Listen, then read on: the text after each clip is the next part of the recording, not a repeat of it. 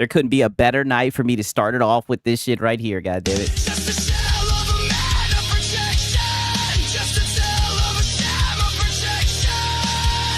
Dying as you not. Showing you're a fraud. Hopefully you can rebuild another fake mask. Hopefully you can rebuild Another fake. So take your smiling face. Your fake smiling face. Shrink below and shrink below. So take your smiling face. Your fake smiling. Oh, what is up? What is up? You guys already know I got to start the stream off with that nonsense. And it's so crazy, right? I think this is so appropriate to start off with because as you guys know, this is a song that he made about Paris. Right, and Paris is going to be a little bit of the topic of discussion today, right? We got Project Friendship Lono.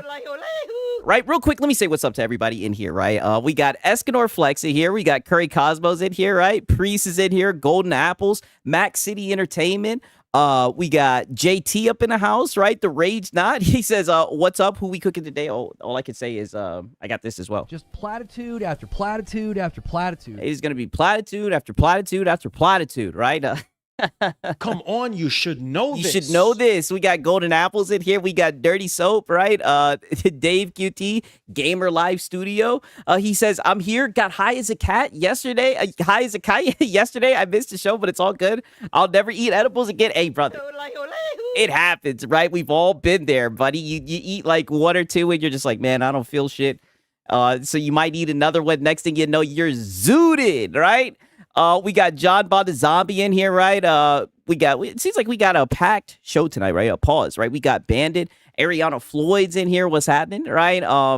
Yeah, Pickles up in here. What's happening, man? We got Max City Entertainment. He says the Xbox punks been blocking all day. It's just a combo.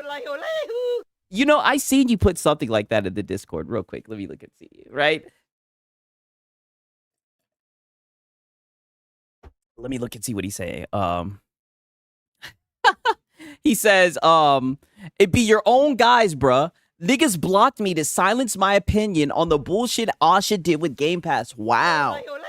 So you're upset. You're upset about Call of Duty being removed out, being taken out. You're upset about that, right? I mean, I think it's fair, right? Not trying to misrepresent what you're saying. I just want to make sure that's what you're upset about. I think it's fair because the fact of the matter is there was a time where it was $20. And it had all that shit in there, right? So I feel it, Max City, right? Talk your shit, buddy. Don't worry, right? You can criticize the corpos over here, right? We're not gonna get mad at you, god damn it. Who else we got up in this thing, right?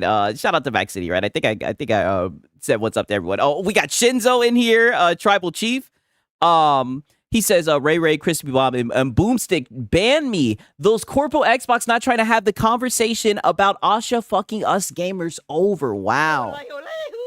I'm not really a fan of Call of Duty, so I'm like, you know, if they could take down the price, I think it's cool. To be fair, I'm not on Game Pass. Ironically, I canceled that shit, right? Like honestly, like a couple weeks ago. I canceled that shit, and they lowered the price. I'm just like, wow, I guess this is how it goes.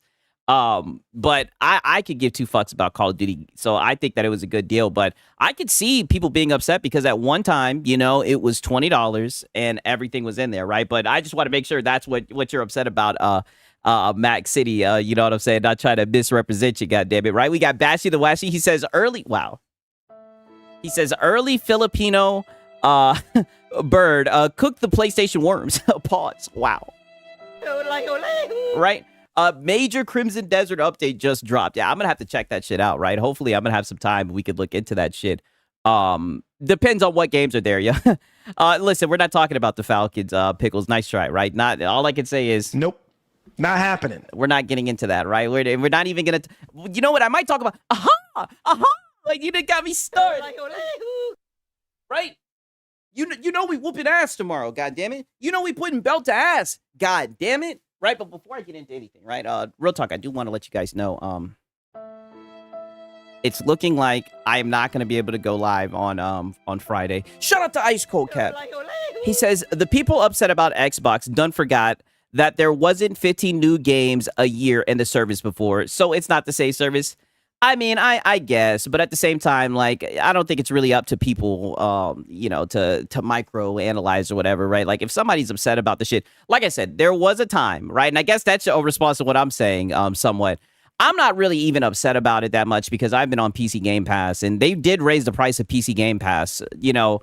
But it's almost like, you know, they took 4 steps backwards and then they took 3 steps forward, right? Like now the shit's $23, but there was a time where it was 20 and it had everything. So I do think that's a valid point to bring up. And, you know, I'm okay with people being upset, you know what I mean? But, you know, we'll see, goddamn, right? I can at least give them credit that it's a step in the right direction. You know what I'm saying? He says, we were promised day and date games. Hey, they better keep that shit. It's funny that you said that because I have been seeing rumors of people talking about that. But to be honest with you, Stop the fear mongering. I think a lot of people are just fear mongering. You know what I mean? I don't think they're going to go away from putting day and date games. Like, I think that's like the value of the service. You know what I mean? Like, if they miscalculated shit with Call of Duty, like all the rumors and all the leaks, you guys know we've listened to so many rumors around that. If they miscalculated things and the way for them to lower the price was to take out Call of Duty, I think it's a smart decision because let's just be honest, Call of Duty hasn't been a good game in a long time. And plus, Call of Duty is one of those games where you guys see the top selling games, people just buy that shit. You know what I mean? It is what it is. But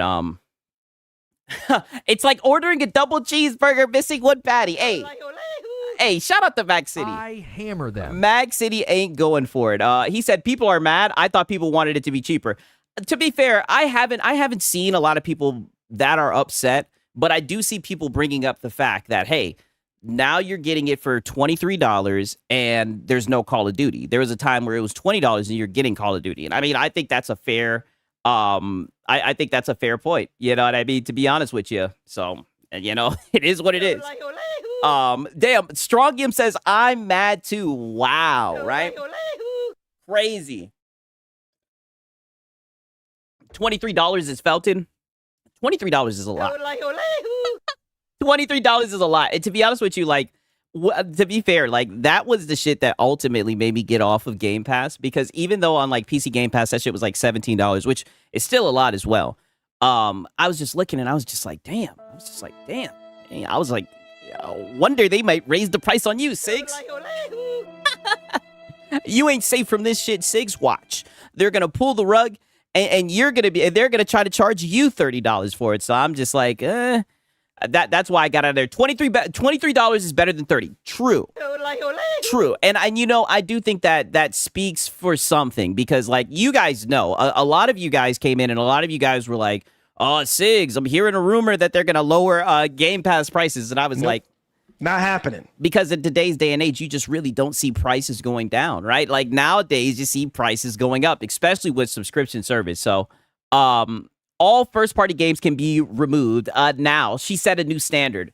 Hey, all I'm saying is we're gonna have to see. We're gonna have to see. It is possible, but we're gonna have to see until they've officially stated that shit. Because I mean, they officially stated that they weren't gonna have Call of Duty out of there. I'm just going to assume that that's what they're going to have. I mean, that's the value of the service, in my opinion. Yeah, PC gets the best deal. Yeah, that is true. And I pointed that shit out a long time ago. I do think that that's lame. That, like, you know, people that are on PC that really don't give a shit about the console get the most affordable deal. You know what I mean? Shout out to Sponge Leader. He says, personally, don't care for COD lower price. It's good. You know, I feel you on that. I feel you on that as well. I don't give a shit about COD. I was thinking about getting back on this shit, honestly. Oh, pause. Whoa. Shout out to Sponge Leader. Bashidowashi says, to be fair, while they shouldn't take COD out, but hear me out, people that play COD mostly won't play anything all that year but that. So it's not a big issue. I mean, I think it all just depends on who you are.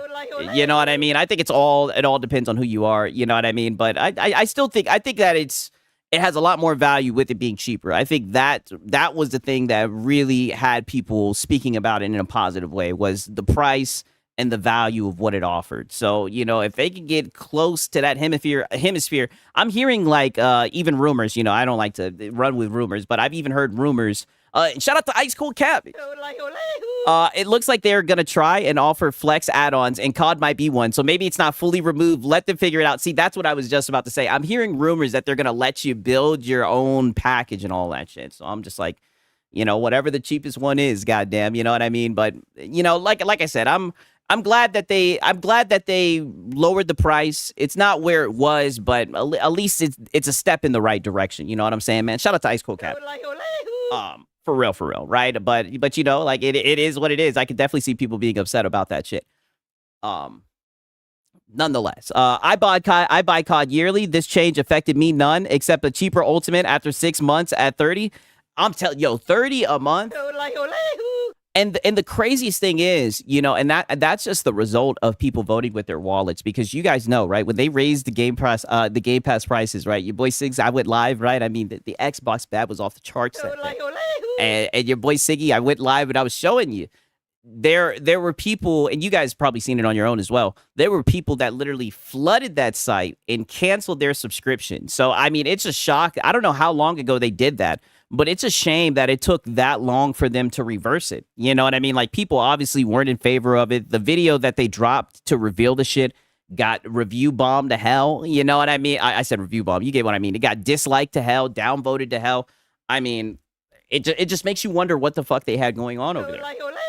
They was out of their fucking mind. You know what I mean? And I think they even bundled it with the price of the consoles going up. So, I mean, it was just some crazy shit. For real. They need to remove COD off of PlayStation. That shit would be funny. Yo. We need war. Yo, you guys are funny as hell. Oh, man. No, we heard from Jim Ryan. That would not be good. That would not be good at all. God damn it, right? But on another note, right? Somebody got a massive community note, right? I'm talking a massive, major community note, right? I'm gonna get right into this shit. God damn it, right? Look at this shit. Oh, and let me make sure that I got the chat on the screen. Goddamn. Massive community note is all I gotta say, right? Massive community note for our boy Nipples. Oh, Ariana played. What's happening? How's your day? It's going pretty good. Oh, and I didn't even get to get into it.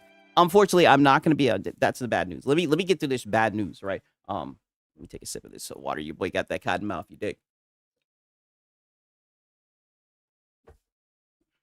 Unfortunately, it looks like our streak of all the fun on the Friday nights, it looks like it's gonna come to an end. Your boy Six, I'm going out of town on Friday. I'm gonna miss you guys, right? But I'll be back. It'll be back to business, you know, the regular, somewhat scheduled programming, because I don't have a schedule. That's why more than anything, you know, tonight is gonna be a Lono night. God damn it, right? Pause. I hammer them. You know, just like I kind of wanted this to feel like a Friday night, because you know I'm gonna really miss you guys. I'm gonna really miss you guys. I'm gonna miss you.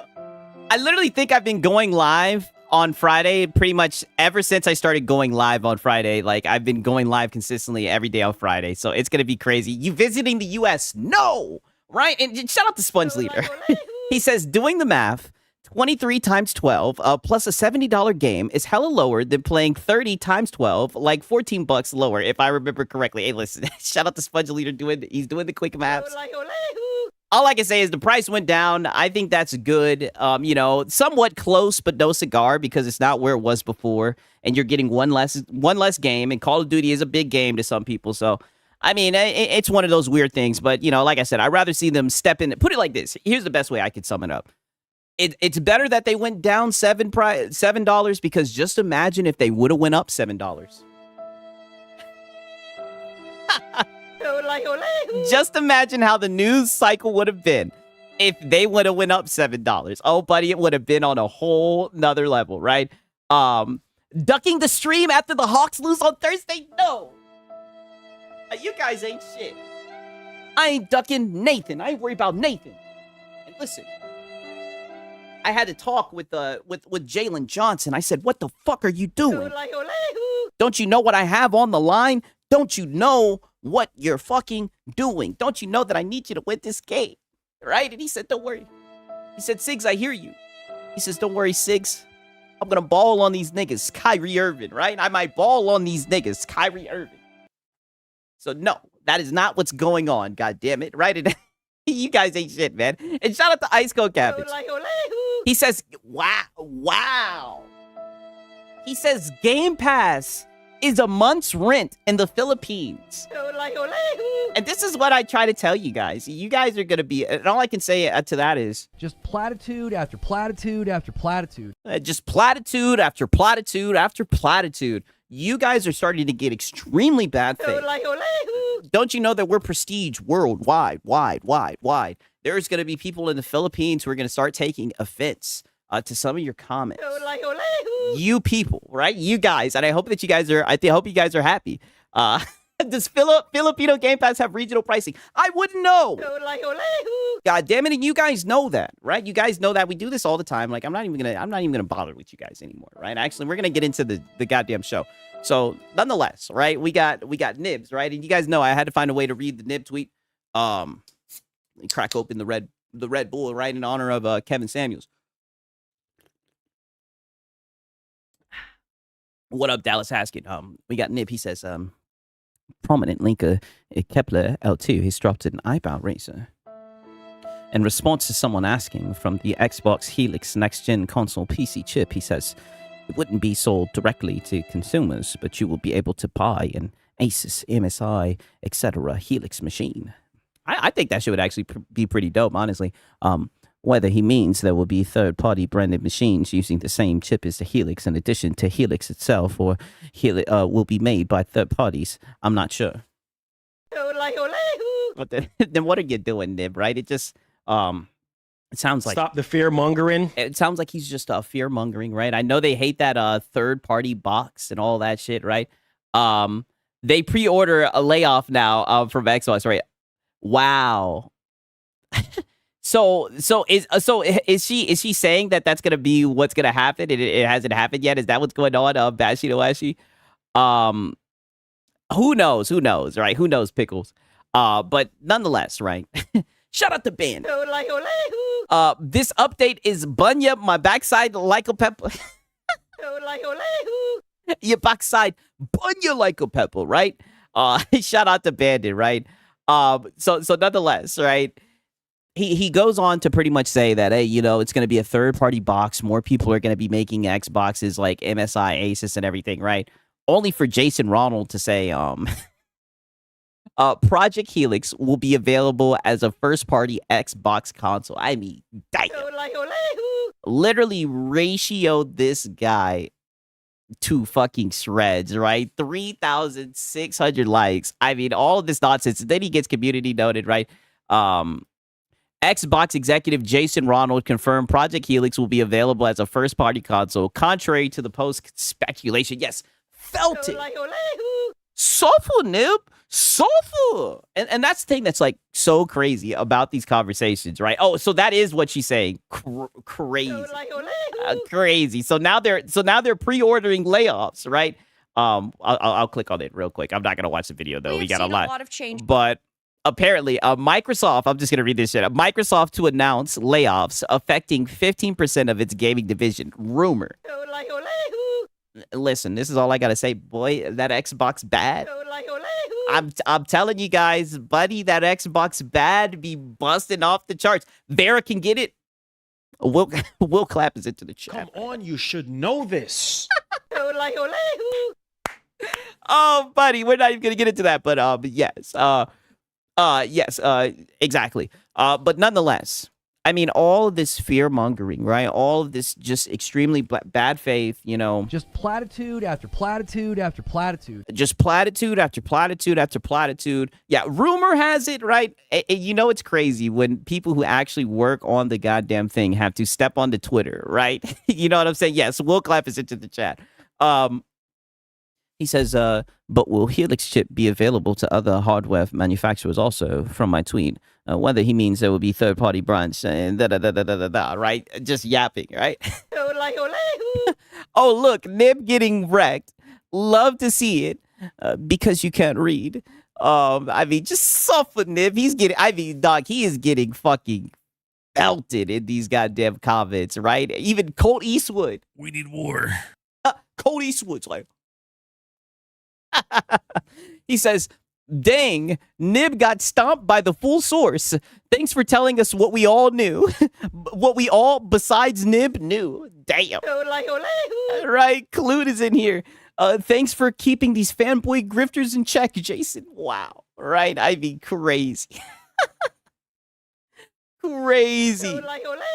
Wicked work, dog. Wicked work, man. Jason Ronald, he needs to stay off of Twitter, man. These guys, they run with the word on the street. He doesn't get it. He just doesn't get it. I mean, you guys have seen it, right? We've seen these guys just choose to run with the word on the street, right? How embarrassing. Nib is never leaving this down, but living this down. Oh, brother, he'll be right back. He'll be right back with his dog shit tweets, right? That's just who he is, right? Now I seen this, right? And now granted, this was translated from Portuguese, right? I don't know how real this is, but it is from somebody with the blue check mark, right? This is apparently a PlayStation user. He says, as a PlayStation consumer, it's almost impossible not to feel like a clown following the recent Xbox news. Achievements, system updates. I'm a trophy hunter, and the community has spent years begging for basic features that never arrived. Like I said, I'd be sailing the high seas. I gave up on achievements and notifications popping up and shit like that. He says, price reduction on the subscription, more affordable prices, even while getting absurd day one games. Meanwhile, on PlayStation, we have exclusives of quality. You sound like a PS5 cheerleader. Meanwhile, on PlayStation, we have exclusives of quality. Oh, wait, never mind. Way inferior to before. Price increases. An ancestral store where tons of indies don't even enter pre-sale. A bunch of people want to see the price of Mouse and Hades 2, for example, and it only showed up after release. Damn, see, we don't hear about this. This is shit that they keep. This is shit that they keep behind closed doors. I didn't hear Nathan about this. He says, and the craziest part is that the big names in the community act like everything's fine. Oh, who is this guy? Who the hell is this guy? This is what I'm saying. This had to be fake, right? Like, this is a gotcha post. Like, who is this guy at 12:51 just out here talking shit? The ponies are going to outcast this guy. Oh, brother, he done fucked up. He done fucked up. He this is why I bookmarked this shit. And the craziest part is the big names in the community act like everything's fine. Communication was bad, and with this new management, it got worse. Missing events, dark times. Xbox just keeps going Xbox needs to keep going like this to make Helix super attractive. I mean, I think that's just going to be expensive. Right? Not trying to fearmonger, but I mean, god damn, insane. Definitely some funny shit, man. Definitely some funny shit. I mean, damn it. And I'm just saying that's. Oh, wait a minute. Let me see what they said Let me see what they said. Did anybody go after him? That's the question, right? Hold on. Wait a minute. He says the issue is PlayStation doesn't need it all. The division could be doing nothing, and it would still sell like hotcakes. Like hotcakes. There's an audience that makes excuses for it and accepts any crap. Okay. I'll try to see if any PlayStation fanboys hopped on this shit. Oh, we got this guy. Oh, what nonsense. Game Pass was 60 with COD Day 1. Now it's 77 without COD Day 1. Excellent. Just tell PlayStation and buy an Xbox and play the fantastic Kiln. I'm not gonna lie, that Kiln game does look like ass. This guy's a legit PlayStation fan. I'm from Brazil. Oh, that's what's up. Okay, well, shout out to Mr. Physician's Blade, man. Wow, right. Crazy. I mean, like I said, he better. Well, you let him know. I'm concerned. I'm concerned about him. He can't be talking like that about PlayStation, right? PlayStation's their anthem. Their ride or die. I don't think he's gonna get away with that. I'm just letting you know. Okay, let me see. I wanted to show you guys some other nonsense, real quick. An Astrobot profile pic. Yeah, I know. That tells you everything you need to know. What? I know. I don't know why I pronounced it like that, bro. You know your voice things be getting geeked. Okay. So, you know what? I got some more tweets that I want to show you, right? But they kind of directly play right into the show.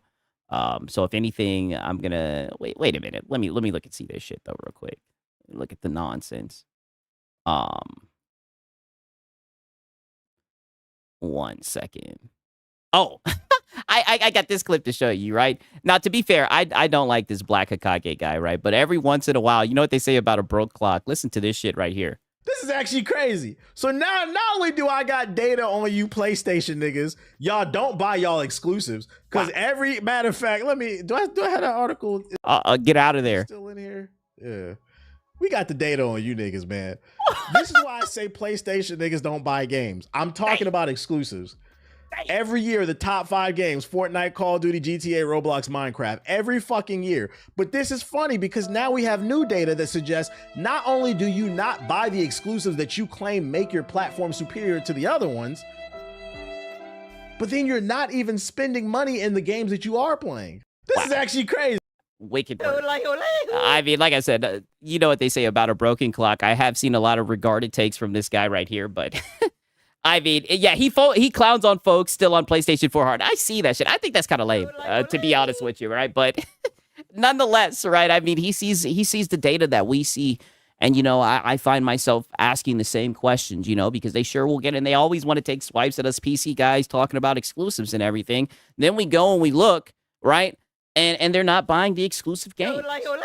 And listen, you guys know, I'll never tell you, you know. Be a good consumer. But, you know, the math ain't mathing, right? I see these games. Look at Ghost of Yote, right? Only 90 million console sales. But only 5 million copies sold, right? And we ain't heard a peep from them since. It's just a little bit odd. That's all I've got to say. It's almost like these guys are just running with narratives, you know? Oh, and I also have this other clip about this guy talking shit about Pragmata. As you guys know, it's bringing out the weirdos. Shout out to Gara the Rage, right? I seen this shit in my feed.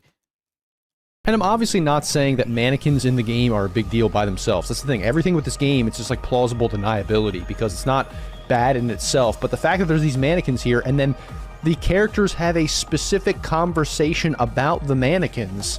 Real people got that lifeblood in them. Right. And no blood means no moving. No. I mean, humans got a certain warmth to them. Oh, over 36 degrees Celsius, right? No. I mean, I like the dialect. I think it's pretty cool. Just forget it. And then they're everywhere, and they specifically have sexualized clothing on them, is the weird part. Because why are there these, like, weirdly and oddly sexual themes going on in a game where you're rescuing a child? And I'm obviously not saying that... You sound like you are a male feminist. So this is what we're complaining about now. Now we're complaining about the mannequins. Do you guys hear this shit? Because there's mannequins being sexualized. Like, what? This is what I mean. These guys have something going on. This is just massive projection. I've never seen no shit like this. Why are there these, like, weirdly and oddly sexual themes going on in a game where you're rescuing a child? I mean, brother, it's mannequins. Like, yeah, sire, you're reaching way too far. It's like, brother, that's Kevin Durant reach, right? I mean, Reed Richard reach, right? Like, I've never seen no shit like that. Where the hell did this come from? Where the hell did this come from? Like, I'm telling you, it's pulling a lot out of people. I'll just say that. Like, this game has been those people who make everything about weird shit like that. It's just. I don't know. He says, I live in the Philippines, and I think that's reaching. Wow. I'm glad to see that you guys are just going to be platituding this tonight. Nonetheless, right, I think there was some other shit, some other nonsense I wanted to show you guys. Oh, yeah.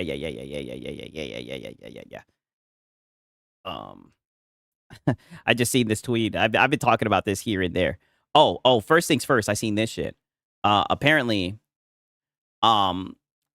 Bethesda says Starfield was the best-selling game of the week.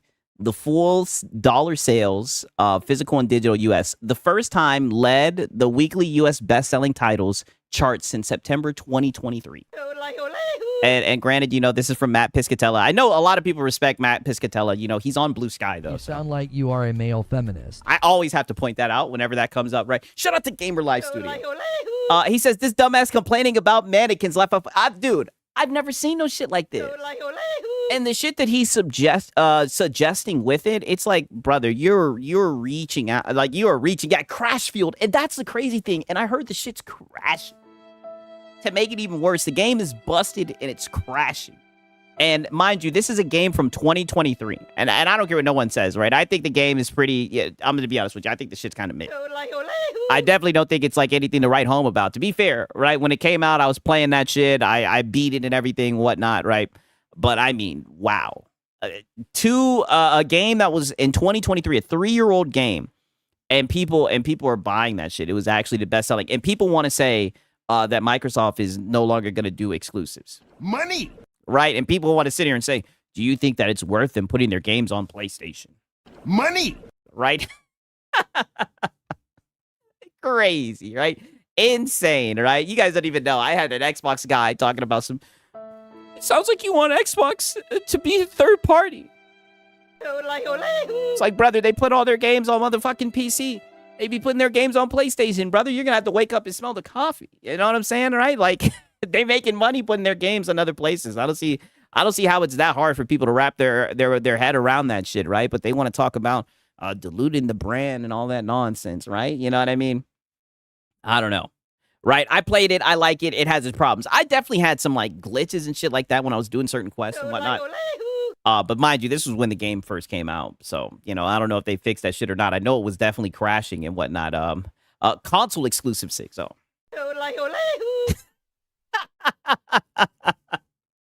Y'all are funny as hell, man. I'm telling y'all are some funny people, dog. Oh, man. Xbox been third party since 2016. That's what I'm saying. But we got the console exclusives, brother. Dude. Come on, you should know this. Come on, you should know this. It's like, damn, got me, right? Got me with the console exclusive, dude. Like, we know the game's not exclusive. But it's exclusive to the console. It's like, oh, okay. Oh, man, you guys are funny, dog. Okay, now peep this shit. I'm about to show you guys, because DSP has been seething, right? The best I can say about Starfield is that it feels like a Bethesda RPG. Yeah, for sure. Like I said, when it came out, I played it through Game Pass and everything. I mean, I had a good time with it, but I mean, I'm surprised that it sold that well. Because from what I heard, everybody was saying that it didn't sell well at all, and that it was a low-selling game and whatnot. And if it was a low-selling game and it was leading the top-selling games on PlayStation and whatnot, I mean, I think that says a lot about the state of where people are. Because you guys have seen the reports where they say like, I think they say like only like 60% of gamers buy less than 2 games a year or some shit like that. Some weird article like that. But nonetheless, right? I do got some YouTube nonsense to show you because we do have some Crimson Cope. I'm going to be honest with you guys, right? I thought that the Crimson Cope was done. I thought that, you know, that we were through the Crimson Cope arc with Lono. But Lono Sensei, right? Lono Sensei. What's Reforge Gaming? I don't know what that is. He is still crashing out about this game. He is still rage quitting about this game. And he's still upset because the game is not saving the business, right? Hope you guys enjoy this nonsense, right? You guys already know. I think this is the perfect way to start this up. And then we're gonna go right into his son, God damn it, right? Lono, right? You guys already know. No, it's that stuff's positive, and there's other stuff that's positive behind the scenes.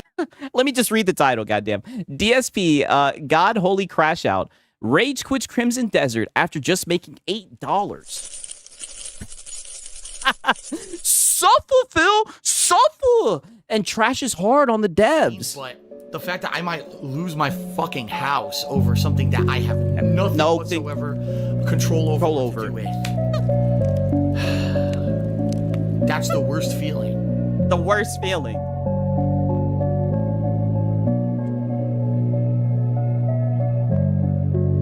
Right, and shout out to Brutalness. He says, flying out to the Philippines today.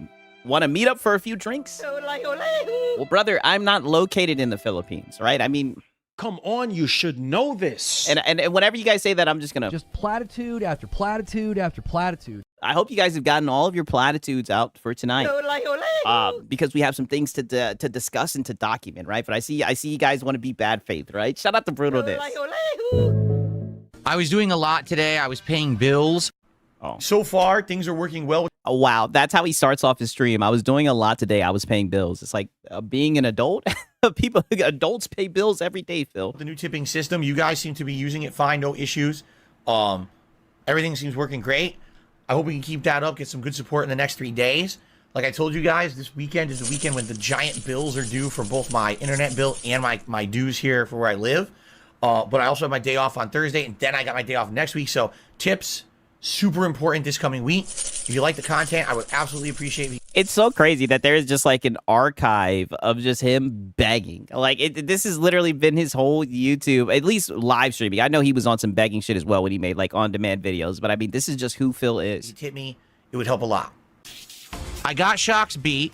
I once spent $125,000 on something, and it was completely a ripoff. It was completely a frivolous waste of money. That's right. It was the Connecticut Yeah, you waste your money all the time on condo. The one that I lived in Connecticut for a few years. I bought that in, what was it, 2007, I think? It was either 2007, 2008, and I had it till 2012, and then I moved. But the moment I bought it and moved in, I regretted it because it was so small. My neighbors were noisy. The condo association was fucking terrible. And the value of the house immediately plummeted.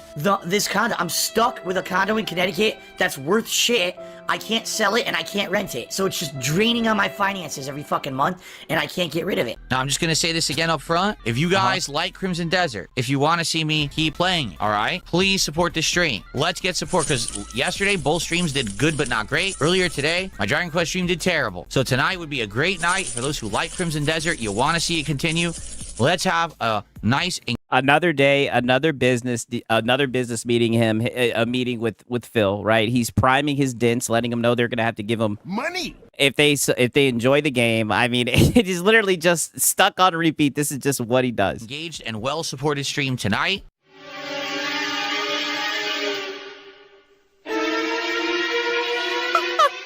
Damn, he only made $8.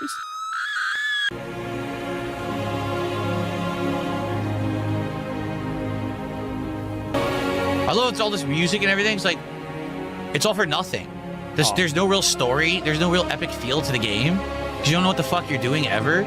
If they tried to make it... I mean, well, you don't really even play the game. You just sit around begging, getting filtered, right? Sound epic with this... And I mean, the game, to be fair, there's not like a heavy story emphasis, right? But I mean, you get to do whatever the fuck you want to. It's like AI music. Oh, it's so epic. AI music. 100 hours of fluff and nothing with no purpose behind it. Wow. Wow. So he's already talking shit about the game. It's almost like he knows he's about to get filtered. Wow. Shut the fuck up. Yeah. Shut the fuck up. Stop whining like a bitch. Jesus. Yeah, to be fair, I heard that people say that someone has a story. I've only been playing the side quest, so I haven't even really touched the story, and I've gotten a good amount of hours into it. Inventory is full. How could it possibly be full? I just combined two. There's no way. Oh, brother, it's full. What does he not understand? Is he going to try to brute force the fucking inventory being full? The inventory could be full. That makes no sense. I just combined two, reducing inventory by 2, and it still says inventory is full. So the game is hard. It doesn't even understand when you do something that it makes the inventory spaces empty. It doesn't even understand how inventory works. How is my inventory full? What is it talking about? I just combined 2 together to make a new one. How could my inventory be full? Why is this game so stupidly dense? I don't want to have to leave and come back because the game is dumb as fuck. So it better figure shit out really fast. Do I know what a Karen is? Yes, It's like, brother, your inventory is full. Yeah, the king snake, by the way. It's like, brother, just move some shit to your... don't you have, like, a storage chest and everything? Like, just move that shit. Just go to the camp, store your shit. Like, come on, Phil. Like I said, I do read social media, so I know what a Karen is. We tried our best to defend the outpost. Oh, my God. I've been playing for 27 minutes. Nothing's happened yet. God, this game. 27 fucking minutes. Nothing's going on. Yeah, you've been fighting the fucking inventory. Pimp Juice says, what's up? I hate this boring-ass game. I would rather eat bird shit live on a stream than play this here. And here's hoping you're having a beautiful day. Thank you very much for that support, Gorilla X Pimp. I appreciate that. Oh, my God. Can you try raising it? It's heavier than it looks. Oh, wow. They just added 3 new storage chests and wardrobes for your camp. To be fair, I did see some people complaining that there's not a lot of storage and everything. I mean, I've had times where I've got to teleport to store shit and everything, but I mean, it's something that you can work around. It's not something that's like foreign that you never experienced before. But as you guys can see, he's just dragging his feet, complaining about shit. He knows that he's going to get filtered. You guys remember the last time he played this shit, we fucking documented it. He was getting his ass whooped by that boss. So he's already just trying to make it seem like the game is just terrible, bad, because he knows he's going to get embarrassed in it. You raise these banners, and it'll give our men the courage they need to fight on. Else we're entirely fucked. So? Okay, here we go. So many. It's gonna take an hour. Obviously, I don't want to kill them all. I just want to do the. Oh my god. So he was talking shit when there's nothing for him to do, right? When he's sitting here fighting his inventory, right? Battling with inventory, complaining and everything. When he's riding the horse, there's nothing to do. Now there's a shit ton of action, and he's fucking complaining. Banner, but I can't see the banner. Like, do you see the banner anywhere here? Where's the banner? I don't know where it is. It says I'm on one of them, see? Raise the banner. Where's the banner to raise? Yeah, I don't see a banner anywhere. Oh, yeah, there's nothing you could do, dude. This is fucking so boring, dude. At the other one, at least I could see a banner. I don't fucking see a banner. This is where I'm supposed to put it. But I don't see the banner to put up there. I mean, why not handle the enemies first and then work on the banners? All those guys are just standing there doing nothing. You have to find the banner. It's on the location the banner has to go. I'm literally on it right now. This is where the banner goes. There's no banner. Look. There's no fucking banner. Guys, what am I playing this for? No. Oh. Money! That's what you're playing it for, right? You usually LARP as a gamer and you beg while you play. That's what you're playing it for. Really? What am I fucking playing this game for? I played for... Mind you, the king's tax is at $8. I mean, that tells you everything you need to know. Even though he's removed the goals, we all know he wants to hit that fucking 150. This is why he's bitching and complaining. To be fair, he bitches and complains all the time. But I say it all, if he had hit the goal, it would be a completely different story. That's why he's sitting around bitching and moaning. That's why he's sitting here saying, why am I playing the game? We peep game, Phil. 35 minutes, nothing whatsoever of any interest has happened. We're just standing here like idiots, killing generic fucking enemies a million times. Place the banner. What fucking banner? Where do you see a banner anywhere? I'm surrounded by AI that's supposed to be helping me. They just... I mean, he's at 95% of clearing this shit with all the enemies. Just finish the enemies and then find the fucking banner. I mean, golly. Stand there and don't even do anything. Look, they're just completely brainless idiots. No. Plant the banner. Yeah, every game with low support, he says that. Exactly. It's like, dude, we already know how this is going to end. Another wage quit. There's no banner. It says plant the banner. There's no fucking banner here. You need to pick up the banner. That's great. Where is it? Do you see it? Does it even give you any indication of where the banner is? Yeah, where's the yellow paint, play dude? This game? Hold left on the D-pad and cycle through your inventory. Huh?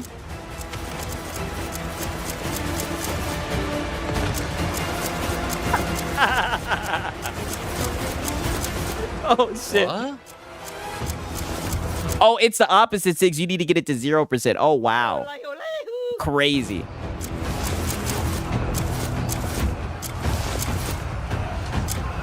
No. Why am I playing this? What's up, Vietnamese comrade? Why am I playing legit, this? I'm asking the chat. Why am I playing this? It's Money! It's on the cart. What cart? Where do you fucking see a cart? It's on the cart. There's a cart somewhere, apparently. Where do you see a cart? This banner way the fuck over here? Yeah. It wasn't even... I don't think I've had to raise any banners just yet, right? I remember they had that one, like, quest with Damien or whatever the hell the female's name is, right? Where you had to raise a banner and everything. I just had it where you've had to, like, clear out these areas and whatnot, and sometimes there'll be, like, a boss fight at the end. On my map, how was I supposed to know this was the banner I needed to pick up? I mean, there's literally the literal fucking banner icon right here. I know you guys can't see it, but it looks like there's the banner icon right there on the mini map right there. DSP. Oh my god, this fucking terrible. I hate this shit.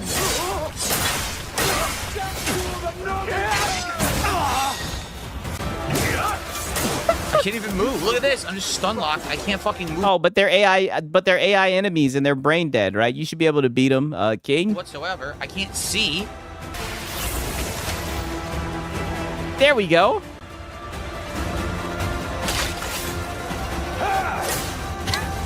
Oh.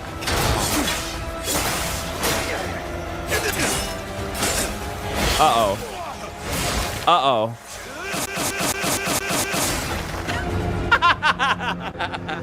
Melted. Fuck this Suffer, game. I Phil. seriously hate it. I'm not playing it anymore. This is the most boring fucking game. Insane repetitive garbage. A plot that is non-existent. Combat that's insanely unengaging and just terrible. I'm not playing it anymore. I'm done. Oh, buddy, they got you the fuck up out of there. There's no point in playing it. You guys don't care either. All right, after... Oh, Yeah. rage quit. Yeah, you guys aren't paying money. You guys don't care either. He freaking rage quit. All right, there you go. Amazing.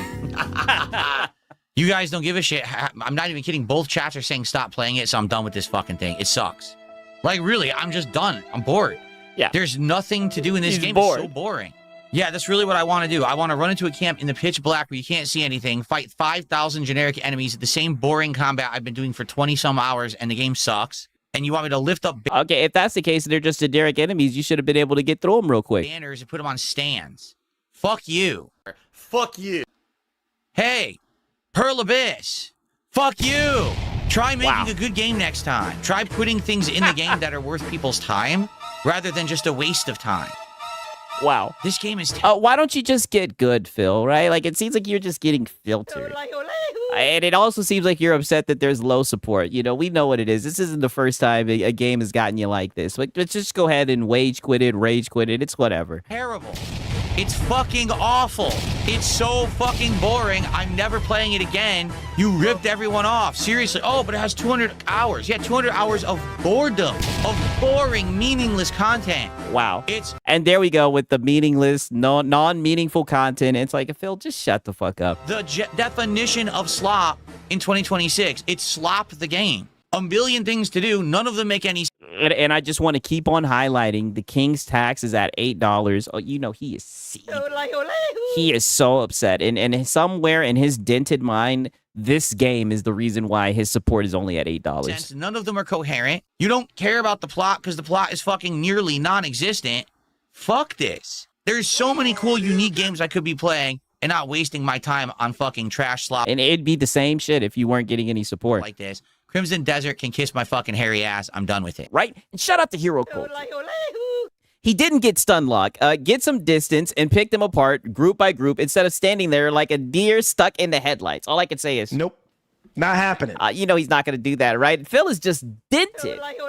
Literally, the last time I went live, he was getting filtered in Pragmata. He gets filtered in every single game that he plays, right? I've said this shit so many times. So anytime he plays any game, he gets his ass whooped.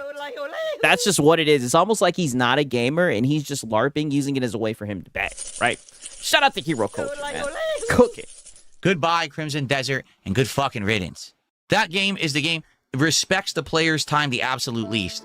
It is a complete time waster of a game. If you like wasting your life away, play Crimson Desert. It has zero meaning and means absolutely nothing within the gaming landscape. It's a fart in the fucking wind. I mean, I don't know. It sold like 2 million copies in like 24 hours. Time to sleep. He's not playing Replace, is he? No. Oh, come on. You know this. Fair enough. I could see him trying it, but, you know, he would just be wage quitting. The problem is, we wasted an hour. We literally wasted a fucking hour on that junk. So now we only have like another hour. Yeah, 5 million now, right? Then what is Champions? Yes. You know, he paid so much money into fucking Champions. Hour left on the late stream. And the thing is, I want to entertain you guys. I want to have fun. Right? And shout out to Potato Band. He says, Nakirida, ako sa Philadelphia at ong parborito akong kapana and ang eagle. Aha, right? Okay, let me see what he's got me saying, right? Let me look and see, goddamn. Oh, man. Let me translate this to goddamn English. He says, I live in Philadelphia, and my favorite team is the Eagles. Aha! Wow. Hey, you know, shout out to Potato Fam, right? All I can say is fly, Eagles fly, right? But you know, my Falcons are the real birds of prey, right? Now let me get out of there. And I don't want to have another fucking stream ruined by garbage because the game is fucking terrible. Oh no, it's ruined by you because you're a dog shit streamer and you do this every single time with a game whenever it provides you with any type of difficulty, right? You like games that just hold your hand and you're dog shit at those two.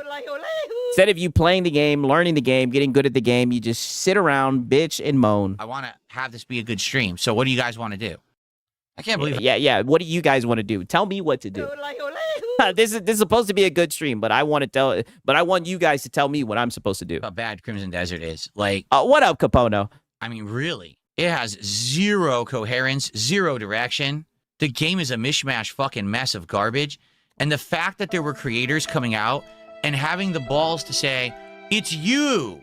Yes! You're the problem. Because you're looking for a story in a game where there isn't a story, but the game is still good. No. The game no, it's not even that. You're just sitting around bitching and moaning because the game isn't holding your hand, and every time you get filtered, you blame it on the game, right? Shout out to Hero Culture. Wasting life away. LOL. He could check out this bum. He should check out this bum called DSP. Oh, wait, yes. He needs to look in the mirror, right? This is the guy who claims that he's successful and everything, who just sits around all day getting filtered in games, right? You flip a coin, right? Go to DSP stream, and he is getting filtered by something. And all the time, what does he always say? There was nothing I could do, right? It's always the fucking game. It's like, brother, you're ass, right? The game is awful slop. All right, shout out to Hero Culture, man. And when you promote awful story, but the game and shout out to Bandit. How did Siggs know it was Philadelphia Eagles? Before translating, brother, listen. We're not gonna do this. I went to Google, and you see, and listen, and you see, you triggered my trap card, right? You guys do this every time. I translated it. God damn it. The translation is right here on the screen. I'm getting tired of you guys pretending like I knew what it was before I translated it. I translated it, and here's the proof. This is why I kept it to the side, because I knew that you guys were going to be bad faith, right? Shut up to Bandit, man. I see. You see, I'm just one step ahead of you guys. All I can say for times like this is... just platitude after platitude after platitude. Just platitude after platitude after platitude. You guys are saying suffer 6. Wow, right? It's still good. No, the game is awful slop. And when you promote awful slop, all you'll get is awful slop. So you shouldn't kiss the butt of a fucking game that obviously was made by a team that repurposed an MMO. Just fucking stop with the bullshit. Say it like it is. Yeah, who does this sound like? The game has no direction, no actual structure. I see Delta in here. He says, the chat will bun you like a pepper. Your backside bun you like a pepper. It's a waste of your fucking time because nothing matters in the game. It's just a bunch of shit they slap together with tape. It's garbage. Wow. Stop kissing the butt of these fucking game devs that don't try. Because they didn't. They literally didn't. They just repurposed assets from their MMO. God, people are stupid. Guys, please support tonight's stream. We're going to have a little over an hour. I'm going to do my best to entertain you. I can't guarantee you that we're going to get people.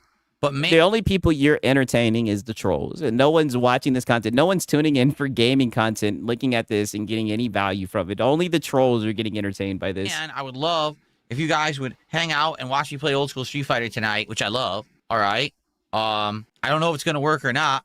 Obviously. Okay. What do you mean? If it's going to work. Money! Right? What do you mean by that? I had absolutely no idea that Crimson Desert was going to end up being such a boring mess, and I only kept playing it because you guys kept showing up and supporting it, and as you can see tonight, that didn't happen. If me saying this is begging, then I guess I'm a beggar. Yeah. And you know what? I think I'd rather be a beggar than a Keemstar. Come on, guys. Can we get some support for Street Fighter tonight? Anything. Come on. This sucks because yesterday I didn't have a great day. It was all right. Today I had a... Suffer, Phil. Suffer. No one cares. Get a fucking job. This is what it is. And this is why nobody enjoys your gameplay streams, because all you care about is... money. And it just always shows. Awful first stream. And now tonight's going to be another awful second stream. Right. And shout out to Golden Apples. He says... Dubois, I can't put a rectangular a block into square hole. This game twash, right? Talk that shit. I mean, brother, he is just so dented. It is crazy. Yeah, the begging is insane. He's saying, can I get anything, right? Shout out to Golden Apple. Dude, extremely dented. Because Crimson Desert is fucking dog shit. That's what pisses me off. Having a stream that's not going to be well supported because the game is What'd shit. I tell you? No, so many... no, because you're shit. And this is what I'm saying. I knew it before it even happened. I just knew that he was going to blame Crimson Desert for the low support stream. It's like, brother, this is your fault. You're not entertaining, right? Shout out to Rock Wolf, man.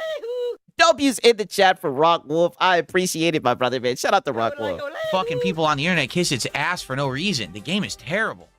The game is terrible. I mean, dog, this guy, I don't know who the hell this is. Whoa, right? I clicked on a recommended. Whoa. I love it, and you know. Whoa, crazy. Insane, right? I mean, you guys are popping off, no kizzy, right? Oh, pause. You guys already know. All right. Now I want to watch this last one right here, right? No kizzy. I love it, and you know, it's that stuff's positive, and there's other stuff that's positive behind the scenes. But shout out to Rock Wolf, man. I appreciate that, my brother. But the fact that I might lose my fucking house over something that I have nothing whatsoever. Right, and shout out to Bashy the Wash.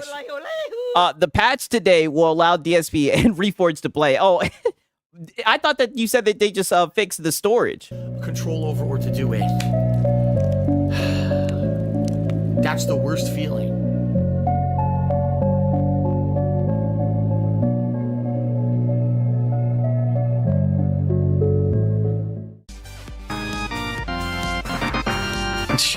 Jay Freeze Bees did a $10 super chat. Says, thank God you quit Crimson Desert because you're playing it in the most boring way possible. You're not good at. Oh no, Siggy, they added a normal. They added easy, normal, and hard. Wow.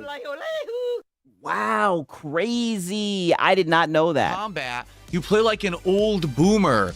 Bad. Get sushi for DSP tries it. It should be interesting. You know what's funny?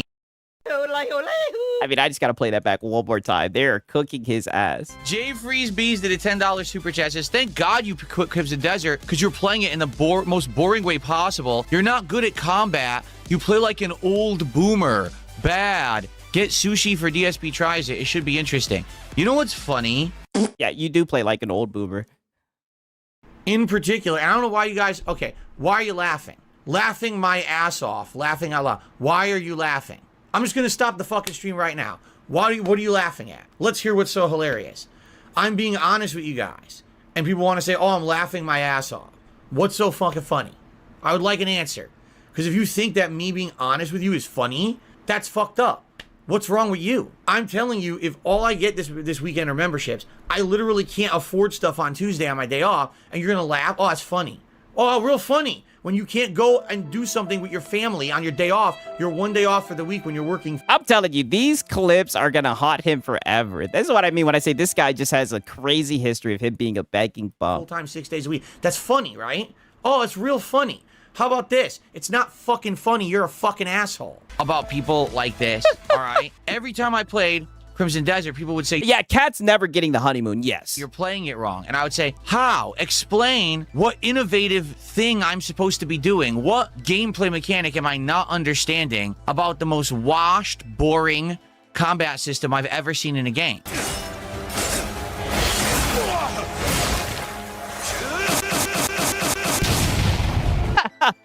What is it that I'm not doing? I'm using... you're not getting good. You're getting filtered. You're not blocking. You're not dodging. You're not even really paying attention to the game. You're just sitting around bitching about it. The stab. I'm using the shield bash. I'm using a ground pound. I'm doing combos. What am I not doing right? And every single time that I would ask that... I mean, just the whole streaming aspect you're not doing right. Yes. Because... Right. And shout out to Texas. He says, Mogwa karing saita basong Panama Plataya Sumsong Kisa Puit Matog Ishi, right? Crazy. Insane, right? Crazy. I mean, you guys have been popping off. Let me read this shit, right? I'm about to activate the shit icy. You guys have been popping off. No kizzy, right? Right before we get into the Lono segment, I just want to get through this shit, goddammit. Let me translate this. Speak the language. Oh man. Common words and bad faith burns you in the ass like chili. Shout out to y'all, man. For real, right? Like, I don't know how to translate it, right? Shout out to Texas, right? Shout out to Bashy the Wash. He says, I'm hard. I'm hard. One of the changes. The food health is hot, right? I don't know. Maybe I'm misreading into that shit, right? In hard, in hard, one of the changes, the food health is hot. Okay, I don't even know what that means, brother. You're gonna have to further explain, man. Shout out to Bashy the Washy, right? He says I'm what, right? The only answer anyone ever gave me is, oh, well, the reason that you're not finding it rewarding is because you didn't upgrade your gear. I'm sorry, Bashy. I butchered that shit. Your boy Six is geeking. Or you didn't put enough into health and stamina, which is all Yes, you haven't played the game at all. a lie. If you watch my playthrough, you'll see I was always upgrading my gear. I was always using the abyss hot is heal over time, oh. I'm fucking up. cubes to upgrade my stamina and health, and also I unlocked a bunch of combat abilities, which I was using in the combat. The difference... So it just takes longer for it to heal up, I'm assuming? ...is... I need that money. I really do. I need that money. I'm 20 hours into Crimson Desert, and the people that really like it are 80 hours into Crimson Desert. So they grinded 60 hours to overlevel themselves so they can just steamroll the combat. So, brother. So now he's going to sit here and try to say that everybody else overleveled themselves, and that's why they're not getting filtered. Or maybe they just actually tried against the boss instead of just bitching, saying that the game is ass. So to them, they watch me play and they're like, he's getting destroyed. It's because he's so weak. Yeah, because I didn't waste a month of my life playing the game to get to that point. I was waiting for something good to happen in the first 20 hours. I didn't want to waste 60 hours to become a god and crush everything like an ant. I just really love... Oh, brother, you were just trying to make... money! That's all that it was, and you've been exposed plenty of times for it, right? And you're just being bad faith. Everyone yelling at me saying it's my fault. Okay, explain how. You are fucking stupid. And then there's crickets. No one can actually justify what they say about the game besides just kissing its butt blindly. Don't worry, because this is going to be a big segment of the show today, all right? Listen, I appreciate the $10 super chat, but I think we're going to agree to disagree on he always overlevels. His Expedition 33 fucking playthrough, he overleveled the game to shit, right? To people who were begging him just to beat it because he overleveled the fuck out of it. I mean, this shit is just rich coming from him. This one. Thanks for the money. It shouldn't be a waste if you enjoy playing the game. Yeah, it's almost like he's just... It's almost like he's just begging. That's why it's a waste, because you've used it as a business. Stupid fuck. So if I'm going out to eat, I want to have the high-end gourmet experience when I'm going out and paying top dollar. Now, I could easily go over here to Old Country Buffet, and I could spend $25 and sit there eating slop all day, and it's all you can eat slop, right? And you're going to have people, when you're at Old Country Buffet, who are going to come up to you and argue with you that all that food is good. They're going to say, dude, are you kidding me? That mac and cheese is so good. Did you have the chicken fried steak? I love how all these locals love their fucking food analogies. Did you have the spaghetti? Did you have this all-you-can-eat salad? Oh, I love it. Old Country Buffet is my absolute best place to eat because it's endless amounts. To which you can say, it's true. You get insane value for your dollar when you go to Old Country Buffet and you get all you can eat. The problem is, it's all slop. It's low grade. It's not cooked well. It's not gourmet. It's just heat lamp food. It's a bunch of meaningless heat lamp food. It still fills your guts, so it still uses your time, but it's not necessarily good for you. And omelets is making my mouth water. Yeah, I know. Whenever I talk about food on the stream, people will get... Not Old Country Buffet. I remember that. It's like, wow. This guy, that's what I'm saying, dog. Anything than just admitting he's bad at the game and he doesn't want to put in time to get good. People get all hungry. Mind you, I showed you, this was the guy who was in tears while playing Spider-Man, the Miles Morales shit. And typically I do too. Sometimes I'm playing and people mention pizza, and then I miss my pizza from back east, in the United States. The pizza I used to eat on the East Coast, I crave it, and I'm like, oh, fuck, I'm so hungry. Maybe that's not... This man is talking about a buffet that closed 2 decades ago. You guys know. Your boy Six is young. I'm like, I don't know what the fuck he's talking about. I guess I was just looking at the analogy and I just knew it was ass. The case for you, and that's okay. And that's why it's okay to agree to disagree. But there's so many people out there that are polarized about this game and saying things like, well, Crimson Desert's the best game ever, game of the year. And if you don't get it, you're playing it wrong and you have the bad opinions on this. No. Not everyone. I mean, yeah, your dog shit is take. Is the same. Your take is dog shit, I mean. I said that shit backwards. But the point I'm making here is, if we act like Crimson Desert is the best game of all time, you will get 400 more games that are insane amounts of content and none of it meaningful. You're going to get 20 more GTA Onlines and 30 more Fortnite clones because that's how the industry follows. They chase the money. Anything for this, right? Here it is. So Jay Freezebees did a $5 super chat, and he says, yes, nothing stays relevant forever. Tell us more basic stuff. We're all little kids, not adults. It's like listening to my mom. You're here listening. You chose to be here. You're not tied to a chair. No one's forcing. You're not a hostage. If you don't like my opinions on my podcast where I give my opinions, you can leave. Are you aware of this? Maybe you didn't know that. Here's the thing. You can actually leave the content you don't like, and you can watch content you do. You have freedom to do that. It's amazing. It's called free will. You get baited so bad. Yeah, literally bait devoured. All the time by everyone around you. Let's see here. Upgrade did a $10 super chat, and he says, is it possible you just aren't good at the game instead of saying it sucks? It has 57 positive reviews on Steam for a reason. You saying it sucks makes I think it has more than that. You sound like a crybaby. Did you hear what I said about the game? I said there's things about the game I absolutely like. For sure, 100% there's things I really like about the game. It doesn't overall stink. But if one of the core gameplay elements, the combat, is very, very generic, isn't nearly as good as the combat of most games that I've played. I mean, there's a lot of things that you can upgrade and whatnot. Like, you can RKO somebody and shit. Like, you can body slam people, drop kick people. Like, there's the combat has a lot of elements to it. You know what I mean? Like, it sounds like he's just ass at the game. Games I played over a decade ago, like Shadow of Mordor, okay? The combat of that game is far better than this game. He's gonna see me. What the fuck? Where do I go?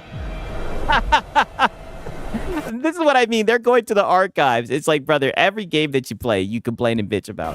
I can't climb up here to stealth them. Look, there's nowhere to fucking climb.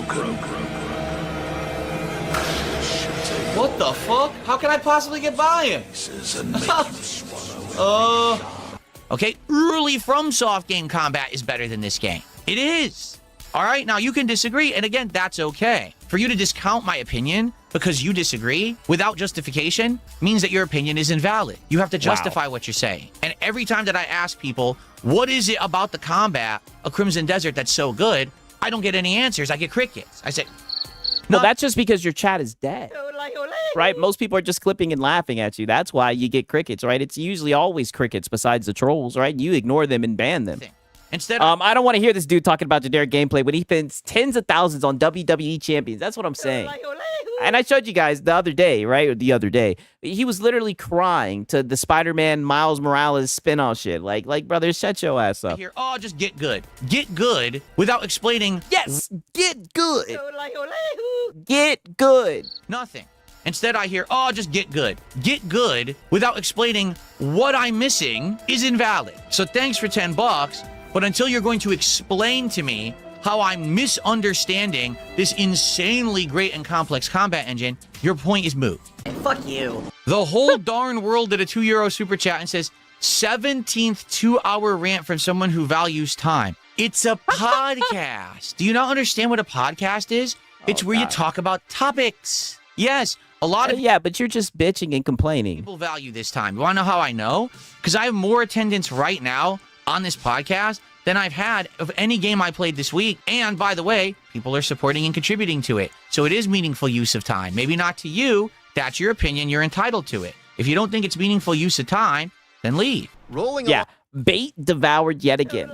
With a podcast and back on. Shut the fuck up. No one cares about your fucking podcast. God damn it. I mean, shout out to TSP tries it. You will always find the fucking hypocritical shit that this guy says. Okay.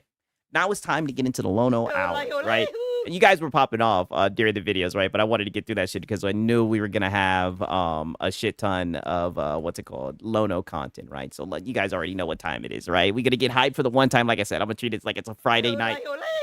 You guys already know, right? Let SIG Shiesty activated, right? The perfect way to goddamn go right into this shit with Lono, right? I hope you guys are ready for the Lono hour, right? But real quick question, right? And shout out to Rock Wolf, shout out to Hero Culture, shout out to everybody, right? I hope you guys are ready for this shit, goddammit, right? You guys like pizza?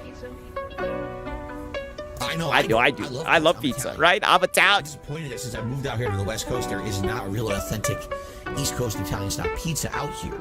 Would you like to have a pizza party with me? Mamma mia! Make it a pizza pie! Pizza pie! Felipe! Pizza pie! Turn on the ovens! Mozzarella! And delicious!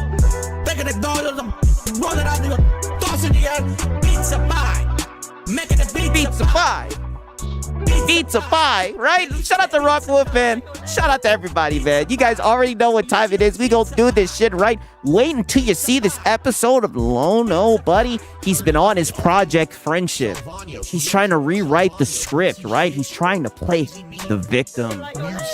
And we knew that he would, right? He is who we thought that he was. Who knows? I'm all for, arcs of redemption, right? But I'm just here to document this shit. Right, and all I'm gonna say is I'm gonna show you these clips. And there was people being very platitudinous throughout the week. Very bad faith, right? Nicola, right? I'm talking about you. You bald-headed motherfucker out here kissing your PlayStation 5, buddy. Right? Don't worry. We got a segment just for you. Just for you. Why? Someone's gotta do it. And I think I'm just the person to weigh in on this shit, right? Without... I've been sitting on this, right? Pause. Whoa, right? I've been waiting to show you guys this shit, man. For real. Shout out to you guys, for real. I've been waiting to show you guys this shit right here because this actually happened over the weekend, right? And I thought, who better to weigh in on this than your boy Six? God damn it. And it looks like we've got a quiet amount of time to get into it, right? The Lono hours. God damn it, right? So, let me try to find this shit, right? Because it is a little bit of a rabbit hole, nonetheless, right? So Josh, the editor, he says, right? And shout out to Josh, the editor, right? He shows up sometimes, right? Amazing editing skills and everything. Made the PlayStation's my anthem and everything. Was that your COVID mask? No, sir. I didn't get any goddamn vaccines or none of that shit, right? Your boys, I don't do needles. I don't do needles. Don't ask how I got a piercing, right? I was barred the fuck out when it happened. I don't do needles though, so no, none of that shit, right? And get out of there, Jesus, Jason. Get out of there, Jason. We're not talking about that, right? We are not talking about that. I fucked up when I said that. We're not talking about that, but nonetheless, right? He says, now mind you, this was the Reforge when he was calling everybody parasites to gaming and everything, right? And he says, Josh the editor simply says, Reforge Gaming, people who pirate are parasites to gaming. Also, Reforge leeches money off his audience, right? My bad, wrong one. All right, and we got Oliver Darko. He says, Are you dense? There's an obvious difference between piracy and a YouTuber who asks for donations. I mean, I don't know. He be begging, right? He be begging his ass off, right? But this got a lot of people upset. And really, it was just the Reforge gaming simps, right? They were the ones who got upset. So then we got Nicola, right? He says, Reforge's audience controls the money it wants to give him. And he doesn't even have to wear a costume for it. Oh. Sneak this and no, it's Alex. Nor pretend to be a good Samaritan while at the same time shitting on other people's content. Right? We got D Plays Gaming. He says he treats his viewers like shit. Any opposing opinion and they get removed. I hammer them. He says, Reforge doesn't treat his viewers like shit.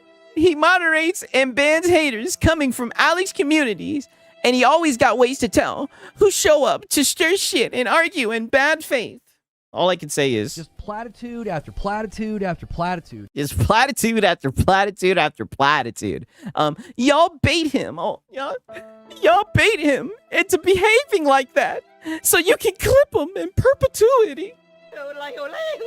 And it's like, brother, he doesn't even, quote unquote, get clipped anymore, right? We show up to the dance with our timestamps, right? And we get all the context, right? And I've been telling you guys that the devil's in the detail, but context. Nicola sounds, he really is one, though. Like you are a male feminist. He really is a male feminist. He's actually one of those guys, right? This is actually confirmed.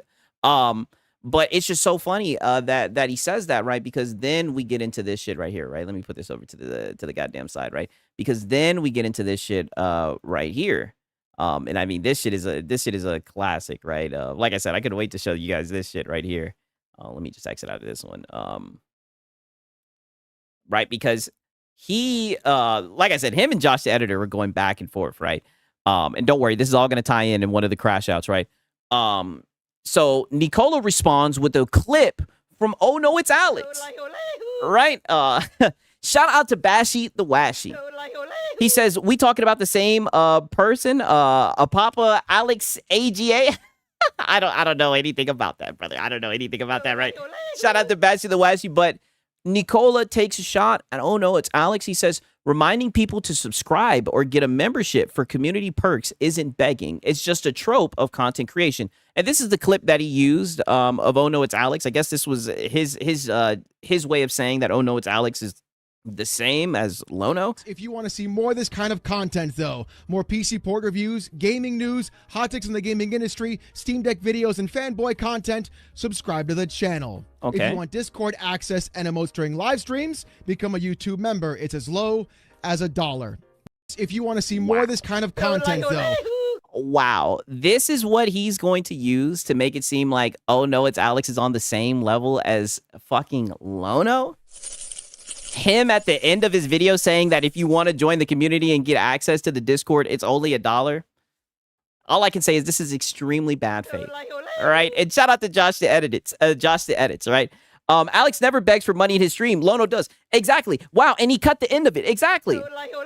And then he cut the fuck out of the shit, right? I mean, it's so funny he wants to talk about people clipping out of context. It's like, brother, this is a 16-second clip. Don't worry, just wait until we get into the Lono segment, of course, right? But Josh, the editor, he says, sounds like I might need to edit a montage of Reforge Gaming begging, right? Peep this shit. He cut it there because Alex says, if you don't want to spend the $1, it's okay. Wow. Is that true? Did he? Wow. This is what I'm saying, right? Now watch this shit right here, right? Because this is a fucking classic from Josh. They're going to clip this. I don't care. Free advertising. I have zero desire to interact with the public or allow the public into my Discord. Fuck them. Everybody else can piss off. They're going to clip this. The content's never supposed to be about, you know, name-calling other people or tearing them down. The video actually that Thigh Slapper made is not actually... They're going to clip this. I don't name people. I don't attack people. Yeah, he doesn't. He usually sneak disses. Thigh Slapper. Find a curb and piss off to it. Fuck them. So freaking tired of people like you. I find you to be embarrassing. They're going to clip this. I think you're embarrassing. They're going to clip this. Seeing dishonest folks get taken to task and having their receipts pulled and put on blast is, well, to clip somebody and make them look really mean and unkind when I'm just being a showman. If they're not yeah, he's just being a showman. on YouTube, they don't matter. Wait a minute. We got to play this back one more time. When I'm just being a showman. If they're not a member on Oh shit, is it buffering? Is everything good? YouTube, they don't matter. I've got empathy fatigue because we don't know these people. So the whole posturing on Twitter, please stop this conversation. You're not in charge of anything other than your own choices right now. You could leave if you don't. This is just a rant. You can leave. Let's move on. What do you mean this is just a rant? Let's move on. Oh damn, is it done? Who even are you? I'll tell you what, peace. Who said that? I don't know. We don't have to listen to him ever again. Get out of here. Throw him out. It's a form of Yeah, and you hear creature, throw him out. justice, to be honest. They're going to clip this. Fuck them. I don't care. And piss off. We don't have to listen to him ever again. Get out of here. Throw him out. Said that Yeah, I throw told him out. He lost all respect for me or whatever when I told him he didn't have a father figure.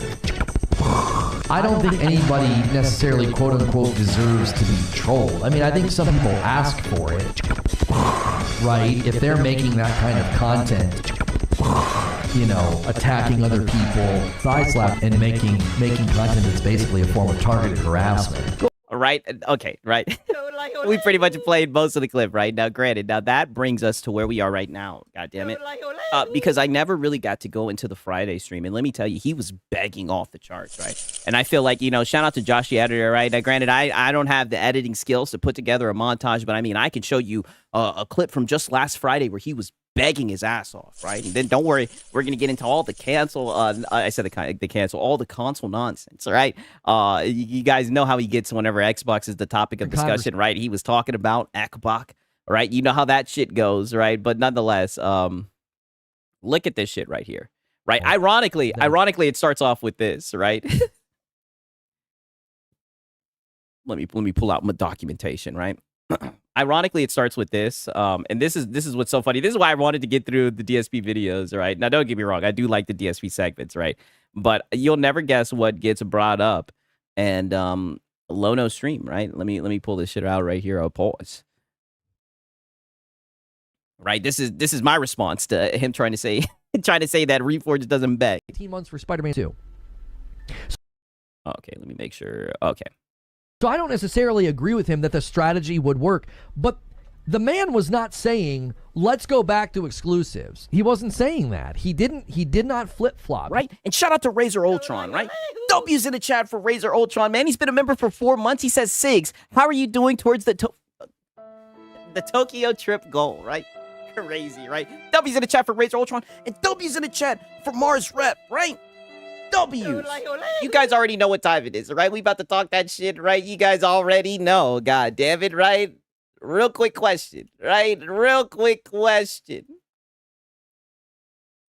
You guys like pizza? I know I do. I love pizza. I'm disappointed that since I moved out here to the West Coast, there is not a real authentic East Coast Italian style pizza out here. Would you like to have a pizza party with me? Mamma mia! Make it a pizza pie! Pizza pie! Felipe! Pizza pie! Turn on the ovens! Mozzarella! Like I said, just wait till you see this little begging bum, right? Wants to call people parasites, even though he's no different than DSV, just LARPing, right? Trying to get some money. Just wait till you see how he was begging. And I wasn't even really planning on documenting any of this because it's just him begging as usual. Right? But just wait, right? Don't worry. We're going to get into cooking. We made sure we dialed it up just right. We scheduled it just right. We wrote the script just in a way. I think we got time to go into the begging. Right? Turn on the heat. And he's also going to be coping that he got cooked in prom. Right? Spoilers alert, because you know he watches the content. Right? And you know that little Nicola guy, right? You know Nicola. He loved talking that shit. He got his head up Lono's ass. I know he watched the content too, right? I know you guys are like, Six, what makes you say that? I don't know, man. When I go to his account, he's got me blocked. And I've never said Nathan on Twitter. I don't even tweet. His little bald-headed ass. Why won't Nicola make a channel, right? I think we could add him to the locale rotation, right? He always has something to say about people making content, but he's on Twitter, hiding behind the keyboard, right? Wasn't this the guy who got flamed by Asmongold? I hope he's watching this shit, buddy.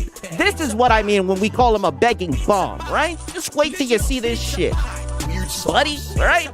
You guys already know what time it is, goddammit, right? Shout out to Mars Rep, man. W's in the chat, right? For real, for real. Hope you guys are ready for this shit. Oh, man. Okay. All right. Let's get into this shit nonetheless. He didn't change. He was like, oh, no, putting games everywhere is definitely what Xbox is going to be doing for the revenue. That's been his position, as I understand it, for a while, that for the sake of revenue, you put games everywhere. That is another thing I don't agree with him on. He's talking about Paris Lily, right? Apparently he doesn't believe. And shout out to Razor Ultron. Nobody's in the chat. Wow, I guess we're just going to keep on talking that shit. Crazy, right? Crazy work, man. W's in the chat, all right? One more time for the one time. Fuck it, right? It seems like we just talking that shit. Crazy. You guys like pizza? Insane, right? I know. I love pizza. I'm Italian. I'm disappointed that since I moved out here to the West Coast, why not, goddammit, right? Why not? Pizza out here. W's in the chat, man. Mamma mia!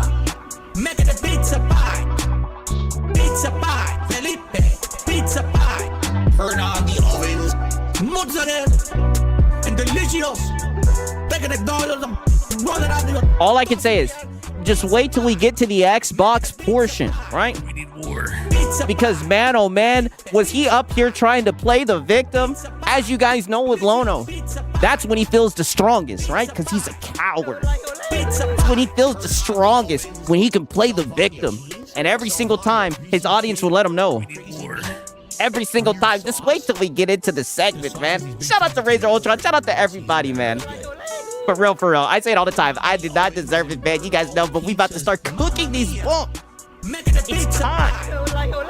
It's time, right? The cookies bomb. Mozzarella and delicious. Oh man, just wait till you guys see. I'm telling you, he is trying to flip the script and he's trying to blame his reputation essentially on the salt farmers, right? That's what he's trying to claim. Oh my god, it's so fucking pathetic, man. And I'm telling you, I know you guys are gonna see right through this shit, buddy. I just gotta document it. That's all I gotta say. Oh man, right? Oh man. Oh god, right? Peace out, Ariana. I hope you had a good time, right? I hope you enjoyed yourself. Good to see you, man. Okay. Nonetheless. Oh shit, what the hell is going on with this? Goddamn. Crazy, right? Yeah, Reforge Gaming. Oh, and we're gonna get into that. Don't worry. We're gonna get into that. I think you automatically Yes, Lono the Crybully. Yes. make more money by putting your games everywhere. I don't. And it's so crazy. This isn't even the part of the clip. But here he is, you know, essentially saying that putting your games everywhere doesn't mean that you make more money. Oh, okay. All I can say is hold on to this, by the way. Agree with him on that principle, but that's his position. And he hasn't changed his position. He was literally saying, if you're trying to find a compromise, because that was the conversation. The conversation was, can Xbox go back to exclusives? And he literally said, nope, not happening. Not happening. I don't think so. He's like, I don't think so. He's like, but if you want to find like a compromise, like a middle road, you could do timed exclusivity. He was speculating about what they could do. Oh, my bad, right? I might actually be playing the wrong goddamn. Oh yeah, brother, your boy Siggs is fumbling hard. My bad, right? Accidentally played the wrong goddamn stream, right? Your boy Siggs is slipping, right? My bad. Wicked word, right? Your boy Siggs is a little bit rusty, right? Okay. So sorry, right? So sorry. Okay, now we're gonna get into that. I'm sorry, right? But don't worry, we calculated times. We calculated enough time for a mistake like this. Yeah, come on, my bad. With the stands and the umbrellas, their photo. Okay, so to give you guys a little bit, yeah, the Benjamin betrayed me, right? I'm looking, where the hell is my Benjamin? God, oh, whew, it's in my pocket, right? But nonetheless, all right. A little bit of my context with this, he had some new light bulbs and everything. Pretty much, he switched out the light bulbs and everything. So if you notice, it looks a little bit brighter or whatever, and that's what started this whole little conversation. Studio Pro lights or some frick, you know what I mean? A DSP stream. Lono plays Cuphead, and we try to raise money for his electric bill. No. Yeah, I mean, I'm looking at your stream and I'm looking at the member goal and everything, brother. I mean, that's precisely what this is. That's exactly what this is. You begging, pretty much saying that, hey, you guys, fan funded. It is literally a DSP stream, and the funny thing is, you got brought up to DSP, and he was like, Reforge Gaming. I don't know what that is. And he sunned you. No, I don't do the whole pay my bills thing. We don't do that here. Yes, you do. You guys, it's a fan-funded channel. You keep the engine running with members and support. I'm not putting my bills in your lap. I don't do that. So what does he mean by that, right? I do not do that. I'm not playing Cuphead. Although, maybe that's the stretch goal, is Madam and I play Cuphead tonight. I've wanted to go back to Cuphead with her. I had another plan for us to play. He's claiming he's not DSP while simultaneously talking about a stretch goal. Play something for you guys, but you'll have to see if you can unlock the surprise. You have 2 hours to unlock the surprise. Hello, I like money. He's literally saying, I'm not DSP, but you guys have 2 hours. He even got the fucking tip stall timer up, talking about you have 2 hours to hit the goal. Hello, I like money. Like, Nicola, this is what we're talking about when we say this guy is like DSP, right? And he's just a beggar, right? Look at the like to dislike ratio, 62 dislikes.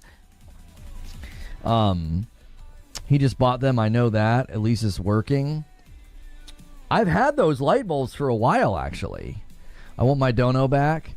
Oh, Johnny Always with a $2 euro tip says this stream is community funded. Bulb dono. I already had the light bulbs, you fricks. No, I'm not talking about Lono. I'm talking about Nicola. Nicola was saying in the tweets that people were just trying to clip him to make it seem like he's begging. That's precisely who I'm talking about. Get out of here. I don't do that. I never. If I were going to do some kind of a big, huge trip to L.A. or something and it was a business opportunity, we might do that. But I don't even want to do that. That's not.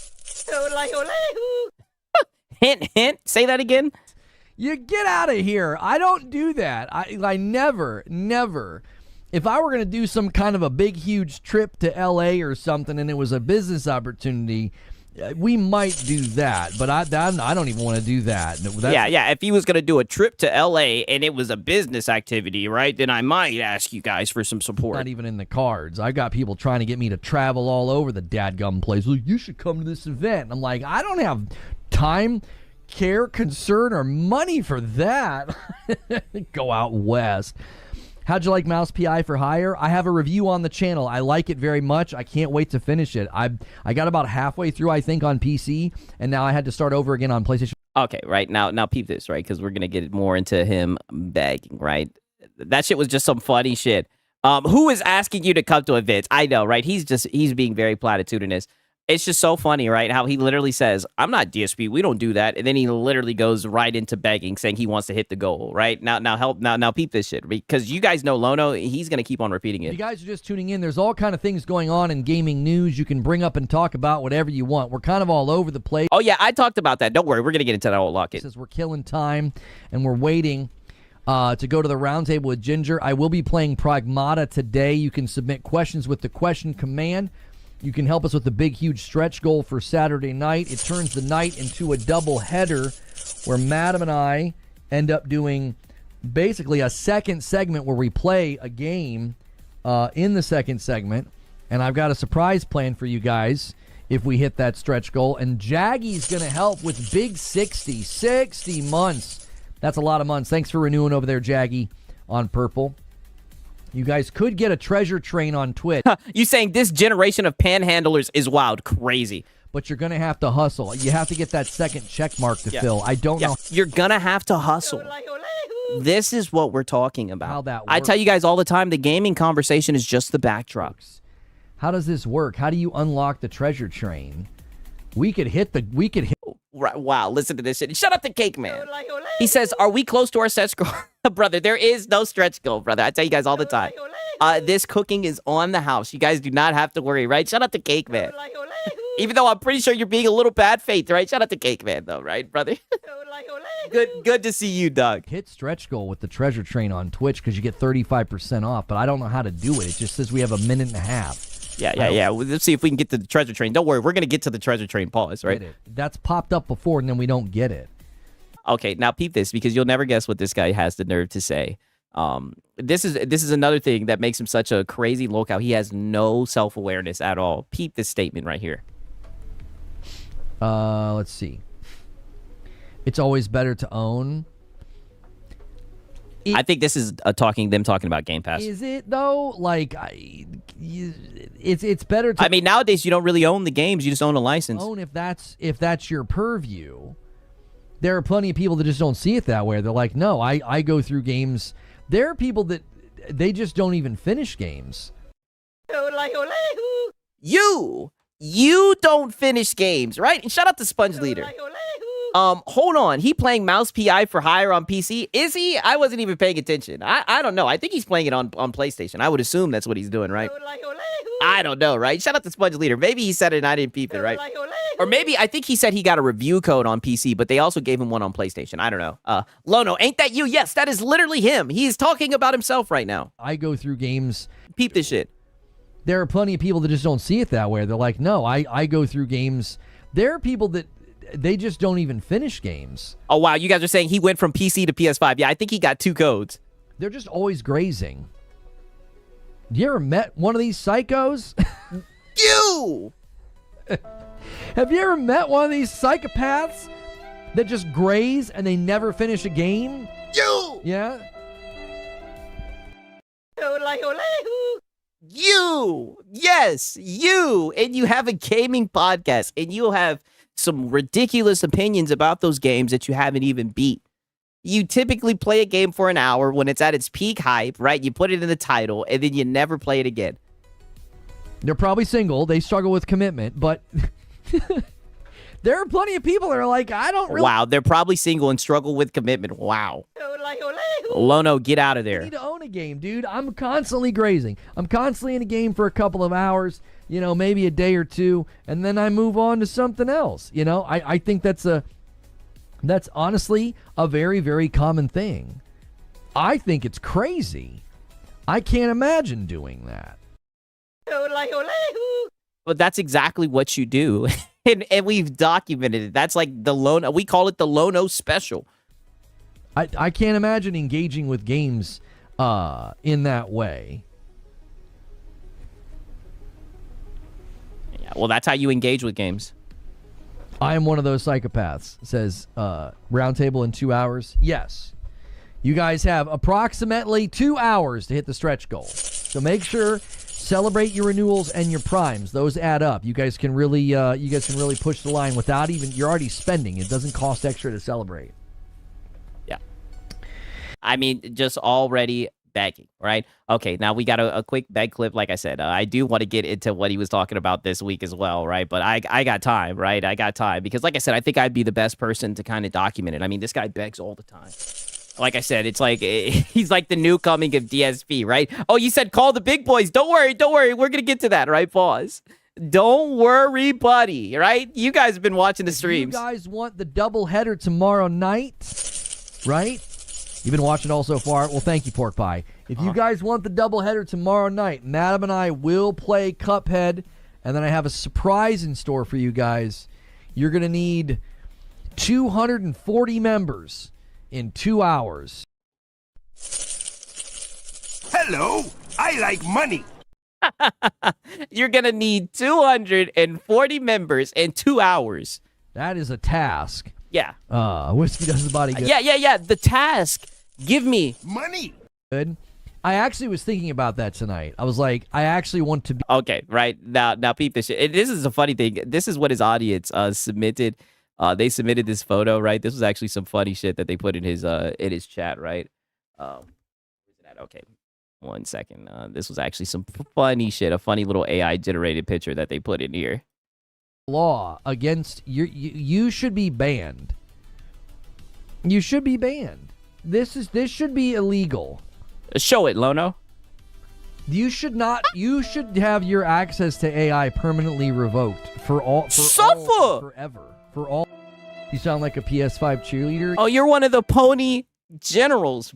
Suffer, Lono. That's what's so funny about this. And then he gets mad when people laugh at his dog shit PlayStation cheerleader takes. Your own audience is putting this shit in your Discord, brother. You are a PlayStation fanboy. Everybody knows it. Full eternity. Like, God himself, if he decides to let you into heaven, which at this point you probably aren't making it, bud. Wow. But if he lets you in, I think even there, he'd be like, no, not here either, my man. You're not. Yeah, they got the DualSense on it and everything. I think it's a great hat. I can see him wearing this. Allowed. Yeah, I wear my loyalty like a crown. Dude. That's literally you, Lono. Right? Cope sip. Like I said, just funny shit, wicked shit, right? But don't worry, we got more begging. By the way, and someone said something about he might have to call in the big boys. I was thinking the same thing, right? Pause. And apparently Lono was as well. Play don't really matter, right? I played Mirage and dropped it. It was fun at times, but the story was so boring. Are you going to stream Pragmata today? I will be streaming Pragmata today. Mm-hmm. We are going to go to Ginger's show. Uh-huh. We're going to go to the Gaming Roundtable. It'll be me, Ginger, Lord Cognito from Iron Lords, and Detective Seeds. It should be a really, really good time. And then we're going to come back here for Pragmata. You guys have unlocked the stream tomorrow with Madam. Okay. You got the 500. So Madam and I will stream tomorrow night. She'll react to the week's gaming Okay, so good. They've unlocked the goal for Pragmata, right? They've unlocked it. news. We're going to do a second segment tomorrow, and we'll play Cuphead together. And then I've got a surprise for you guys as well. But you'll have to hit the stretch goal, which we didn't hit the goal last week, and we haven't hit stretch in a while. So you've got time. You got an hour and a half, but you'll have to bat signal some of the big boys probably to get us all the way there. We're still. And this is what I mean. This is the wicked work. The wickedest work of it all. He hits the goal. He's got 511 Mimbies, and then he another goal. Yes, there's levels to this. Goal after goal after goal, right? And then he says he's gonna have to bat signal the big boys, right? You guys already knew what time it was, right? Shout out to Brutalness. He says at least DSP and Lono is open with the begging. Our little Filipino is a sneak, right? Like I said, all I can say for people like you is just platitude after platitude after platitude. Just platitudinous, all right? So bad faith, all right? All the time, man. Shout out to Brutalness. This is literally what Brutalness just does. This is just who he is, man. Shout out to Brutalness. You guys are extremely bad faith, my brother. All right? Okay. Now peep this, right? Because we call this the big beg. I mean, I've never seen nothing like this before. I'm gonna just show this, and then we'll get into all the talk about Ekbok, because there was a lot of talk about Ekbox, and things always get interesting whenever Lono discusses that particular brand. We need war. You guys know how that goes, right? Now peep this shit right here. Length of a CVS receipt. Okay, listen. I'm listening, right? And let me move this so you guys can see the goal, right? If anything, right? Let me not be a bad faith, right? Let me put this up here so you guys can see the goal. I just titled this the big beg, right? I mean, this was wicked. Here's your chance, chat. Now mind you, he's already hit the goal. He's already hit the goal, by the way. CVS receipt. Okay, listen. Here's listening. Your chance, chat. We have a treasure train on Twitch right now, okay? Which means it's a 35% off gifted subs at 5 or more? Oh, we unlocked the treasure train at level 2, which you guys could easily get the treasure train to level 2. Yeah, you guys can easily get there. You just need money. Easily. We're really close. You guys are going to make a scramble for a stretch goal. This is it. This is your shot. Everybody that goes nuts, you're going to want... This is it. Now's the time to shell out the funds. This is your shot. I want to go over to the Twitch channel. You've got like 5 minutes to do it. If you don't do it with the treasure train, there ain't no way it's going to happen. You're going to have to get the big boys to go over there. That 35%. Pause, right? You're going to have to get the big boys to go over there, right? So now we've got some FOMO. Yeah, not a beggar, by the way. That's why I'm saying if there was anyone who could throw in their 2 cigs, right? It was your boy Siggy, right? Like I said, this guy begs all the time. Is extremely helpful. A $5 super chat from True SSJ Havoc. Paul hits his 8-month renewal with the Prime. And then Space Jockey hits his 2-month renewal, and then a 5 bomb comes in from Lone Wolf, and there it is. The treasure train has been unlocked. Yes. There you go. You're off to the races. You've got, I don't know how much time. You have 4 minutes. You got 4 minutes. Now's the time to shell out the funds. 4 minutes. 4.5 minutes of 35% off, 5 subs or more. And Broken Earth's going to add 1 5 bomb as well. There it is. There it is. I'm going to owe you guys as well. You guys hit it. If you guys hit it, I'll go crazy. I'll drop a 20 over there. Let's go. Yeah. Let's go all the way. You guys can do it. Let's go all the way. You don't even need the hour. Just use the treasure train to get it. Yeah. I really love Crimson Desert, but definitely not Expedition 33 type of game. And Broken Earth gifts. Look, he's not even interested in the Crimson Desert talk. You know, usually he likes to, usually he'll. I hammer them. He's not even worried. He can't even see the Crimson Desert, right? A signal. There it is. Boom. Secures the 525. Thank you so much, Broken Earth. Yeah. I'm not seeing the discount. You should see it now, but it has to be a 5 bomb or higher. Yeah. It's for 5 gifts or higher. Lone Wolf, you unlocked it. You don't get it at level 1. It's kind of stupid. It says treasure train, but you don't get the discount until you get to level 2. You got us to level 2, Lone Wolf. So now the discount applies to all. So most of his show is begging, for the most part. Like I said, the gaming talk is just like the back. The gaming and everything is just kind of like the backdrop. There are times where I will be honest, there were like, passionate back and forths and whatnot, right? But, sometimes he'll manage to get the begging in there. But there is a lot of begging, yes. 5 bombs or higher is how it's supposed to work. Let me do it myself. Let me see. I mean, to be honest with you, I would just consider this tip stalling. I mean, he has like the little timer up and everything. He's giving them a little bit of FOMO, like, hey, if you guys want to unlock the goal, now's the time and everything. Wait, why won't it let me gift? There we go. Gift a subscription. Yeah, I'm not seeing it either. Do I need to like refresh the chat? Oh, no.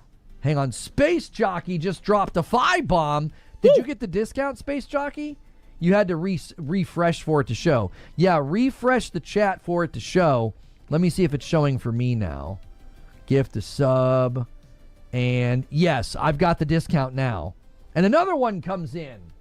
Okay. Hang on. I'm having a hard time keeping up. Oh, we've got a real train now. We haven't had one of these in a while. A 5 bomb comes in from Muku. Thank you so much, Muku. And a 10 bomb comes in from Terminal Stupidity to get us to 545. Woo! Space Jockey says, I got the discount. And Muku renews with their Prime and says, keep it going. Thank you for 15 months, Muku 85. So we had a 10 from Terminal. We had a 5 from Muku. We are now at Treasure Train level 6. No, level 7. We're at level 7.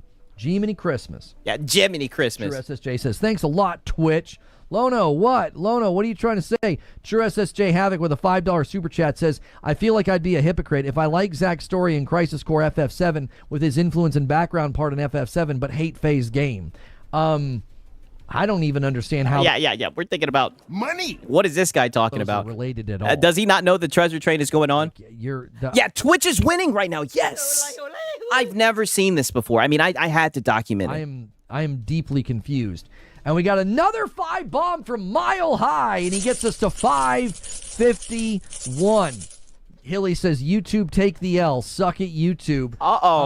And we need war. YouTube. We've got a Prime from Cisco Nabisco and gets us to 552. You guys are exactly 200 members away. Wow. Money. Yeah, you guys are exactly 200 members away.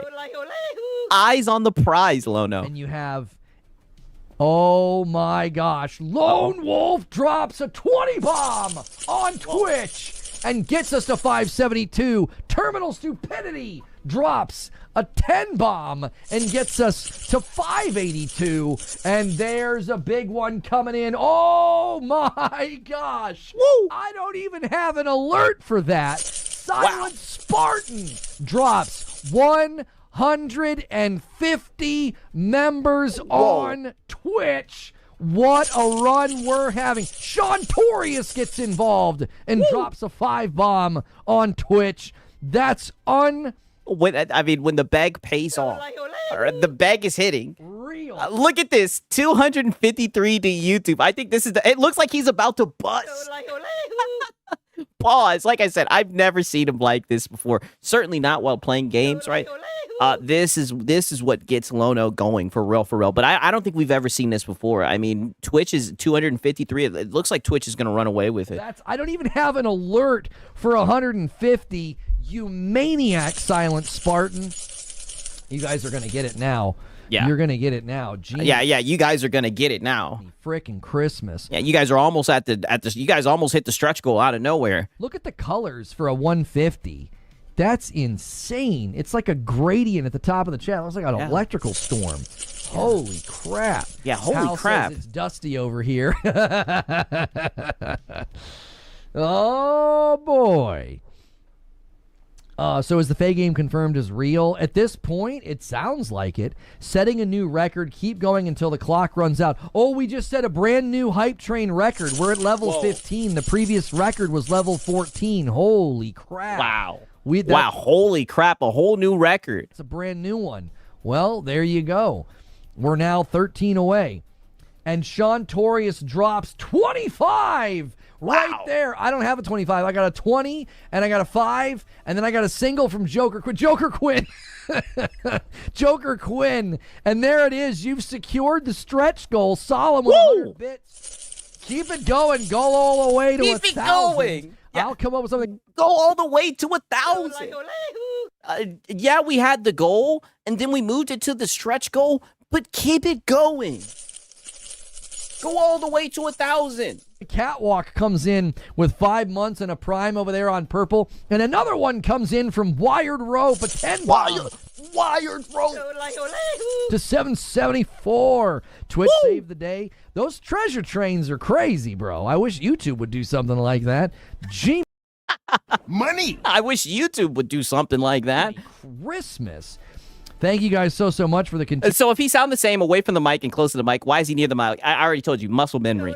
That's the only thing that could let me, that's the only answer I can come up with why he keeps that mic so firmly pressed against his lips. Insane generosity to the channel. We were trying to get to 1,000 sub points on Twitch, and we're right back there. And Hadigan comes over, says happy Friday, and he bumps it to 775. I tell you what, right before time runs out on this treasure train, I'll drop a 20 bomb to try to roll it over. So keep going as high as you can get it, and I'll save our bacon at the buzzer if I can. Right, keep going, and I'll see if I can save our bacon. Pan perhaps says, "Come on, YouTube, this is insane. It is insane." And just like that, and Broken Earth drops another one and gets us to 780, 20 away from 800. Wow, 20 away from 800, right? Money. And this is all that I'm saying, right? Even when people give him a shit amount, like a crazy amount, a shit ton of membies, he's just like, more money. It's just crazy. 2 new IPs. Crimson Desert did one. Okay, right now peep this shit, because you would think after all that shit, right? You would think he'd be done. Oh, actually, wait, we got a little bit.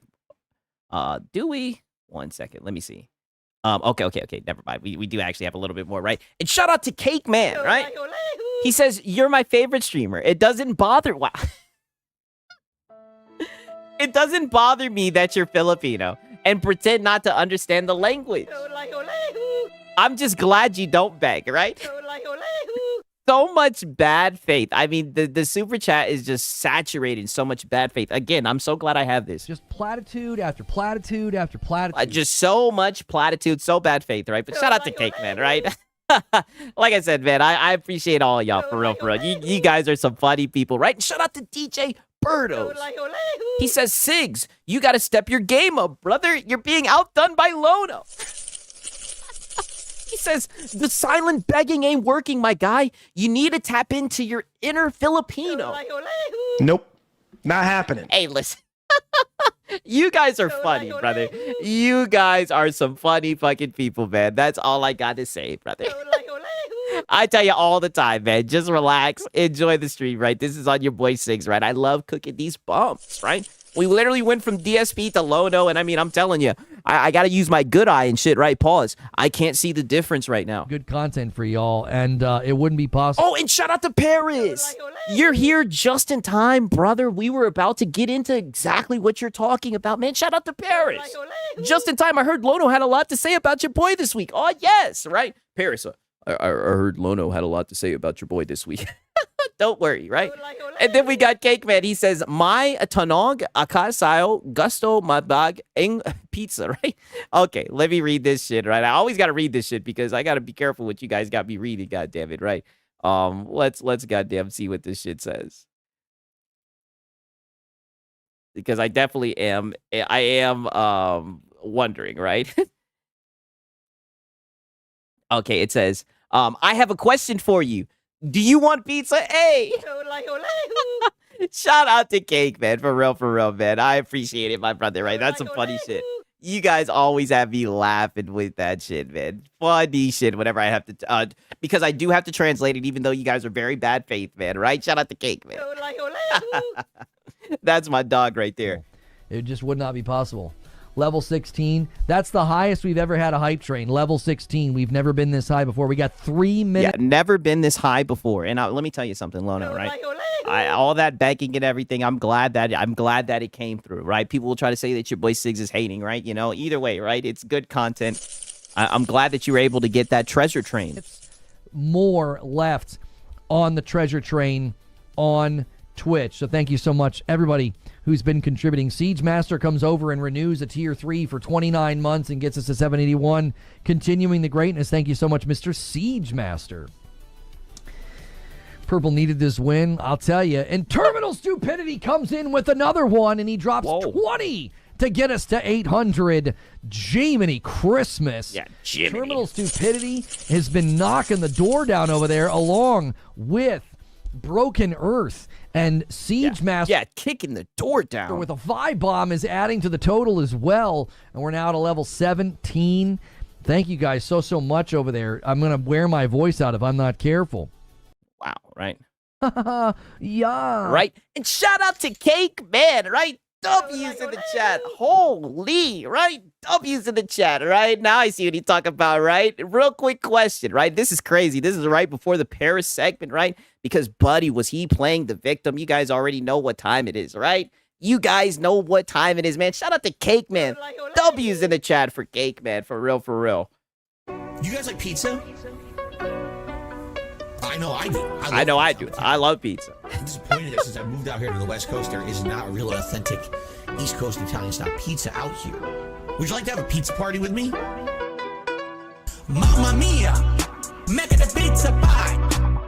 Pizza pie! Felipe! Pizza pie! Turn on the oven! Mozzarella! And delicious! Take it a roll it out the toss it again! Pizza pie! Make it a pizza pie, right? Pizza pie. I hope you guys are ready, right? The table has been set. We even got our boy Paris here, right? Just wait until you guys see how this guy was playing the victim. Oh, buddy. Right? It's just too bad his audience. We need more. He's over here trying to play the victim and shit. Like I said, you guys know I had to document it. You know your boy Six has been sitting here just keeping really in-depth documentations of all this nonsense. Now he wants to play the victim, right? Now he wants people to show up on his podcast. So he just wants to wash away all the shit talking he did, all the harm he did to others' reputation, all the times he talked about people blowing dog whistles, people being astroturfers, all because he's mad. Because he's just a console fanboy. And none of these corporations want to cooperate with him. Just wait until you see the switch up from this guy. And what did your boy Sig say? I told you guys when he crashed out, I said, this is why I'm documenting this shit. Because just know, he's gonna get up here a couple months from now and he's gonna be playing the victim. It's like a position of power for him. He's a coward like that. But don't worry. Your boy Six remembers, right? Let me talk my shit. I know about this beggar. I've been documenting this shit. I hope you guys are ready, man. Shout out to Cake Man. Shout out to Cake Man. For real, for real. Oh man, right. I do want to show you guys this last part right here, and then we'll get into all the nonsense with Paris and whatnot. And he does start sneak dissing as well, but nonetheless, right. And it was all because of Nicola. Got him out of body and whatnot. And then we had a big one. Solemn comes in with 100 bits to keep the hype train going. Thank you so much. And then we had the big. Okay, right now, peep this. This is the final bad clip that we have from this segment right here. And mind you, this is after he raised the goal to 500. Then he raised the goal to 700. Now the goal is 1,000. Money, right? And this is what he has to say. Are happening tonight. I did not know that. Shave your beard. I'm not shaving my beard for 1,000. No, we don't really touch the beard. Yeah, we don't touch the beard, right? We just do Madam streams. We incentivize that. We wouldn't shave the beard, right? Shout out to Sponge Leader. He says, quick math. Lono is collecting close to 4 bands. Hey, listen, right? I try not to even get into all that, right? I could care less, right? But it's just funny, you know what I mean? People get mad about the content when people are laughing, saying, hey, look at this beggar LARPing as a gamer. People get mad and whatnot. All I'm saying is this looks like begging to me. We don't really touch the beard, generally. Yeah. Play marathon. Is that Lono admitting he has a beard, right? If you guys hit 1,000, Madam and I will take turns playing marathon. Wow. What a reward. If you guys hit 1,000 members, right? Mind you, he's at 812. If you guys hit 1,000 members, there's 54 minutes. Then we will play marathon. We never did that. We actually never did that. We had an incentive one week to make Madam play marathon, and we didn't hit it. So that's what we could do. We could do a double header. We could do...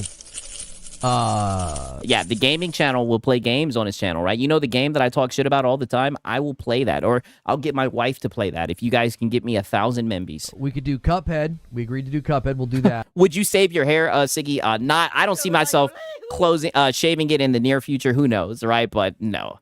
And then we could do marathon. What about for 2,000? Shave my beard for 2,000 members. You guys aren't going to get there. There's no way. Oh, wait, you'll play Marathon? No, I'm talking about what Lono said. That was the stretch goal, the $1,000 stretch goal. 812. You would need 1,200 members. Yeah, hint. 53 minutes. Yeah, hint. You've got a portal, play together. I need to get that other monitor back where I had it so her and I can easily set up games to play together again for you guys. I broke that setup down and I need to get it back. So that's not happening.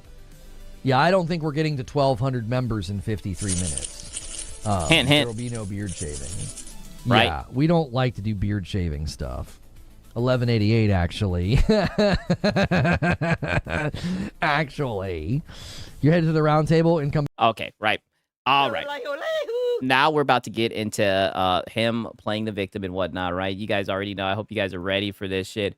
Like I said, of course, Paris gets brought up and everything, and we're going to get all into that nonsense, right? And this was actually on 420, right? Toke up. Give me a quick second, though, right? Because I do have to go to the restroom real quick. I'm going to play this quick song real quick. 1 second. And then I'm going to be right back, and we're going to get right into that shit.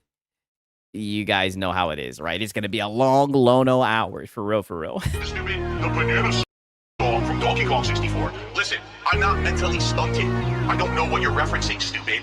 No one understands your memes because they're dumb. They're for dumb children mouth droolers, you fucking morons. American mom stole that shit. I want banana, tasty banana. Put it in your mouth and squeeze. Put it in your mouth and squeeze. I want banana, tasty banana. Put it in your mouth and squeeze. Put it in your mouth and squeeze. It comes in denim. It comes in denim. It comes in denim. It comes in denim. Denim, what do bananas have to do with denim? I'm up here. You're down here. I can't hear you. You're below me. Because I'm not on your level. It comes in denim. People are so crazy, like obsessive. It comes in denim. Hyperfixated, autistic. It comes in denim. It comes in denim. I want banana, tasty banana. Put it in your mouth and squeeze. Put it in your mouth and squeeze. I want banana, tasty banana.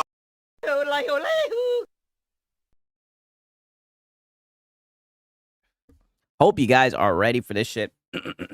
Right, this is damn near the main event. Because there's been a lot of discussion about Xbox, right? And like I said, whenever he gets to talking about Xbox, things just get a little bit crazy, right? A little bit crazy to say the least, right? But we find ourselves, oh, you know what? I need to show this tweet because I think this tweet is the catalyst, right? You guys know I'm just trying to document it all. So apparently, right, Paris was saying, this made me laugh as the episode was a what if scenario on what Xbox could do to make their consoles the focus while also making games available on other platforms. So here's the full context of what I said in the full episode. Have a great weekend, right? Very classy and everything, right? I imagine that they probably clipped him out of my context and everything.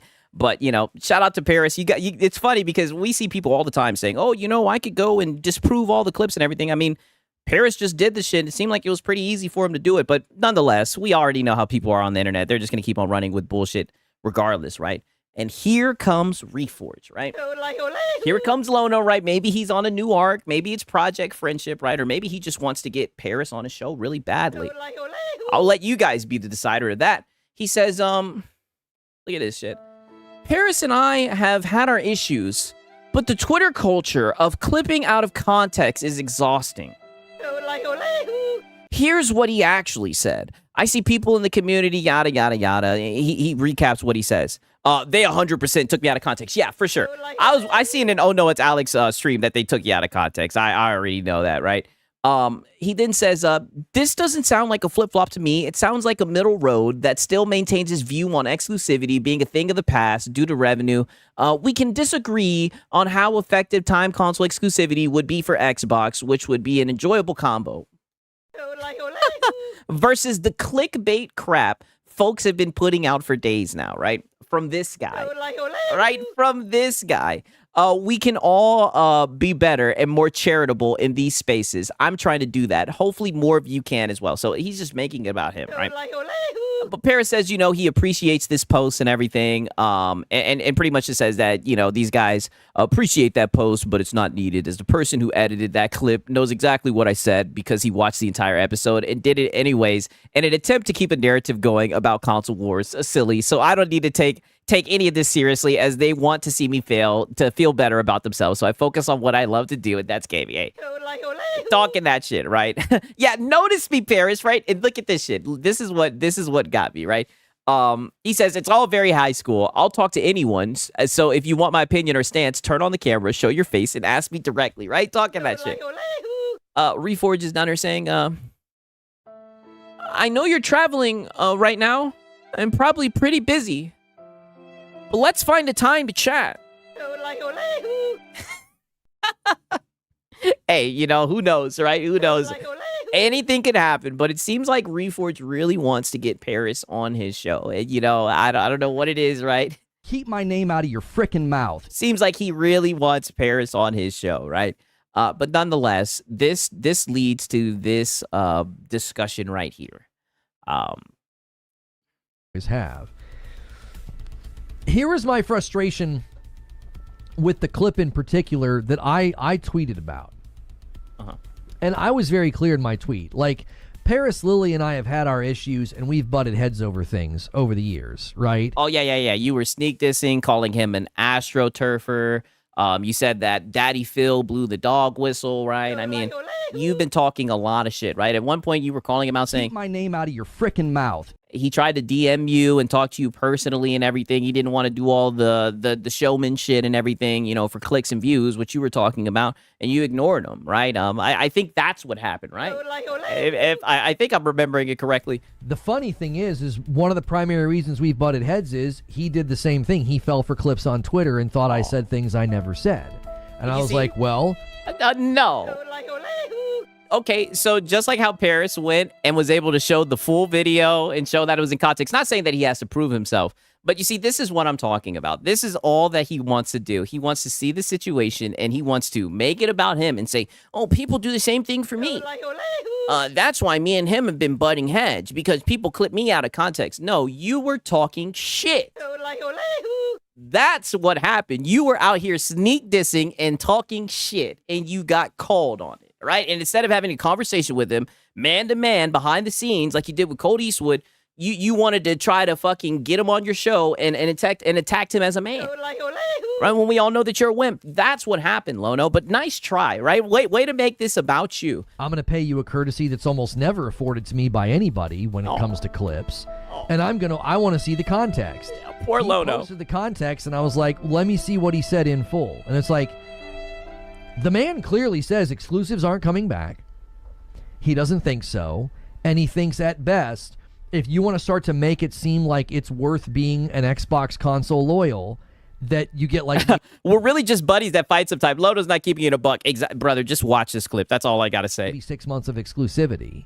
Now, that's a fun debate to have, because I actually don't agree with him. I don't think it... Yeah, that's a fun debate to have.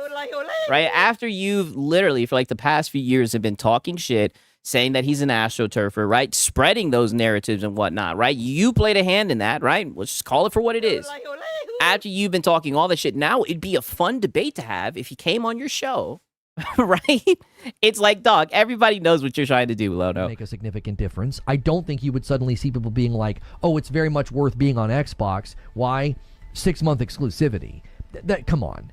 We all know that's a very paltry offer in the grand scheme of things. 6 months is such a small window. People would just wait. Like, we know there were people that waited because they knew games were going to come to PC from PlayStation. We knew people that were doing that, and that could take longer. That was taking 2 years sometimes. 2 to 3, sometimes 4 years. The earliest was like 15 months for Spider-Man 2. So I don't necessarily agree with him that the strategy would work, but The man was not saying, let's go back to exclusives. He wasn't. Yeah, to be fair, he wasn't saying that. He did not flip-flop. He didn't change. He was like, oh no, putting games everywhere is definitely what Xbox is going to be doing for the revenue. That's been his position, as I understand it, for a while, that for the sake of revenue, you put games everywhere. That is. Yeah, and you said that he was pirating what, or he was just following the marching orders for Phil Spencer. And you said that, pretty much Phil Spencer, he got the marching orders for Phil Spencer, right? Daddy Phil Spencer, those are your words, blew the dog whistle, and that he followed, right? That's what you would say. Another thing I don't agree with him on. I don't think you automatically make more money by putting your games everywhere. I don't agree with him on that principle, but that's his. Yeah, because if you sell your games more places, you're not going to make more money. I mean, I don't know. His position. And he has. They so badly want to gotcha on me, they make up shit. Yeah, for sure. Doesn't change his position. He was literally saying, if you're trying to find a compromise, because that was the conversation. The conversation was, can Xbox go back to exclusives? And he literally. Yeah, and I can tell you right now, right? Nope. Not happening. I ain't seeing it. I don't think so. He's like, I don't think so. He's like, but if you want to find like a compromise, like a middle road, you could do timed exclusivity. He was speculating about how do you not make more money putting your games everywhere? Great question. That's what they love to say because they love the cape for exclusivity, right? I think it's pretty common sense that you put games more places, you get more sales, you make more money. Right, but I mean, then you'd have to go down the PlayStation fanboy rabbit hole. What they could do in order to like go back in some measure to like what made people value the Xbox, and people clipped a portion of it and made it seem like, he's flip-flopped, he's out here cheering for exclusives again. If you want to be yeah, that's what they did. Of people that were like, yay exclusives, boo exclusives, you go ahead and pull those receipts. I think when people are that inconsistent with their positions, they end up losing trust. They end up losing viewers. They end up losing followers. I don't need to receipt pull every person that did that. We know it happened. We know there's a clear history of people that were like, yay exclusives, and then suddenly exclusives are bad. We know that. The record's there. I mean, brother, he tried to receipt pull, right? And it's funny, right? Because I think he brought this up in the Madam stream, actually, right? 1 second, right? Because it's not so much that he doesn't want to receipt pull. It's just he's not very good at doing it, right? That it's he's just not very good at doing it, my bad. All right. It's very similar to like DSP, how he'll sit here and say, oh, they're misery merchants and people who react to other people's content. They're they're going after other people. It's not meaningful content, right? He would do it. He's just not very good at it, right? Way more profit by. This is what this is what he said with when he was talking with my wife, right? As you guys see, right now I'm bringing it full circle. He did hit the stretch goal, so this was in the madam stream, and of course, right, there's nothing better than an evening with your madam talking about exclusive, right? And you see the member goals at 833. He wasn't lying. They were not going to hit it to 1200. He was not lying when he said that about him. To be said to get the fans to be. Okay. Like a launch exclusive, something like that. They know that the fans want to hear the word exclusive, like it'll make them celebrate. They're kind of just saying what needs to be said to get the fans to be. Oh, but it's true until it's. I mean, I think that's true maybe for like fanboys. I don't think the average gamer gives a fuck about exclusives. On something else. But here's why it's not necessarily true, and it doesn't seem like it's going to be a sign of change of strategy. There are plenty of games that aren't going to do that. They're going to go to PlayStation the same day they come out on Xbox. There's going to be a couple of games like Gears that just aren't ready. And it's like, it's not really an exclusive. It just isn't ready. You know what I mean? Yeah, but the people who keep going back and forth, they don't ask questions. So they won't know until it comes out, and then they'll be personally upset or have to say, oh, I thought that was a good idea too. Yeah, I mean, I'm not interested in receipt pulling. Anytime I've ever tried to like receipt pull or hold people accountable, it just turns toxic, and then all this go on. Sudden you're the bad guy. Like I get turned into the villain, and it's like I'm just. Wait, you said, hey man, you. His wife is like, wait. He's like, wait, you receipt pulled someone about exclusives? You said one thing and now you're saying something else. It's okay to change your mind. Yeah, and he called them. He said they blew that Phil Spencer blew the dog whistle, and that they were all astroturfing and everything. Oh yeah, Lono was talking shit. And look, he's got his fucking arms crossed and everything. Yeah, so he's tried to do the receipt pool shit. He's just not very good at it. And mind you, this was like 2 days before the stream that he's talking about right now. I think that's fine. Right? He doesn't like that he was turned into the villain. No, people just looked at you like the console warrior clown. That's just what you were. If you get information, you get new information, it's okay to change your mind. But that's not what they're doing. They're pretending like they've said it the whole time. No, they just switch with whatever Xbox is doing or whatever the marketing talking points is. That's just what a lot of these folks will. They just kind of say whatever Microsoft is saying. Bingo, right? I just wanted to show this. Who knows what he's talking about, right? He's speaking vague, right? I will give him the benefit of the doubt, but he even says it right there that these people just say whatever Microsoft says. And I've always said, it's very interesting that he says that, right? Because, mind you, this is the guy who will tell you that PlayStation put games on PC to coax people into buying a PlayStation, right? He just regurgitates whatever the fuck the PlayStation says, right? Don't even get him started on the China Hero Project, right? But nonetheless, that's why he doesn't like to receipt pool, right? Someone even said in the chat, receipts are usually the truth. Yeah. He's just not very good at it, right? That's why. Nuts. He can't pull receipts, right? Phil can't make fun of wings and LTG. Wow. Yeah, I mean, it's literally in that same vein of if he could do it and he was good at it, he would definitely do it. And he's tried to do it, and it always backfires because a lot of times he's wrong. And that's just typically how that goes. If his current position is exclusives have gone away, in particular for Xbox, and putting games everywhere is the strategy for more revenue, what he said in that clip was not a flip-flop. He wasn't changing his position at all. They were entertaining the idea, can Xbox go back and start doing exclusives again? And the man said no. He says, I don't see it. And he throws out like a what for, they could do time exclusivity 6 months, right? 6 months, and that was it.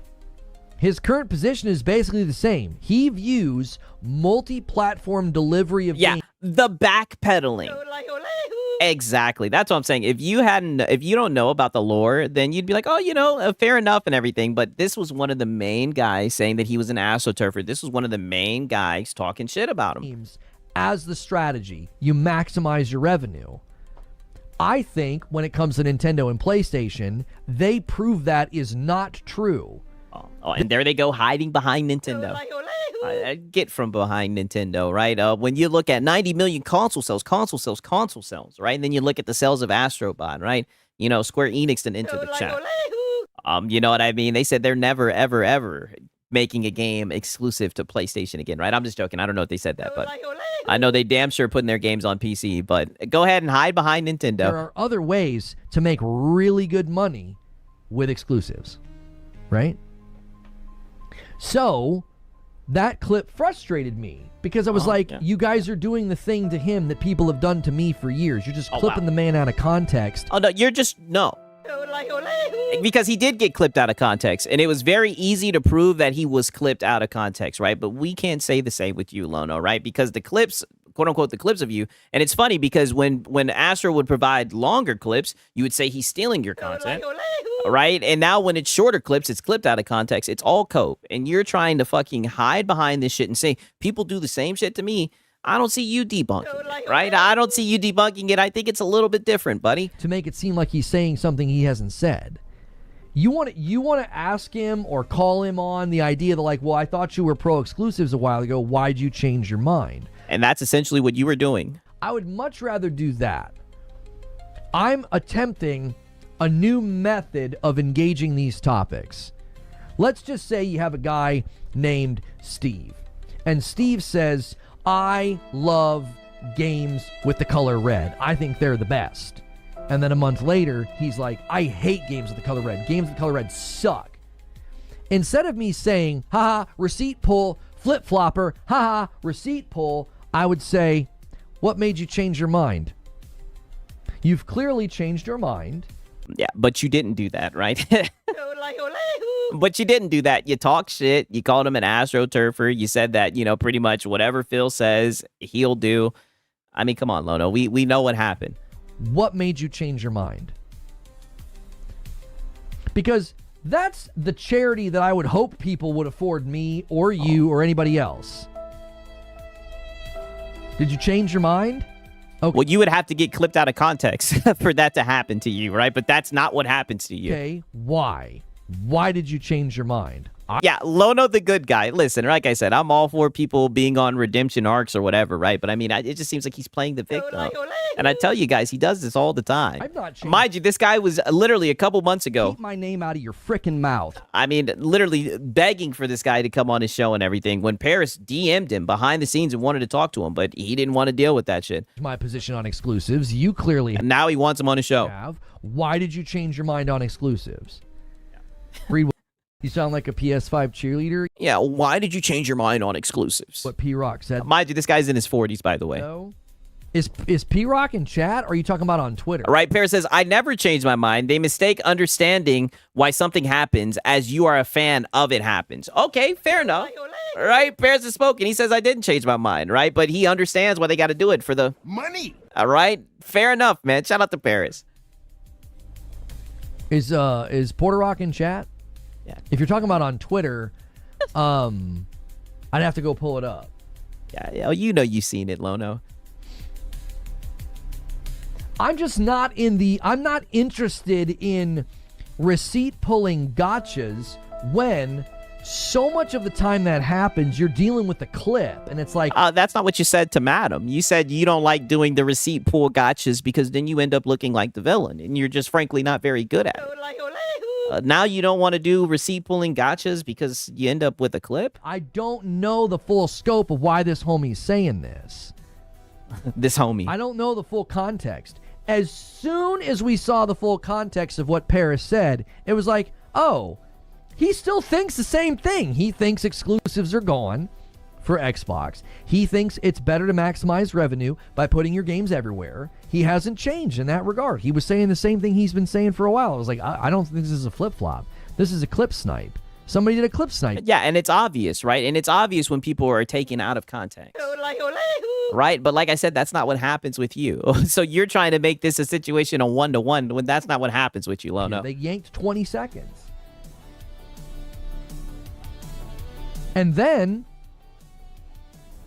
we see, other clips. People were jumping on my tweet, and they were doing the same thing. They're like, oh, yeah, your friends, your peers. Like, oh, yeah, but he said this. And I'm like, but that's a 20-second clip. I don't even know where that's from. I have no way of going and finding the context of what he's saying. So I'm not convinced by that. People were... I mean, you were convinced with the whole Destin Legary clip that he got from James's act where he was saying, Xbox said that it was an Xbox. That whole clip about the ROG Ally, you ran with that clip. Jumping on my tweet with 20-second clips, and I'm like... yeah. We need war. Yeah, they really don't like Paris, yeah. No, I'm not doing this. I'm not convinced by that. Oh, you're not doing it anymore. But you were at one time, and you would talk shit and call him an astroturfer, right? You're not doing it anymore because now you want him on your show, but you have a history of entertaining that shit. Thank you, Quirky, for... Right, and shout out to Web Dave, right? He shouted out Paris. He's saying, having fun in Japan. That's right. He is in Japan. That's crazy. 5 months. If you're upset because somebody changed their position or you feel like their changing of positions has been in lockstep with marketing, that's fine. You can make that criticism. I am far more in favor of being like, you know what? I'm not interested in that. I'm not interested in that. I'm more interested in having a conversation. What made you change your mind? What changed? Yeah, now you're doing that. Now you want to have people on your show, which, like I said, it is what it is. It's something new. It's a lot better than sneak dissing, saying that they're just following a dog whistle and everything. Is your position? Why were you predicting all these things about PlayStation's going to go day and date on PC? Nintendo's eventually going to do the same thing. Why were you making these predictions? I genuinely would like to know. Instead of being like, haha, got you. Yeah, you were wrong. Got you. It's like, oh, okay, yeah, but to me, it's more interesting to have a conversation. Paris says, they hate me because they seethe with envy. I think that's exactly what it is. Did you get a review code for Soros? I think they were upset about that shit. Listen, I tried to do the receipt pull accountability thing. It just doesn't work. So what are you talking about? You've tried to do this shit recently. So how are you gonna get up here and talk down about people doing receipt pooling? Don't get me wrong, right? You know, listen, your boy Six. I do think receipts are helpful and everything because sometimes people do be acting funny and whatnot. So how are you gonna sit here and pretend like you're against that when you've tried to do it? You're just not good at it. Because a lot of the times you're dealing with receipts that are like a 10-second clip or a 20-second clip. No, that's what you're dealing with, right? If people are gonna provide good receipts, right, they'll provide the context. Right? That's what people usually do. Yeah. Even Jez Corden, who stopped by the show the other day, he's a friend of the show. We're trying to have Jez on. Time zones don't line up. Even Jez recently said, yes, they're having internal conversations about exclusives, and he was like, I don't think they're going to go back to it. I don't think so. Even he was like, yeah, I don't think so. No, I think they've all, the guys that were very much like, yay Xbox, I think they still are yay Xbox, but I think they're like, yeah, that ship has sailed. They're not doing that ever again. There's no reason they're going to do it. You made the same arguments last year. You said Xbox influencers were just parroting marketing points. Exactly. You get exposed. Get felted by your own chat. And this is a reoccurring theme that we see all the time with the lolcows. Get felted by your own chats. You made the same exact arguments, right? How are you going to get up here and look down on people doing this shit when that's what you've been doing? Crazy. Crazy, right? But he's just so desperate to have somebody on his show. Now he's trying to act brand new. And listen, like I said, I'm all for it. You know, listen, he wants to turn a new leaf. That's fine and everything. But there's no way we're going to sit here and pretend like you weren't up here saying the same exact shit, right? You already know I'm going to have to play that shit back one more time. There's no reason they're going to do it. You made the same arguments last year. You said Xbox influencers were just parroting marketing points. Yeah. Yeah, and I'm trying to put that way of talking about it behind me, C-Fresh. I don't think it's productive. What? Yeah, no shit. Yeah, no shit. Talking shit about other people. It's saying that they're just fucking astroturfers and whatnot. Especially when you're gonna turn around and beg for them to be on your show. No shit, that wasn't a good idea, right? We need war. Especially behind console war nonsense. And his audience called him out. His audience is there. They watch him. They were like, buddy, you're one of the people. You're kind of talking about yourself, right? Like projection much. He just straight up says it. Yeah, and I'm trying to put that way of talking about it behind me, C-Fresh. I don't think it's productive. I agree. Wouldn't it be far more productive to be like, hey, you clearly changed your position on this. Why don't you come on the show and explain? Oh, wow. Yeah, why don't you come on the show? Nope. Not happening. Brother, you just want him on your show, right? So now you're over here trying to pretend like you look down on that type of behavior when you were one of the main people pushing those narratives with your platform, right? I don't know. To me or the right, and shout out to Gourmet. He says, "Happy St. George Day. Lono is your dragon. Good sir." Hey, dog that shit, right? Shout out to Gourmet. I don't even know what that means, right? But shout out to Gourmet, goddammit. Public or whoever, why you changed your position. Yeah, it sounds like he just wants to farm some views. Exactly. Why would I be like affronted that someone changed their position? Let's say that you're right. Good point. We need war. Maybe because you sound like a PS5 cheerleader. Maybe because you're a PlayStation fanboy, right? And you would talk shit all the time about Xbox guys who had good things to say about exclusivity. That's a great question. That's why you got cooked so much for it. That's why people laughed at it, because they're like, man, how old is this guy? Why is he getting so upset over exclusive? It was just weird, especially when we know, right, the way that you talk shit about people, you're going to turn around and try to play the victim. You know what I mean? It's just, it's crazy to me, right? Shout out to Psalms, right? He says, Ponsel announced they're working on a 40K base survivor-styled game/project. Shit sounds insane. I need to get into that shit for real, for real. I need to. That shit does sound dope, man. Shout out to Psalms, man. I appreciate it, my brother. Good to see you, man. I appreciate it, dog. And shout out to Gourmet as well. Say that I was right. Right. If someone changes their mind, he would say they got their marching orders. Exactly. He was one of the main people pushing those narratives. And like I said, I'm all for people changing and everything. People can change their position and everything, right? But I just think it's funny. His own audience is like, hey, brother, weren't you one of these guys who was out here saying this shit? People were changing their positions in lockstep with Xbox marketing. Okay, so maybe the but that wasn't the case. You started talking shit. Marketing compelled them. Maybe they think, nope, this is marketing, right? And you talk shit about those people. And to make it even worse, you were like, oh, they got their marching orders. They're just keeping people like sheep on Game Pass. Like, you were talking a lot of shit, Lono, over this, right? I mean, this is just a crazy 180. The right call. Maybe they think that Xbox is visionary and understands where things are headed. I don't think that. I don't think that at all. I think they're way out of step. I think Microsoft is clueless when it comes to gaming. Lono changes positions based on what gives him money. Hey, listen, he really wants Paris on his show, right? And shout out to Brutalness, right?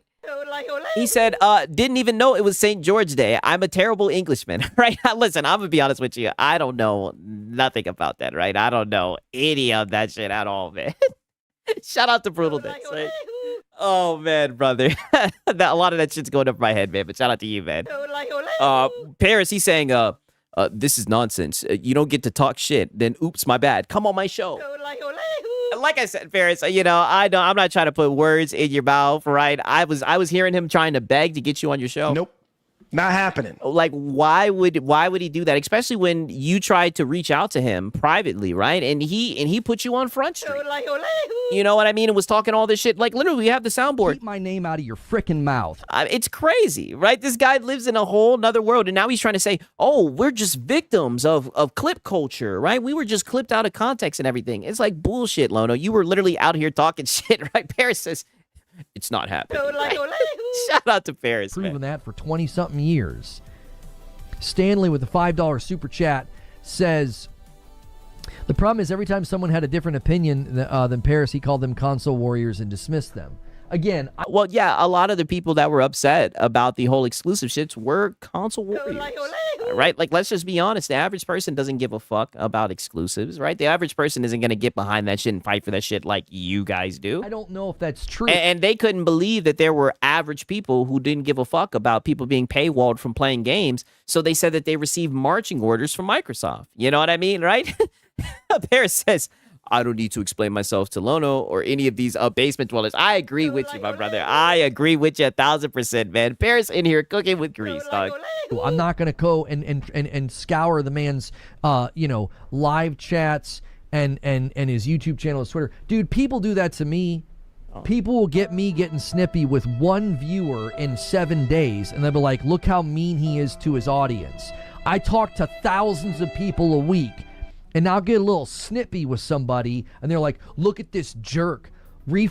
Brother, you be talking shit, and don't worry, we have a clip of him doing what he's talking about right now. Brother, you get one guide, you get cooked, and then you start talking shit, brother, right?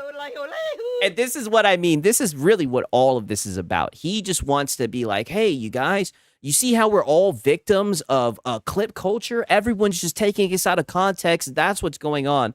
It's like, dude, shut up, right?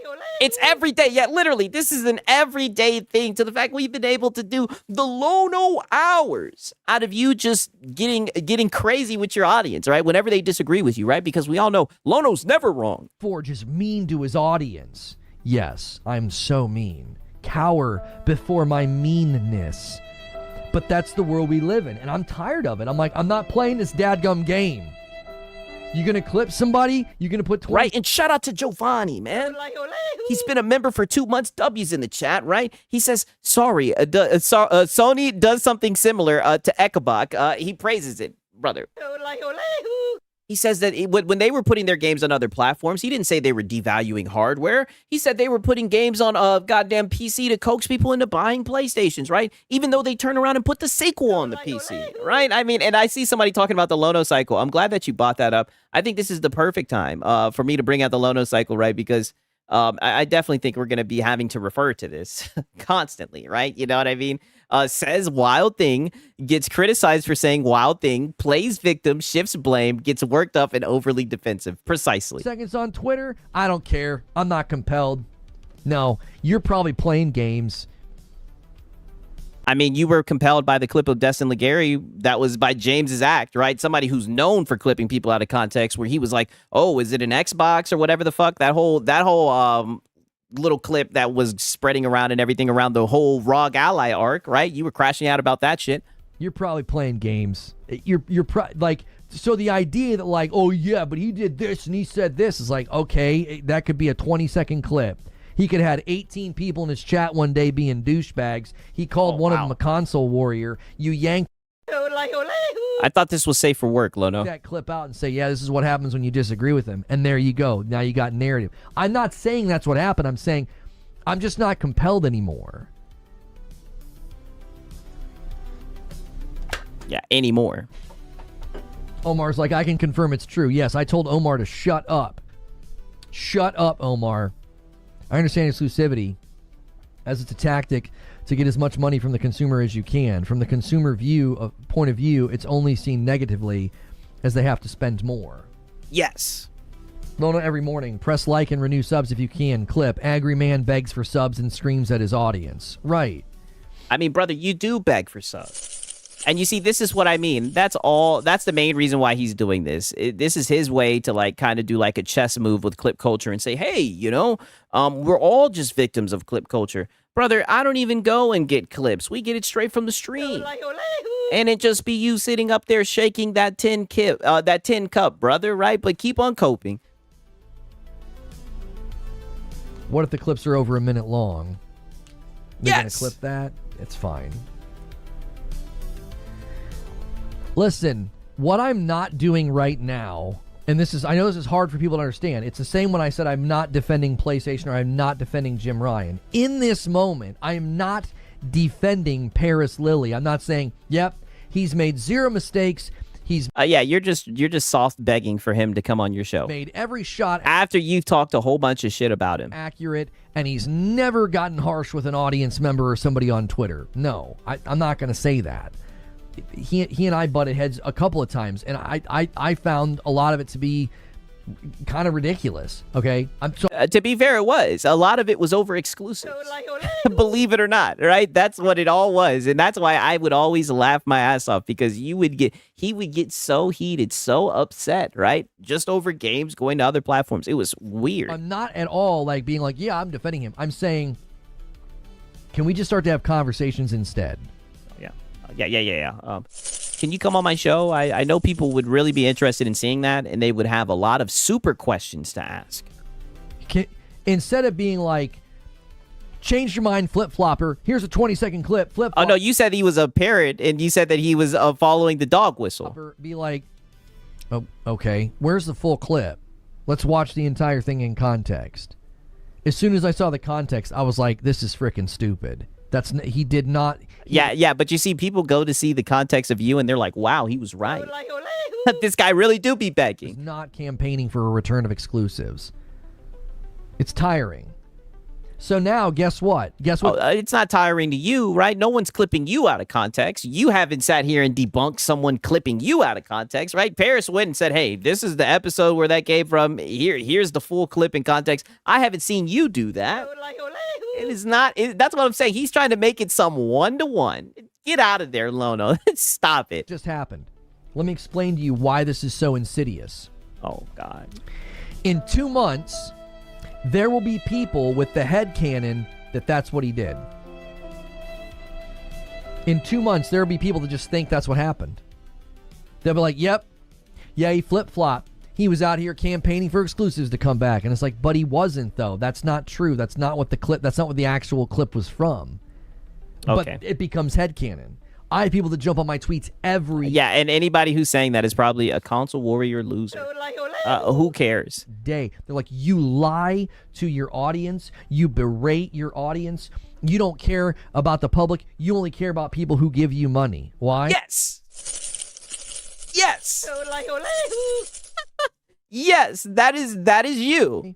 Some random clip from years ago where I was talking specifically about my Discord, and they still use it to this day to try to paint me as something that I'm not. It's a common brother. We started off the whole segment just showing this guy begging. And this is what I'm saying. This is what I mean, right? He's trying to hide behind this and say the same thing happens. The same thing happens to me. People clip me out of context. No. And if that was the case, then you should easily, right? Since you want to make this a one-to-one, then you should easily be able to go to that clip like Paris did, right? And just debunk it really quickly, right? But you can't. You never will. But you'll sit here and keep on claiming that you got clipped out of context when that's not the case. Tactic. And the best way the best disinfectant is always going to be light. Like, just give people the opportunity to have a conversation. Give somebody the opportunity to explain themselves instead of buying into this clip nonsense. Oh, but that's not what you did. You called him an astroturfer. Because all you're doing is perpetuating nonsense. You're perpetuating this idea that, like, in 2 months, everybody's going to think, yep. Yeah, he's trying to hide behind Paris now. Correctly. I said correctly. Correct. Exactly. You guys understand what I'm saying. That's exactly what he's doing. Everybody started campaigning for exclusives. People are doing the same thing to Jez. Jez isn't campaigning for exclusives. Jez said they're having conversations about it. He also said, I don't think it's coming back. Yeah, no shit. Do you see the problem? It's like, it's impossible to have a conversation. He loves to call people fanboys and make fun of them when people have different opinions. Shout out to Paris, right? The fanboys will always get made fun of, right? Half of you guys are like middle-aged, and you be caping for these fucking corporations. Iron Lords and Boomstick and other channels, it goes back years. Wow, shout out to Disco Fabio. He says he must have exhausted the financial gain from being adversarial. This is a cycle in itself. Yes, brother. Yes, it is, brother. That's all I'm saying. Like, brother, it is very complex, right? All I can say, right? I see somebody saying in the chat. Just platitude after platitude after platitude. It is just platitude after platitude after platitude, right? Just wait until you see this shit. Right? Paris says, I 100% make fun of them, right? As you should. As you should. And the funny thing is, he's one of them. He's a console warrior, right? And they're jobless losers. Yes. And he's one of them. A console warrior without a job. Yes. Well, listen. These locals love to deflect and hide behind others. Yes, precisely. I don't have all those receipts. I don't know the context. I do not know all the context of all that stuff. You know. Brother, I guarantee you there's probably a shit ton of clips in his Discord. Crashing out yesterday with one of your usual haters. They even clipped when you... Oh, and this is Nicola. Right? This is Nicola and everything. This is Nicola putting a battery in his back. And you guys aren't going to believe, right? We're going to take a trip down memory road for this one. You guys are not going to believe what gets brought back into the fold. I was crashing out yesterday with one of your usual haters. They even clipped when you joked about your friend in high school dating a girl you had a crush on. Oh, yeah, when he got cucked on prom night. I don't know why he shared that. Yeah, that was 27 years ago. Yeah, and you brought it up, right? And you brought it up on your live stream. If they think that's a gotcha on a guy that's been married for 19 years with two... Oh, I'm married. Yeah, I'm married, guys. Yeah. Right? I'm married, guys, right? Just like DSP. That's not a gotcha. I'm married. I'm happily married, guys. Kids, okay. That's a self-report if you think that's a gotcha. Like, got him 27 years ago when he was 17. Yeah, Cope laugh. His friend dated a girl that he liked. Yeah, I was... Oh, wait, but that's not what happened, right? That's not what people are laughing about. People aren't laughing about, your friend dating a girl that you like, in fact, right? In fact, and you see, he likes to talk about receipt pulling, right? Because this is already turning into a hood classic. Right, I seen when I documented this shit, someone commented, right? They were like, Batman couldn't have beat this information out of me, right? Pause. But Lono just shared it with us, right? So let's take a trip down memory lane. This is what people are laughing about, Lono. Skipping school for a trailer is wild. Now, skipping school for a game release, we would forgive. My friend growing up, his name was John. He actually learned Japanese and worked at Capcom. I don't know if he's... Like I said, all this information came out unprovoked. Like, this is just information he chose to share with us, by the way. Like, he wanted to work in gaming so badly. He literally did that. Moved to Japan, learned Japanese, and got a job at Capcom. Like, I should reach out to him and be like, hey, dude, are you still over there? In any case... When we were freshmen in high school, the Nintendo 64 came out, And his parents, they kind of let him do whatever he wanted. He was one of those kids, but he was a good kid. Sometimes if, like, parents let you do whatever you want, you end up being a total just terrible person. And he was actually a really sweet kid. And we had a lot of fun. We played video games all the time. Right, and shout out to Gourmet. He says, I'll admit, I was a console warrior when I was 7, but like any human with a working brain, I grew up and it stopped, right? Wicked word. That's what you would assume, right? That's the craziest thing about this space, brothers. They will console war in broad daylight, right? They'll get in front of a camera and do all that goofy shit. Easy content, right? Shout out to Gourmet. He's the guy that I went to his house for prom and played Okay, see, now pay attention. He went to his house. Now this sets the, I'm here from a context. He went to his house on prom, and listen to this. Video games all the time. He's the guy that I went to his house for prom and played Turok all night instead of going to prom because he went with the girl that I had a crush on. It was complicated. So you sat at his house playing Turok while he took the girl that you had a crush on to prom. I mean, brother, you gave this information. You let everybody know that you got goddamn cucked on prom night, unprovoked. Don't you get mad that we sat here and we laughed at this, right? I'll never forget. I was listening to this shit live, and I couldn't believe that you said that. I'm like, man, he's really looking out, right? He knew the pack would want to hear this. In any case, when the Nintendo 64... And then listen, and then he ends it with the girl that I had a crush on. It was complicated. In any case... Yeah, it was complicated, right? Yeah, couldn't beat this info out of me, man. I know. Insane. Now he's getting mad, right? Now he's getting mad that people are making jokes about it, right? Because it's very silly. I was a kid. I was a teenager. Yeah, it was 27 years ago. And you brought it up. And you know what they say? They say the past repeats itself. And yeah, it was 27 years ago, but you brought it up out of nowhere. Yeah, he got the Sneeko special. Yes, and then he turned around and told everyone on some Sneeko shit. You can't make it up. Yeah, the low-cow gene. A lot of swearing, but it's about clip culture. What is this? Okay, right. Now peep this shit. Here, the thing is that... Because he's going to go back, and now he's going to really start playing the victim. Again, I'm not out here campaigning to defend another person. Yeah, I mean, you're really just making it about yourself and trying to say, hey, I'm a victim of the same thing. The same thing that happened to Paris Lily, which is so wrong, happens to me. People do that about my context. About my content. Only no one clips you out of context. I'm saying in this particular instance... Yeah, 27 years ago, but it's still fresh in his mind, yes. Clip was... It's false. It's not what he was saying. If you want to call him out for if he insulted you or insulted somebody else or he... I mean, you called him out and he didn't insult you. He blocked somebody else. That's fine. Whatever. That's not what I'm talking about. I'm talking about there was a clip being circulated and it was totally false framed and it was totally misrepresented. So... Yeah, and it got debunked quickly, right? Because that's usually what happens to those types of clips, all right? But it doesn't happen with yours. I wonder why. It begs the question, how many times has that happened over the years? Oh, God. And then that person starts to develop a caged animal mentality. They start to feel like everybody's after them. Everybody's out to get them. From that side. I did that. I'm speaking from experience. Oh, Lono was just a caged animal. Everyone was out to get him because they were clipping his dog shit takes. When he was out here sneak dissing, talking shit about other creators. I mean, you guys hear it, right? That's what I'm saying. This is like a position of power for him, just playing the victim. That's like his go-to position. I had that experience. Very much projection. I had people doing that to me, clipping me, misrepresenting me, and what did I do? I got this caged animal mentality. I started lashing out. Well, why didn't you do what Paris did, right? And the funny thing is, Paris really didn't have to do it, right? But Paris got a clip, and he proved that it was out of context. Why don't you do that, Lono, if that's what people are doing to you? People... I had a guest on last week that I lashed out at. Yeah. Eric Cuts for the win. Comes on, does a show. Yeah, you've lashed out at just about everybody. With me last week. Shit, you lash out at your audience every day.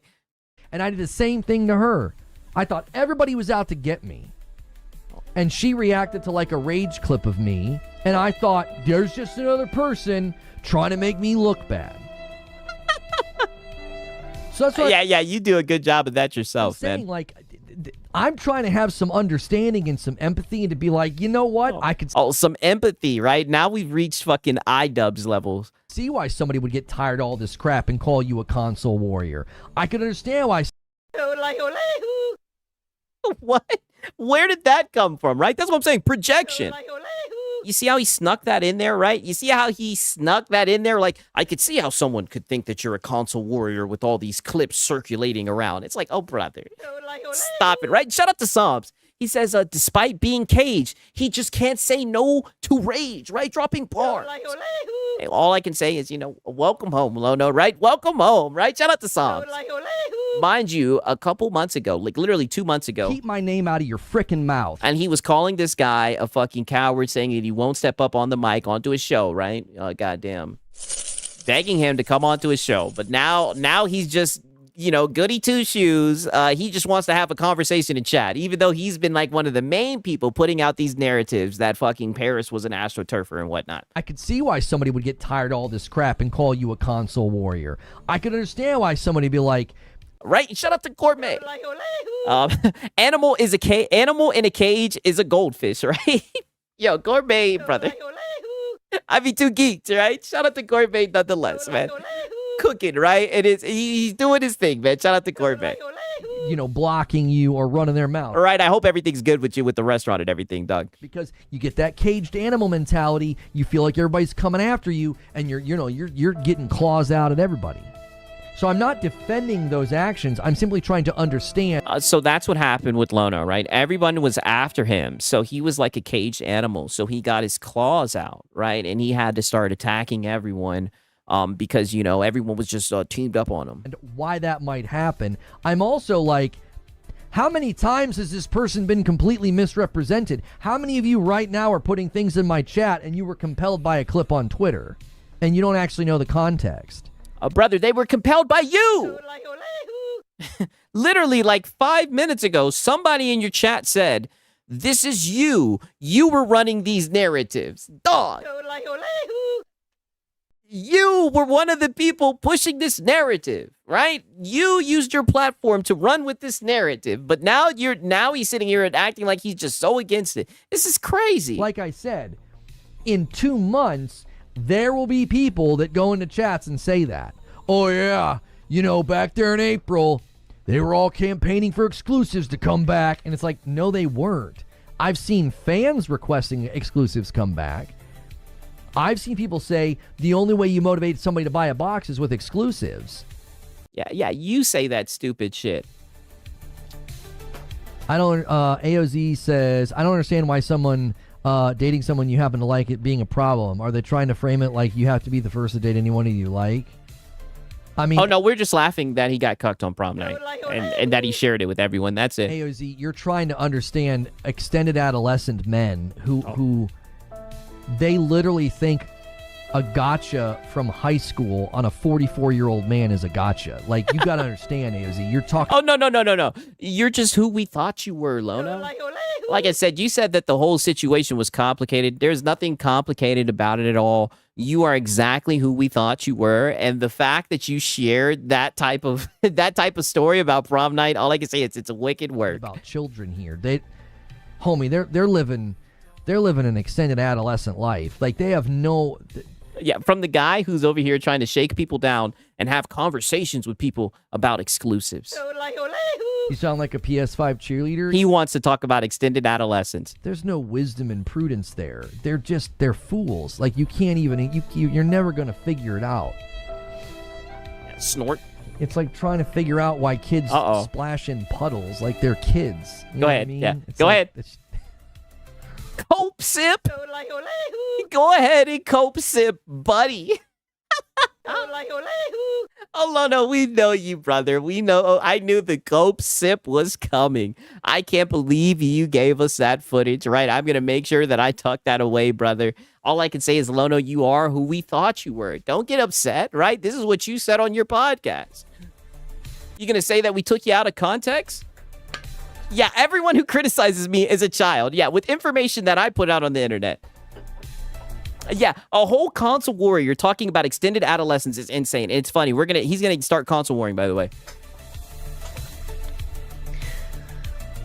I'm just saying, I think we should be better. Content creators especially. This is where it irritates me the most. The Twitter rabble is... you're still making it about you, right? Because we all know this really didn't have anything to do with Paris.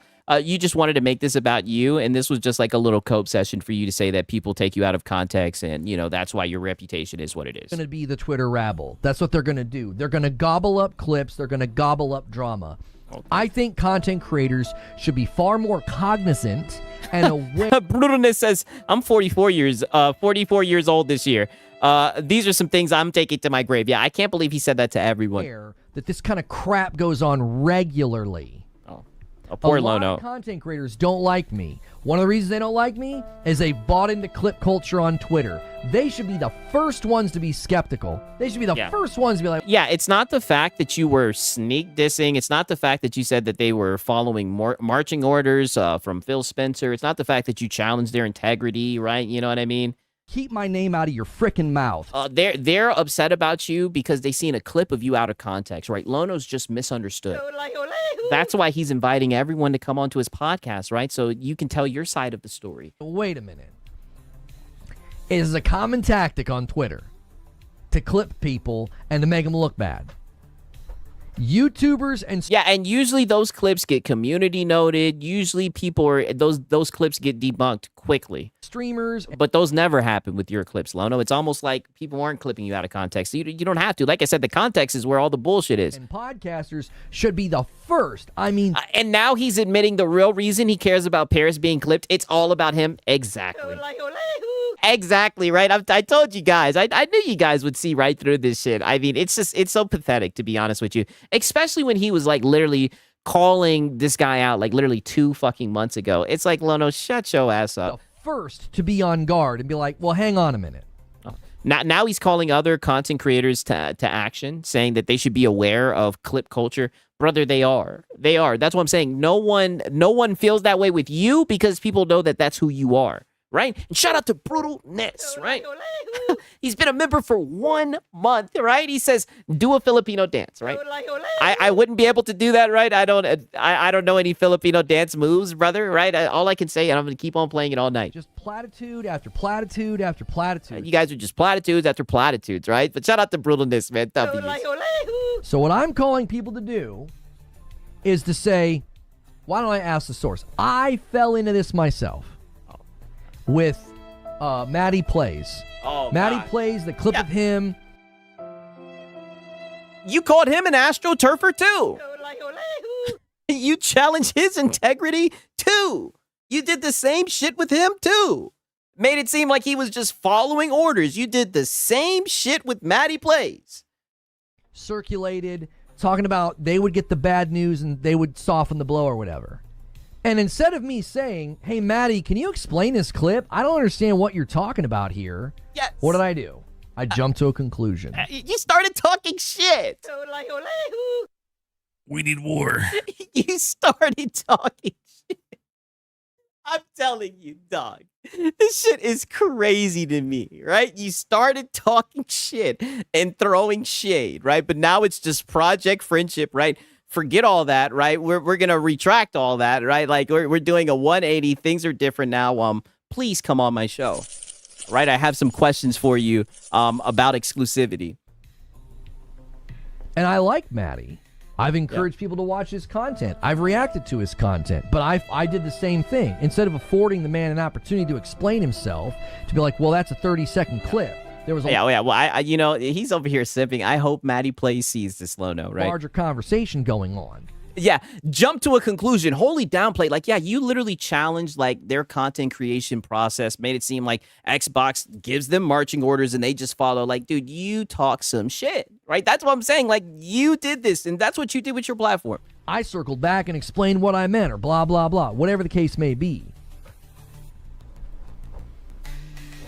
I just think we've wasted, content creators especially, we've wasted a ton of time being angry at each other over things that weren't even said or things that were misrepresented. Like no. Right. The people that have issues with you, right? The people that laugh at you are talking about stuff that you've said. You're trying to make it seem like it's stuff that you haven't said and people took you out of context and everything. Don't get me wrong. That's what happened with Paris. That is not what happened with you. And if that was the case, right? Yeah, who's we? Exactly. If that was the case, then you could easily debunk it quickly, right? But you'll never be able to do that because you know it's not the truth. Yes, the Prince of Platitudes. You know what I'm saying? I'm exhibit A of somebody who literally has people who hate me, block me, and think I'm a garbage human being. Why? Because of clips. They've never... No. Because of how you run your show, because you talk shit, because you're a console warrior, like right? A PS5 cheerleader. You be e-begging, right? And I don't even think it's that people hate you, right? They just think you're goofy, and more than anything, like, you know, it's very cowardly how you always make things about yourself and how you always try to play the victim, right? Now, this shit is just Come and crazy. just ask me like, hey, what was that about? Why'd you say that? A $5 super chat from Madeira. Okay, right. So that's the end of that shit. Then he says Madeira, right? It's Madeira. It's Madeira, Lono, but I'm not even gonna get into that, right? So now we have a little bit of console warring, right? Because would it really be a Lono stream if he didn't start cheerleading for PlayStation? By the way. He's mad that he has no friends. Meanwhile, Salt Shaker's doing group content every Friday. Yeah, talk that shit. That is a good point, right? The clips actually hide the worst of Lono. Yes. Yes, because I'm going to be honest with you. You guys know, we've been documenting a lot of these streams. I mean, man, that console fanboy rabbit hole, brother, does it run deep. Like I said, just saturated with nonsense and business, armchair LARPing, right? And just, you know. You sound like a PS5 cheerleader. And really just PS5 cheerleaders. Right? Shout out to those Salt Shaker guys. Exactly, right? For real. Yeah, shout out to you, Delta. Thousands? Oh my gosh, I said 90,000. 93 million. Not taking away from what Jim did. PlayStation's been outselling Xbox. Okay, now mind you, this is about Jim Ryan and everything, and I think this chatter actually made a good point. 93 million. Not taking away from what Jim did. PlayStation's been outselling Xbox for 2 gens now, but also need to factor in that Xbox has been imploding for 2 gens now. PS5 made more money than PS2. Yeah.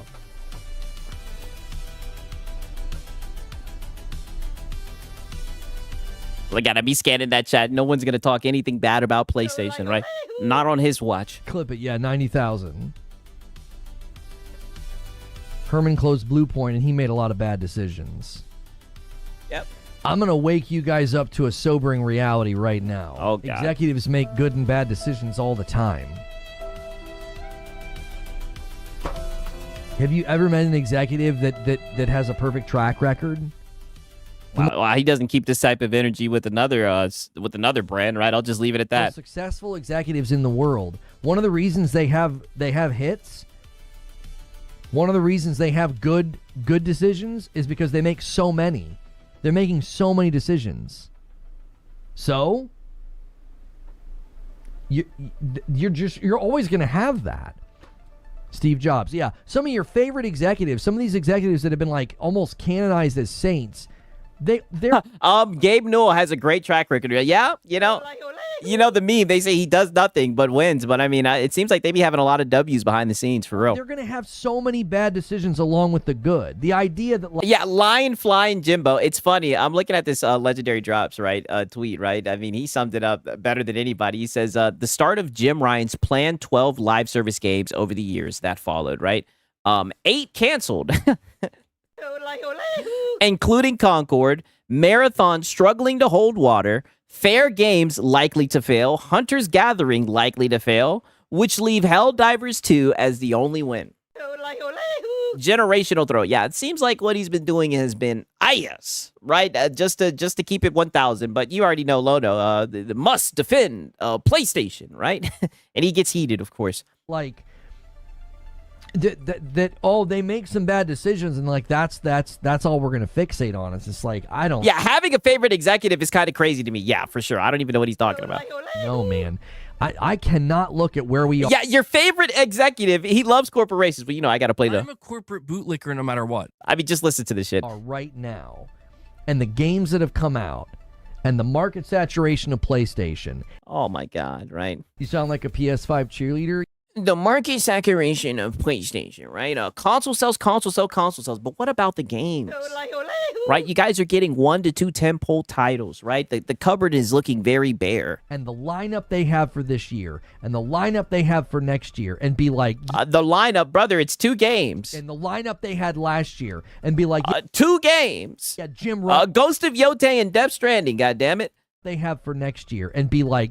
And the lineup they had last year, and be like, yeah, Jim Ryan set us back. What the frick are we talking about? They're talking about all the failed live service, right? And how there's fucking only 1 to 2 exclusives, right? Even though you guys love to cape for exclusives, say that's the reason why you guys bought the console, right? Even though we look at the exclusive games and the sales don't show that. You guys are getting 1 to 2 tentpole titles a year, or that's what people are talking about. Things have been so good. Gaming is in such a great place. And I mean, is it, right? The console hardware all over has just gone up in price, goddammit. I mean, you're getting flop after flop. Is it really in a good place? Listen, one of the reasons... lineup is absurd. Dude, even calling it a lineup, in my opinion, all I could say, him calling it a lineup... Just platitude after platitude after platitude. I mean, the lineup is just 2 games, brother. Let's have some real talk here. One of the reasons some of these games are getting to experience so many sales is because one platform actually saturated the dadgum market this gen. There he goes. You sound like a PS5 cheerleader. Yeah, one platform actually saturated the market this gen. There he goes, all right? Console warring. And I mean, I'm telling you, this is just a Lono stream. There's actual consumers that are satisfied, have a console, and they're buying games in large numbers. Yeah. Yeah, just not the exclusive ones. Yeah, they're buying Madden, COD, and FIFA for sure. Be like, yeah, he set the gen back. There's 93 million. Yeah, he set the gen back. I'm pretty sure he's speaking about Jim Ryan. I mean, like I said, I'm just going to keep on referring to legendary drops, right? You know, Lono can't stand legendary drops, right? 8 canceled, including Concord. Marathon struggling to hold water. He talks about that all the time. Fair Games is likely to fail. 100 Gatherings likely to fail. I mean, it's looking like a throw, Lono. It looks like anybody who's not... You sound like a PS5 cheerleader. Can look and say, hey, man, the output, right? Cadence. They love talking about cadence. It's just dog shit. PS5s in circulation. Do you want to look at the sales breakdown of a lot of these games and third-party companies that sell their games? Do you want to look at the breakdown of where most of the games are sold? And then you want to talk about who's holding back what and who's holding back the industry? Oh, he is seething. It's absurd. It's like because we like Shuhei, that's what we're going to run with. Wow. I'm just like, what are we even talking about? Like, look at the sales of some of these games and look at the number, look at the breakdown. Yeah. You have a very strong and very successful gen right now at PlayStation.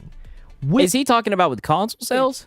Is directly related to the health of some of the industry aspects right now that are happening. Like, he literally just said nothing with that statement. So to act like, oh yeah, it's all been set back and it's all terrible. It's like, what? Huh? Yeah, they're just asking, where's Faction? They're just saying there's a lot of canceled games. There's been layoffs, 1 to 2 tentpole titles, right? I mean, like I said, it seems like the cupboard is bare, and I know how much you guys love exclusives. You sound like a PS5 cheerleader. It just doesn't look like you guys have a lot of those, you know? All right, TARDIS Gamer said, yeah, kids want gaming PCs these days to emulate their favorite streamer. Nobody checking for consoles except for the longtime fans. Yeah, that's facts, brother. 1000% fans. Facts, right? Now peep this shit, because this is what he says literally like 40 seconds later, right? He then follows it up by saying this right here. This is what's so funny. And this is what I mean. This whole, and it's going to kind of go back to what he was talking about with, like, you know, clips. People clip me out of context. I mean, just listen to this dumb shit right here. And didn't he reject Resistance 4 being made? Yeah, I think you know, there'll be videos this weekend claiming I'm defending Jim Ryan. That brother, that's what you're doing. Like, this is what I mean. Like, brother, this is the logician, right? Now, don't get me wrong. He is breaking the fourth wall. But he's like, there's going to be clips of people saying that I'm defending Jim Ryan. I mean, that's what you're doing. And you got pretty heated, right? All you were talking about was console sales, right? But that's precisely what you did. And because that's like the height of intelligence when you have a nuanced conversation. Oh, yeah, we're just stupid. Right? We're just stupid. He wasn't defending Jim Ryan, right? When he was saying all executives make mistakes, your favorite executive, right? You sound like a PS5 cheerleader. I mean, you guys picked up on that, right? Like, what the fuck? Who has a favorite executive, right? We were all just imagining, or we're just stupid. We're just so stupid that he actually wasn't defending Jim Ryan at all. Like, you can say he made mistakes. I've been very critical of how he was too bullish with live service. He shouldn't have. Oh, brother, you were just glazing the market saturation with the PlayStation consoles, right? But all I'm wondering is, how does that benefit the consumer? Right? You know, everybody and their mama is buying a PS5, right? But what does that do for you guys? All right? I know the word on the street is that you're a stockholder or whatever, right? But I mean, let's just be, how does that benefit the consumer, right? Where's the fucking games, right? And all they're putting out is live service shit, and them shits is getting canceled, or they're dying.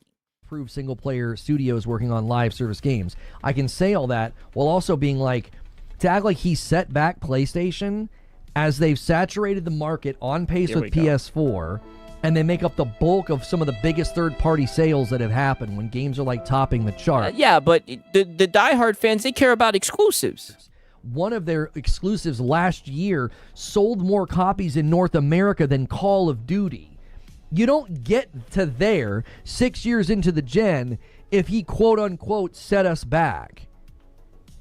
I don't think people understand, like, the important... And now he's talking about Ghost of Yote, right? I think that shit sold like 5 million. I just... Like I said, 1 to 2 tentpole title and 90 million console sales. That's what, you know, you guys are sticking your chest out about. Of saturating the market with your console. How? Yeah, 40-something and 50-something-year-olds holding the line for consoles. It is wicked work. Wicked work. So mad that the narrative is that this was a disappointing gen, right? So upset that that's what people are saying. How important that is to have a saturated market with consumers who are spending money. Oh, yeah. Yeah. Be a good consumer. Yeah, dynamic pricing and everything. Yeah, they're paying to access your internet and everything. Yeah. All this bluster and all this talk about, like, you know, shills and fanboys. Yes. And oh yeah, you guys are suckers and you pay for games and you pay for this. Yes. That's one of the main reasons that the industry is doing well. If they're be a good consumer. Oh, so you guys are the ones holding up the industry. Aspects of the industry that are doing well, that's one of the ones that are doing well right now. Is like people are spending money. You want that.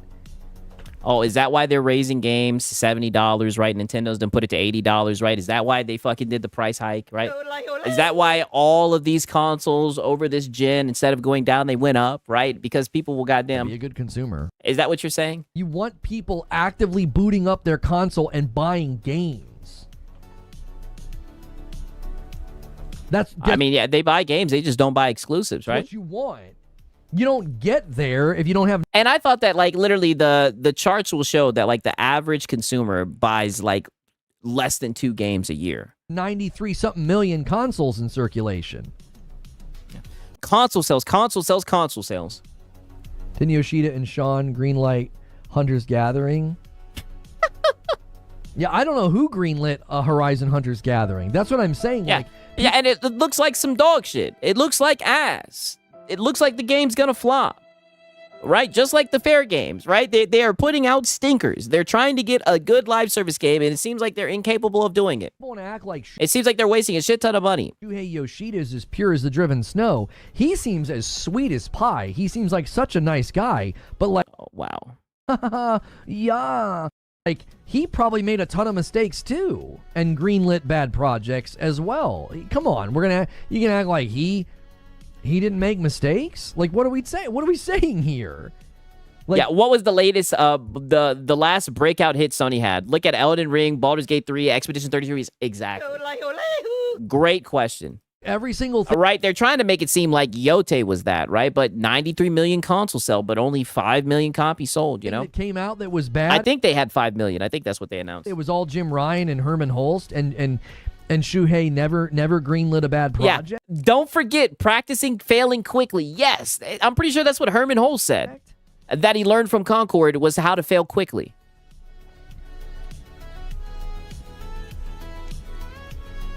The bright side of the whole Sony live service exploration from first-party studios is that A, it was done during a time when the investment was silly and those studios could absorb a failure or pivot away, and B, those studios no longer have a what-if mindset and reinforce their core gifts going forward. Sometimes the best results can come from heavy failure. I mean, I agree with what you're saying, Gandalf. I think one of the best things to come from all of this is that PlayStation is 100% recoiling from having studios work on live service games. Nope. Not happening. Right? How? What is he talking about, right? And shout out to Lobo Gaming. He says the Ack Diddy arc is over. It got removed by YouTube. Oh, wow. They goddamn... I hammer them. Crazy, right? We're going to have to pour one out for DJ Ack Diddy, right? God damn it, right? He said he was waiting outside every single time he was waiting outside. Just know, I would always, whenever I'd go on break, I'd look out the back door and everything. But he was scared. He was nowhere to be found. Right? Shout out to Lobo Gaming, man. I mean, just listen to this shit. Which is why I'm baffled that Fair Games is still going forward. Yeah, it's almost like they're not recoiling from the live service games. What are you talking about? Pirates didn't realize that if everybody pirated games, there wouldn't be games to pirates to begin with. Yoshida greenlit Concord, just saying. Is he the one that greenlit Concord? I thought that was Herman Holz. Yeah, whoever greenlit it, right? Someone at PlayStation greenlit it. God damn it, and it failed. The quickest, the biggest failure in gaming goddamn history, right? But, sweeping under the rug. Everybody makes mistakes, dude.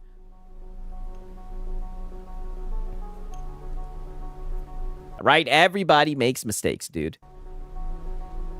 Lono loves Project Helix.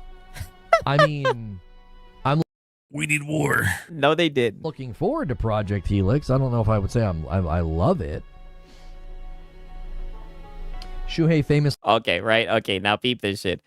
He hammers him. Oh, brother. Okay, now peep this. He ends this with a little bit of a coping about the Ubisoft creator program. By the way, apparently he got kicked out. He got kicked out of the Ubisoft partnership program, right? And of course, you'll never guess whose fault it is. It's going to make it easy for publishers to argue against him, and I worry that he did that. Are you a Ubisoft creator? No. They removed me from their program because somebody sent them an email, which is a form of tortious. What was the thing that I saw somebody talking about? Softful, Lono. Nothing's ever his fault. He was removed from the program because somebody sent an email, right? I don't know. I'm pushing X to doubt. Like when you, to be fair, I didn't know he was in the creator program, but felt it soulful, Lono, soulful after all that caping you did for Ubisoft. Actually reach out to a company and you try to interrupt their business. Business. It's tortious disruption or whatever. Oh, yeah, he had to Google that. It's like literally civilly actionable, but that's the world we live in. What happened to me in 2020 was that, by the way. Oh, wow. Oh, you know what I say? It's a day that ends in Y, right? Large-scale tortious disruption, just voluntarily trying to disrupt and harm someone's business. And that being the stated goal out loud by many people. I mean, brother, who is he talking about? This is what I'm saying. Everything that happens to him that's a negative is someone else's fault, and it's always somebody out to get him when all people are doing is just looking at his content and just laughing at him. That's it. Yes, it sounds like what he did to Willpower. Well, he just wanted to let people know that he just wanted people to know about the marketing, right? You know what I mean? That's all that he wanted, goddamn, right? Okay, now peep this shit right here. Right about here. Yeah, he is, dude, such a joke. I'm telling you, he's really in his victim arc right now. But I tell you guys, that's like a position of power for him. Poor because I gave you $50 one time a few years ago, but maybe that's just me. Well, it's a different mentality about ownership. Like, I think the difficulty for me is I don't feel like I own an online game the same way that I own a single player game. Now, this is my perspective, so this isn't factual, but I'm like, I don't really feel like I own Helldivers 2. 1 second. I'm trying to make sure I got the right timestamp. Goddamn. I don't. I don't feel like I own it because I understand it's built on their and runs on their infrastructure. And if they go away, I'm like, yeah, the game won't work anymore. It's not a game that I can boot up without internet. It's not a game that I feel like I'm going to be able to boot up in 20 years and be like, hey, kids, my grandkids, right? Yeah, y'all don't know nothing about no Helldivers. And I want to show them Helldivers. I don't know. For some reason, that's never been to me an expectation as a consumer that, oh, I bought an online game. I better get access to this game in perpetuity for... I think this is him going against Stop Killing Games, right? Or arguing against it for an online game. I don't know why I have this shit documented, right? I can really care less what he thinks about this shit. But, I mean, it is somewhat of a wicked premise, you know? Forever. So even if the company goes belly up, I should be able to boot up and play some Helldivers with my boys. I mean, if you paid for the game, goddamn right. Here's my frustration with it. I don't know where the hell the timestamp is, right? Your boy Sig's messed up. Like I said, I'm not trying to go through his take. But as you can see, of course, you know he's going to side with the corporation, goddamn. Let me see if I can find it.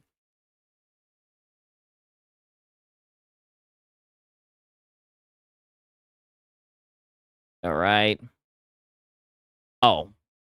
Okay. Oh, my bad, right? I guess I just put it in wrong, completely wrong. Oh, I did. I'm tweaking. Here we go. My bad, goddamn, right? My bad. Let me see if I can if this is it right here, right? Your boy Six is fucking up. We have the Soros embargo dropping, and then we're gonna keep our eyes on the prize for the rest of today. We'll figure out what we're going to talk about tomorrow. A great reason to be a member, guys, is because when the day ends on YouTube and Twitch, the day doesn't end for you if you're a member. So right now, if you're watching on YouTube, consider clicking join. Yeah.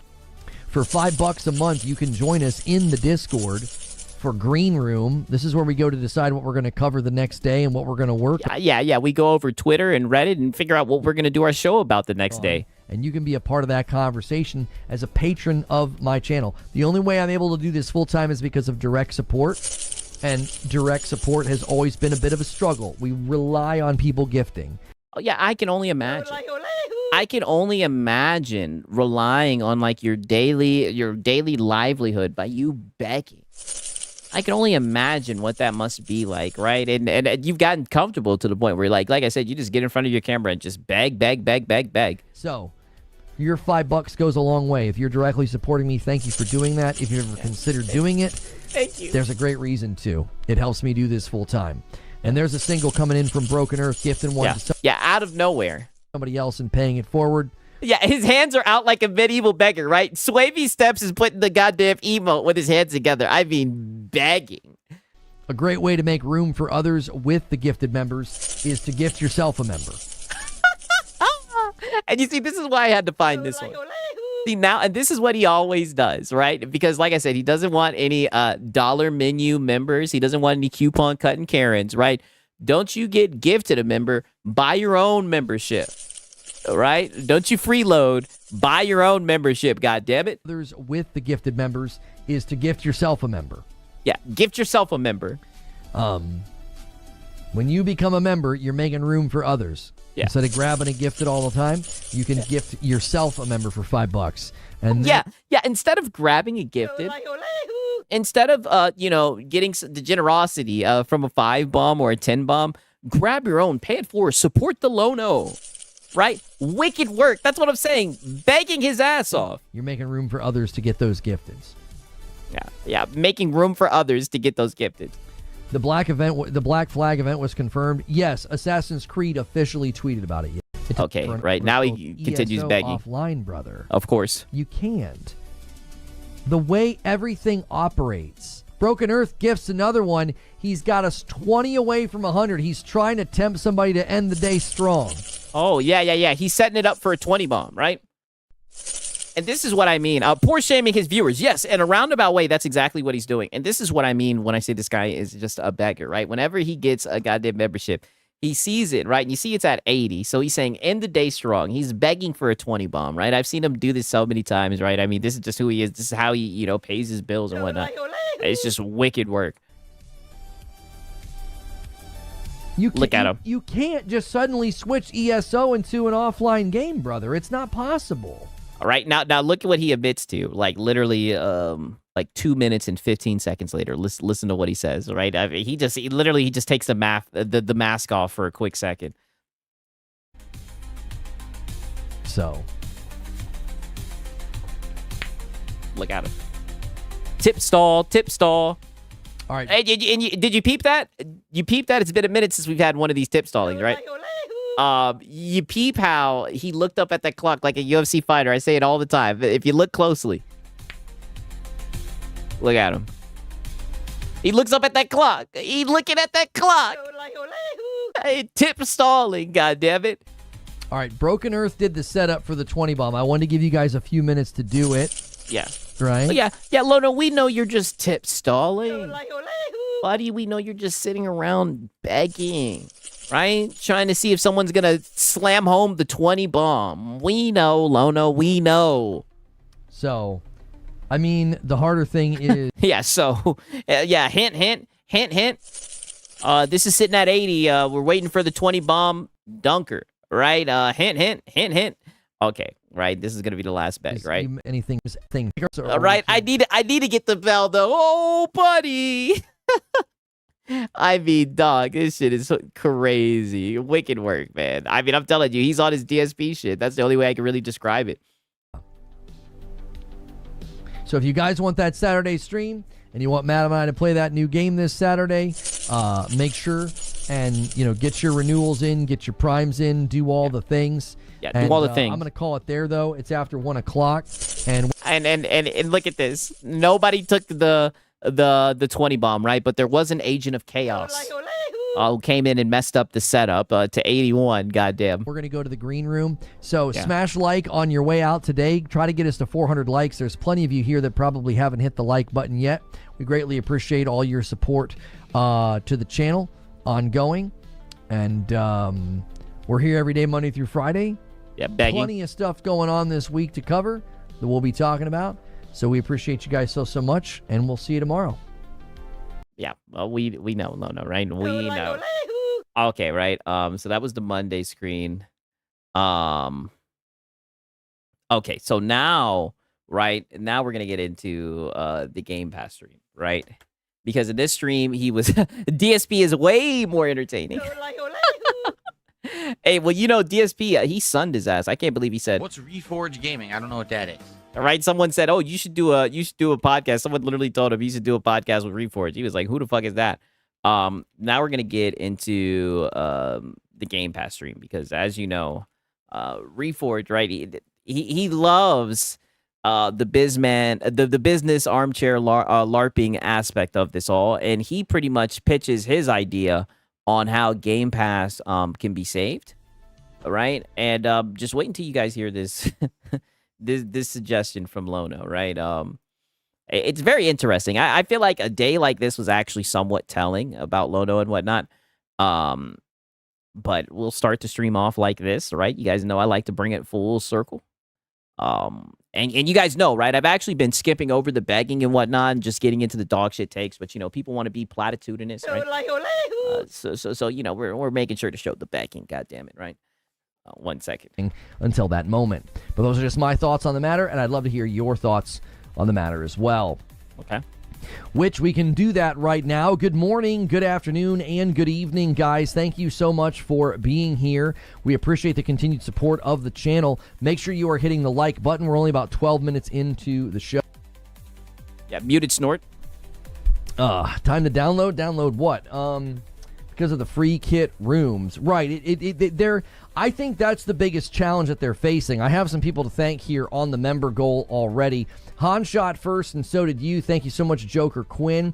And then DK Bager gifts one. Then DK Bager renews. And then DK Bager gifts another one and gets us to 85. A little behind on pace this week, but that's okay. Yeah, I mean, a little bit behind on pace, but that's okay, right? So I just want to keep you guys up to date with that. So it is looking like he's behind on pace. Hopefully the guys rally. You know, maybe some of the big boys can show up with the bat signals and whatnot, drop some farty bombs. Yeah, real Lono hours. Listen, I told you guys, right? Unfortunately, I'm not going to be here on Friday, right? But I wanted to get you guys something right to get you through the day, right? Pause, right? Okay, now peep this shit. Because there's more. there's more, goddamn. All right, so this is how he starts it up because, mind you, this is all, to be fair, all of the stuff that he's saying right now is before the official Game Pass came out, right? But before the official update to Game Pass. So pretty much he's going to sit around thinking about, hypothesizing what changes that Xbox could do. Yeah, unfortunately, I'm not. I'm going out of town. I'm going to be on a cabin trip, right? With my lady and whatnot. So, yeah, unfortunately, I am going to miss you guys, right? We've had a pretty good streak, but don't worry. We're going to be right back on business the following week, right? I should be on Monday. I'll be back on Monday, right? I should be back anyways. But yeah, love you guys nonetheless, right? But I'm sorry, right? Just want to make sure I remind you guys about that. But pretty much he's just suggesting some ideas on what could make Game Pass better, right? You know what I mean? A black man to go camping. Hey, listen, they're trying to get me to go camping. There's gonna be a cabin. I know there's gonna be a hot tub and some Wi-Fi. I know I'm gonna keep my Steam Deck, right? God damn it! I know I'm gonna keep this shit tucked on me, right? Anywhere that I go, I'm gonna have this bitch on me. I think we'll be all right, right? And I also know my Hawks, they're gonna be cooking the mix. But nonetheless, right? Here's Lono's takes, and mind you, this is before they confirm what they were actually gonna do with Game Pass. This is Lono's takes right here, by the way, on what they should do to fix it. Because they could get mad. I got the PS Plus Premium when I got my Pro. It's worth it to have access to games, at least at the beginning, before I own games to play. Yeah, I would like more and more of the subservices to lean into game trials and game demos. Like, I think that's what Game Pass should be doing. Wow. That's what Game Pass should be doing. Trials and pretty much demos, right? He pretty much just wants it to be like PlayStation Premium. I think Game Pass should be charting a course of, like, plenty of people use Game Pass to try out games. So lean into that. Like, let people try out games, and then if they like them, they can buy them. That's what they do. There's been so many people who will say that they will try out games that they would have never thought that they would have purchased, and if they like it, they'll buy it. Or if they don't want to buy it, they don't have to fucking buy it. They can play it through the subscription service. But instead, he would much rather them take the most valuable part out of Game Pass, right? Really, the identity of Game Pass, being able to play, AAA games and whatnot, and nice indie games day and date. He would rather that be taken away. He wants it more like PlayStation Plus, a premium. You sound like a PS5 cheerleader, right? Just sounds like a PS5 cheerleader. They're gonna have to retain. They're gonna have to retain that value point to a certain degree. You know. Yeah, I mean, I don't know, right? And if you guys think that that's bad, right, it gets even worse, right? Don't worry, it gets even worse, God damn it, right? Now peep this, because he's going to continue with his Game Pass take, and he's going to share it with his audience, and the response he gets is interesting, right? I'll just leave it at that. I'm not going to spoil it for you guys. He says that because he thinks having the ability to play and finish a game is bad for the corpo. Yes. I'm a corporate bootlicker no matter what. And he's somewhat going to highlight that shit, right? Yeah, they already did it. That's what I'm saying, right? I mean, it's crazy. So he wants Xbox to have a shitty service like Sony. It's funny that you say that, right? Because these will be the same guys that talk about competition and everything, right? Like, it seems like, now granted, that shit was expensive as fuck when it was $30, and it still is expensive at $23, right? But that sounds like value, right? That sounds like something that Game Pass is offering with their ecosystem, right? That's a benefit that has more value than PlayStation, right? But of course, Lono wants to get rid of that. You know what I'm saying? And anytime he argues against it, he never does it from the position of the consumer. He always does it from the position of the corpo. I'm a corporate bootlicker no matter what. All right, you know what I mean? Let's see what he has to say, right? Like button. Everybody right now try and get us to 200 likes. It's Chill Will says, if day and date is being removed, would that make Xbox players start buying games, or is it too far gone? Damn, it was $39 in Canada. Holy shit. I use PC Game Pass. It's go to for me. I was on PC Game Pass for a minute as well, right? Now that they lowered the price, I'm probably going to get back on that shit, right? Pause, right? Crazy. Well, I mean, I mean, just look at the question. Would that make Xbox players start buying? Chill Will says if the like button. Everybody listening to me answer this question, take a quick second and hit the like button. Everybody right now try and get us to 200 likes. It's Chill Will says if day and date is being removed, would that make Xbox players start buying games, or is it too far gone? Well, I mean, Is this where the console losers hang out? I'm a corporate bootlicker no matter what. And you see, this is what I'm saying, right? This is the same shit that they hit us with, right? They try to say the same thing about us PC guys. They try to say that we don't buy games and everything. It's just very weird. Very weird pocket watching, right? They really want people to be a good consumer. They really want people to buy games. They don't like people accessing a game, right? You guys see how upset they get about piracy and everything. It's very weird. I mean, they've got to do something. They're not just going to stop playing games. Like, if they want a game, they'll buy it. I mean, that would be the thought, is that... Yeah, and people buy the games after they tried them. There are some people who do that. I think if you retain the value of what Game Pass offers people right now, which is the opportunity to play a game without buying it, and then if you like it, then you can buy it. Right? That's what it is now. Right? Like, that's the whole point. I'm going to answer Kitty Cat's question right away, and then I'll clear the queue. Have you beaten Mouse PI yet? Okay, so he's going to go into Mouse PI, and the dented take is going to continue. Right? And sometimes I bought games that are leaving Game Pass. Yeah, I mean, he even gives them, like, I said they even give, like, discounts and whatnot. You know what I mean? I am a PC gamer, and I buy games, never pirate. But I only buy keys. Yeah, most of the time I buy keys as well, right? Now I'm not going to pretend like I don't sell the high Cs, right? But I'll never get mad at people doing that shit. It's very weird how they really, really, really want you guys to buy games. Be a good consumer. That's all I can say. Minimize chat and hit the like button, boys. You got to do that. It's part of the deal here. Game Pass needs to have value, says Ginger, but it also needs to be second nature so you don't even think about it. I think Xbox players will buy games, but I buy Xbox games if they have the Play Anywhere tag. Again, I think Game Pass needs to retain the value of allowing people to try games. I think if you allow people to do that, there we go. They're allowing people to do that. Thank you, boys, for hitting the like button. I've got to ask twice now, it seems. Everybody ignores the first one. Yeah, you beg for everything, so just beg for them likes, Lono. What was I saying? Yeah, you were giving a dog shit take about a Game Pass. Go ahead. Game Pass. Yeah, Game Pass. Yeah. Yeah, there we go. I think Game Pass bad. Vast majority of people use Game Pass as like the ability to try games. They treat it like a buffet. So as long as they can still do that,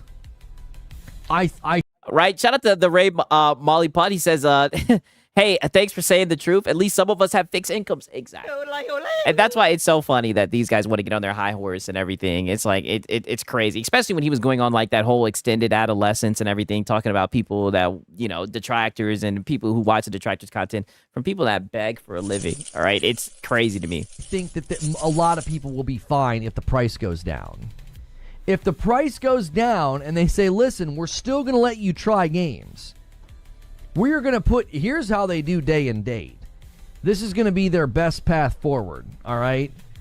Somebody send this to Asha Sharma. She can, you sound like a PS5 cheerleader. Oh, yes. Lono the Logician, right? Somebody clip this and send it to Asha Sharma, right? So she can take notes. Mind you, this was all before the update. He's going to get the update on the price going down or whatever. But right now, he's just throwing out ideas on how they could fix Game Pass. She can take some notes.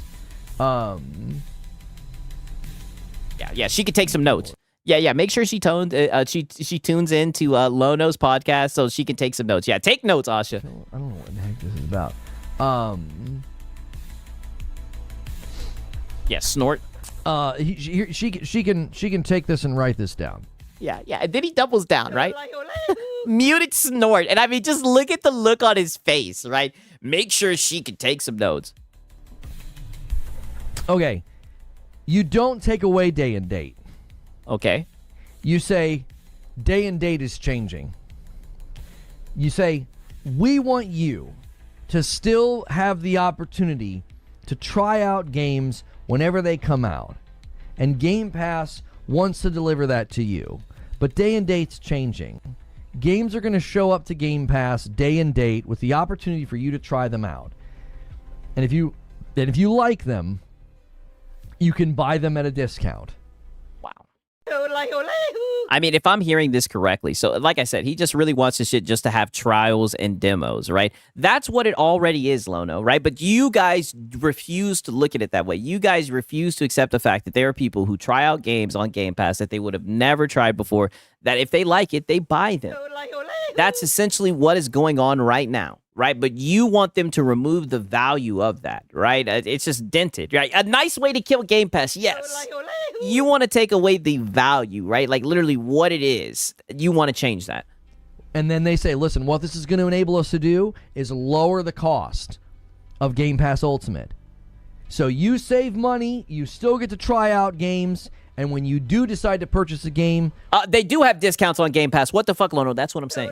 It doesn't matter. The fact that you can play the game in its entirety... Well, then you're not going to... be a good consumer. Right? Who's going to buy the game? They're being dollar menu gamers. They're being coupon-cutting Karens, right? I mean, come on. You guys should know this, right? We're also going to help you there and give you discounts on those games. I think that's one of the best ways they could keep day and date, but they'd have a reason and a justification for like, hey, we're going to lower the price for you.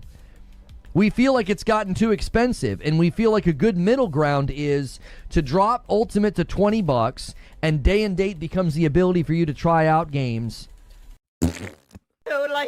I'm telling you, that sounds like dog shit. And then you get you still... doesn't that already happen? Yes, it does happen, because you get to try the game. If you enjoy it, you can buy it, or you can play it to its entirety, right? But he wants it just to be a trial or a demo. He thinks that would improve Game Pass, and he wants it to be $20 to play fucking trials. This dude's on some shit. You'll get the discount. Yeah, because Paul says you already get 20% off. And you still get the discount if you decide to buy the game.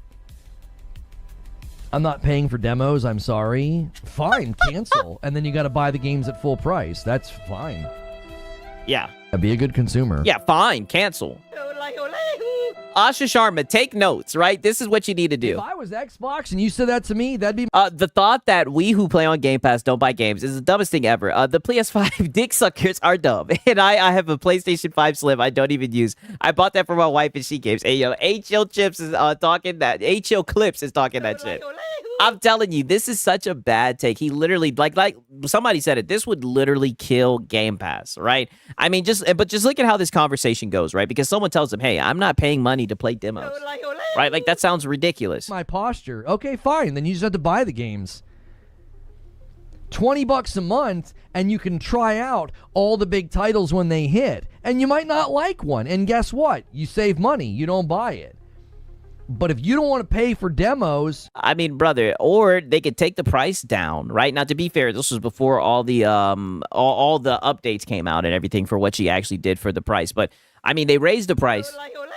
They could bring that shit down, and they can retain the value of being able to play games day and date, because that's always been the value of it. And that's why people always said that it was a good deal. I mean, you guys have seen. We documented this shit when the shit was real cheap. They said that it was unsustainable. All right, when it got way too expensive, right? Don't get me wrong, it was correct. It did cost too much. They said that they still were saying it was unsustainable. No matter what these guys do with the price, they're always going to have some type of nitpick or whatever. And you could tell he just really thinks that if people are playing the game on Game Pass, that they're not going to buy it, and that's bad for the business, right? Cool, kick rocks. And then when you want a game, you got to buy it. Be a good consumer. See, and this is what he wants. He would love, mind you, this is before, I'm going to keep on reiterating, right? Because you know what they say, hindsight's always 20/20. This was before they put out the update to let everybody know, hey, we're lowering the price to $23, which, you know, it's close to what it was before, but no cigar at the end of the day. But it is a step in the right direction, to say the least. But this is what he wants. He would love if Xbox did this. If Xbox came out and said, hey, you guys are going to have to buy the fucking game, he would love it so much, and he would applaud it, even though it'd be something bad for the fucking consumers, bad for people that use the fucking service. I'm serious. Like, this idea that, and I don't know if you're saying this, George, but this idea that, you're owed games day and date on a subservice. No, I mean, that's what they told him. That's what the deal has been built around. It's been built off of games, day and date in the subservice, right? Whether it's, the AAA games, the AA games, that's what they've built it on. If they go back on that shit, brother, that shit's going to be cooked, right? The fact that you're suggesting this, I mean, this is just crazy. They're not. It's clearly not working. $30 a month for Ultimate, and they're still losing money on it. I mean, I think they're just mismanaging their funds, right? And like I said, I'm not trying to get on my boardroom shit. But I mean, didn't they make $5 billion for that shit? Or maybe they just overbet on Call of Duty, putting that shit in there or whatever. Nonetheless, right? If they took away the day and date aspect, I think that shit would definitely kill Game Pass. Wait for sales? I don't have much money to spend on games. That's why I like Game Pass. Right, but if they dropped Ultimates to $20, brother, and you were getting games day and dates to try, you would still be benefiting from that. You would know what games to keep an eye out for on a sale. And again, brother, the value would have been lost. The value is being able to play games day and date to their full entirety. If you like it, you can buy it. Even though I know he doesn't think that, right? We all know what he thinks about people on Game Pass. He calls them dollar menu gamers, coupon cutting Karens and everything. Get a discount. You get 20% off when you buy a game through Game Pass. It would still help you. I'm not trying to be hard on people who are trying to like rub two nickels together right now. I know times are tough, but that would actually still benefit you. Brother, you know times are tough. But you want these people, you're literally advocating for these people to only play a fucking demo or a trial. So then they can turn around and be a good consumer and buy the game. This is what I'm saying. You would be so happy if Microsoft did that, right? Just go ahead and say it. Imagine that you sign up for Game Pass and there's like 3 or 4 games in there that you've been curious about, and you get to try all of them, and you decide that there's one in there that you want. That still is a huge benefit to you. That allows... It's nowhere near as good as benefit as being able to fucking play the game, right? For its entirety, right? Imagine paying for a demo. That's what he wants, brother. It's insane. To be not just frugal, but it allows you to know exactly what games that you're going to purchase. That's still a benefit. That's what Game Pass does already. You can play the game. If you like it, you can purchase it. To the consumer in a significant way. I can't. Yeah, it would still benefit you. It would still benefit you if the value was removed from your subscription service. This is what I'm saying. He does not give a fuck about consumers. This is what I mean. This is Mr. Pro Consumer Advocate Lono. He sees a good deal with Xbox, and let's just be honest, right? We need war. He wants that shit gone. He wants that shit out of there. You seen earlier in the stream, he was advocating for the shit to be more like PlayStation Plus, right? Or whatever the fuck. Brother, he just hates the fact that there are people that can play the game through the subscription service. We've already showed you guys him calling people coupon cutting Karens and whatnot. Try PlayStation games day and date when they come out. I can't. You can't. Bingo. Bingo. Wait a minute. He beat me to it. Did you guys hear that? It's still a benefit to the consumer in a significant way. I can't try PlayStation games day and date when they come out. I can't. You're right. It's almost like that's a benefit for being in the Xbox ecosystem, brother. Right? Not only can you play the game day and date, but you can play the whole entire game in its entirety, right? It sounds like a benefit, sounds like value, but you want to get rid of it, right? You want to get rid of it, man. Shout out to Web Day, right? He says he wants Game Pass to fail. Pony's jealous. Xbox wins. I mean, put it like this. They've always had some shit to say about Game Pass, which I think is crazy because I think that was definitely a really good deal, especially when it was extremely cheap. But even when it was extremely cheap, these guys had some shit to say, right? That's why I kind of always look at this shit as skeptical because, like I said, even when the shit was really cheap, they went after consumers and said, oh, it's not going to be profitable and all this shit. It's crazy. You can't just try out Soros. Now, they might put Soros on, like, the premium trial thing, but a lot of times they... Yeah, but you guys talk about my competition. Why don't you guys put your foot down, right, and ask them to put a game day and date into the service, right? But you guys would never do that. Because you guys care about the brand. Right? Or you know that PlayStation is going to tell you. Nope. Not happening. Right? Even though you know damn well not a lot of people are probably going to buy that exclusive, right? Who knows how many people are going to buy that game, but if it sells like Returnal, not a lot of people are going to buy it. But that's a great point. You're right. You're not going to be able to try out that day and date game through a subscription service. You were 1,000% correct, right? Shout out to Sponge Leader. He says Xbox Game Pass full game to play. Gonna leave. Xbox Game Pass full game to play, gonna leave, bye. Exactly, you know, and there's people in the chat saying that they've done that as well. You know what I mean? I've tried out games, I've enjoyed them, and I'm not gonna lie, I went and I bought them on Steam. I went and got a CD key and bought them on Steam, right? But, you know, I still was able to try it out through the service. You don't do that. They make you wait a month or two before the game's trials available. Sigs, even PC Game Pass price was lowered. Yeah, I know. I'm thinking about getting back on that shit. Pause. They would still have a lot of games in the service. That too, you'd still have a ton of games that aren't. I'm not saying every game would be a trial. I'm saying day and date, that's what they would do. Yeah, the best value of the deal, we were just going to take that away. And we're going to charge you $20. That's what Lono's suggestion is. Hidden Series says, it's hilarious we're still having this conversation 9 years later. At least people have finally accepted that the model isn't feasible. See, and there we go again with Game Pass unsustainable. No, the average person just didn't give a fuck, right? When there's a good deal, consumers take advantage of it. Consumers, when times are hard, people are trying to get the most that they can for their dollar, right? Most people aren't going to sit around in, business room, armchair LARP and think about how it's unsustainable. Think about the corpo. I'm a corporate bootlicker no matter what. Most people don't care about the corpo, right? I would rather not pay for a subscription service anywhere. I don't download or play any of those monthly games ever. I'm good on finances to buy what I want. Well, I mean, that's your value system. Yeah. Be a good consumer. And that's kind of consumer you are, and that's totally fine. What an awful idea. Yes. And look at the look on his face. Oh, brother, this might be a new emoji. He can't even believe it. He can't believe that someone just listened to this idea, right? He's probably pitched it in the mirror before. He can't believe that someone listened to the logician and they said, wow, what an awful idea. Yeah, what a I was listening to this. At least I know I'm not going crazy. What a terrible idea to remove day and date. It sounds like you want to kill Game Pass. Okay, well, you suggest a better idea. I think we're operating on the premise that day and date's got to go, brother. It's too expensive. Wow.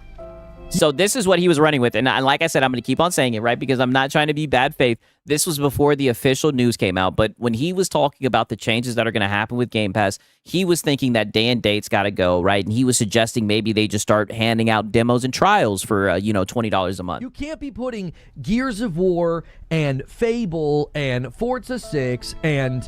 Why not? Let's see. Gears of War, Fable... Oh, why not, right? They've been putting day and date games in there, and they made $5 billion. They got to be better at managing the money that they make. Why not? Forza. They got to find a way to grow it. Goddammit. I mean, that's what they built the service off of. I think it would be an extreme detriment if they took away day and date. That's just my opinion. Call of Duty, Halo. You can't be putting all those big titles on their day and date anymore. You can't do it. Yeah. Yeah, you can't out here. You can't be giving consumers that much value. You can't do it. They're losing money. There's no way Asha Sharma's leaving day and date intact. I don't. There's absolutely no way. Right. So now he's saying that there's no way that Asha Sharma is leaving day and date intact. That's his prediction. But what you can do is you can honor the spirit of it and say, listen. Escanor Flex says no. Sony can't do it.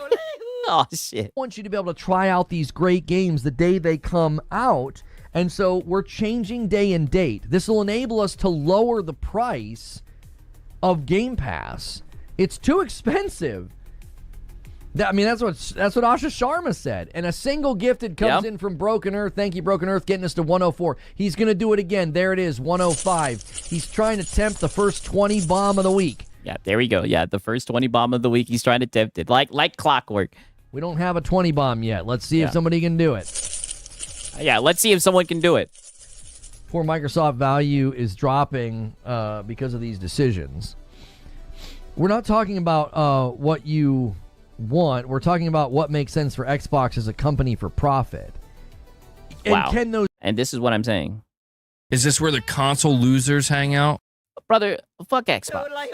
All right, brother, ain't nobody caring about the $1 trillion company. They can figure it out. We're talking about the fact of the matter is the deal has been built off of the premise of it, right? What it's always offered is day and date games, being able to play the full game. They would be stupid if they took that shit away. Those two things meet in the middle, Anthony. Can they meet in the middle? Can they make the subservice work for them and still give value to you as the consumer? Ginger said, right? Okay, now peep that shit. All right, now peep this shit, because he's gonna go on with the dent to take, and then he's gonna really reveal himself, right, within this take.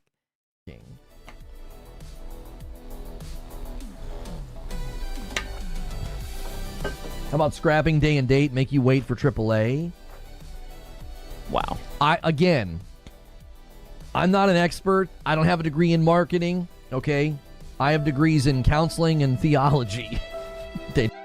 You sound like you are a male feminist. Yeah, counseling and theology, right? But here you are begging for 20 bombs.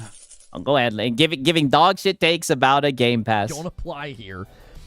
But I think you want to be able to say the words... Asha, listen to the failed coffee businessman called Reforge Gaming. He is a business expert. Yes. Come on, you should know this. You have a degree in DSP school. Day and date is changing.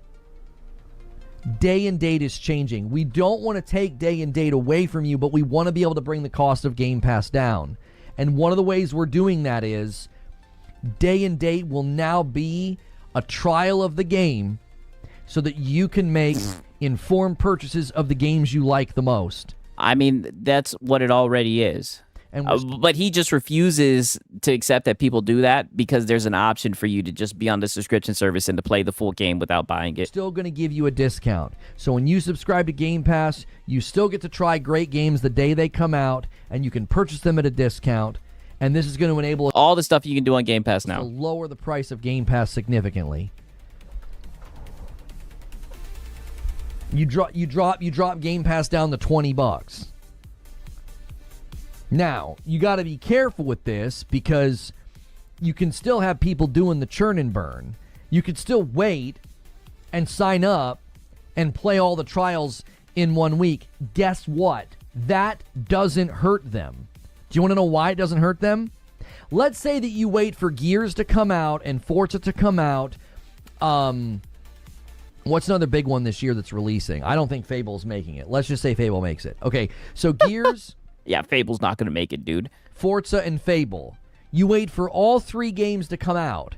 You sign up, $20, and you try... he desperately wants it to be like PlayStation Plus game trials, 1,000%. Buy all 3.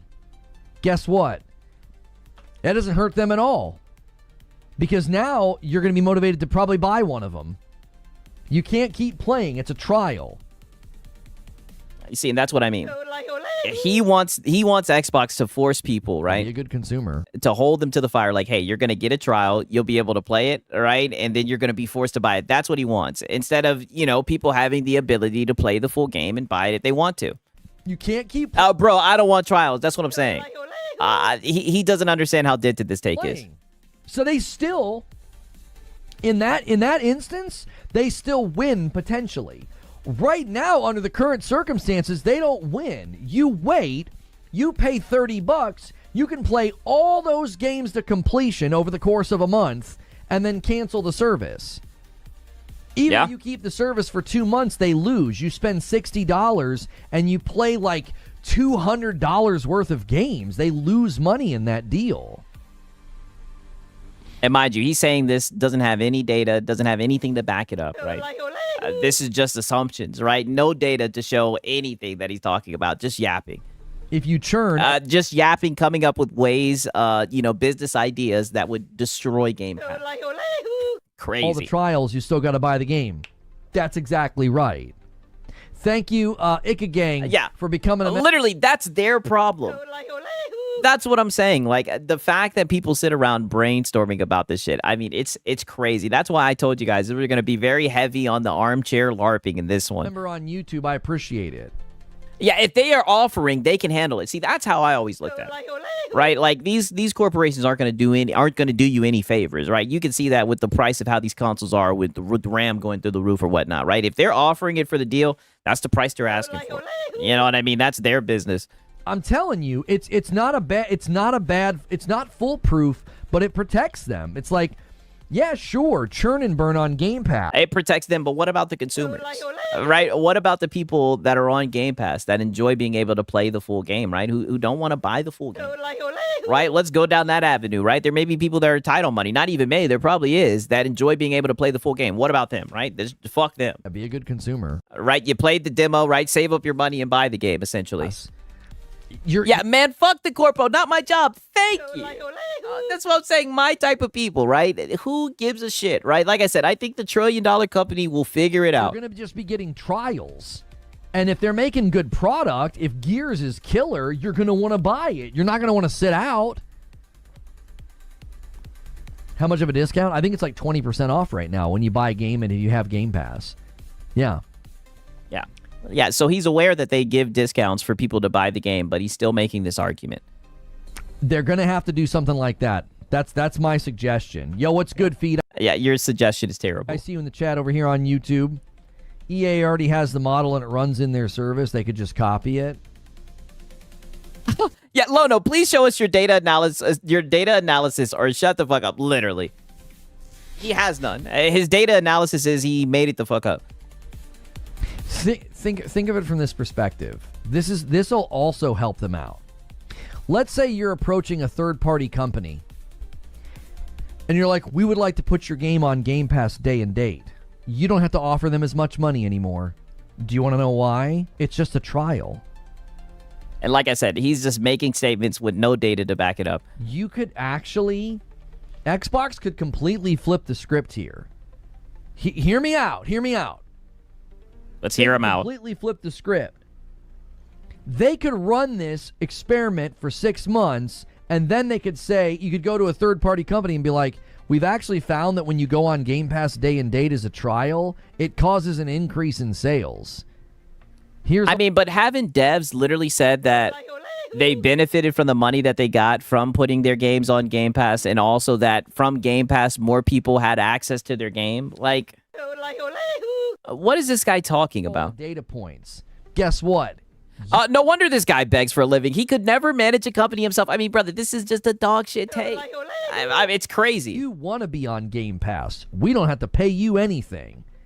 You want to be on Game Pass? We'll do some of the marketing for you. We'll do some commercials for you. That helps us. And guess what? And this is what I'm saying. In this whole discussion, all he's been looking out for is Xbox, right? Microsoft, the $1 trillion company. I'm a corporate... Or the multi-trillion dollar company. It's just crazy. What?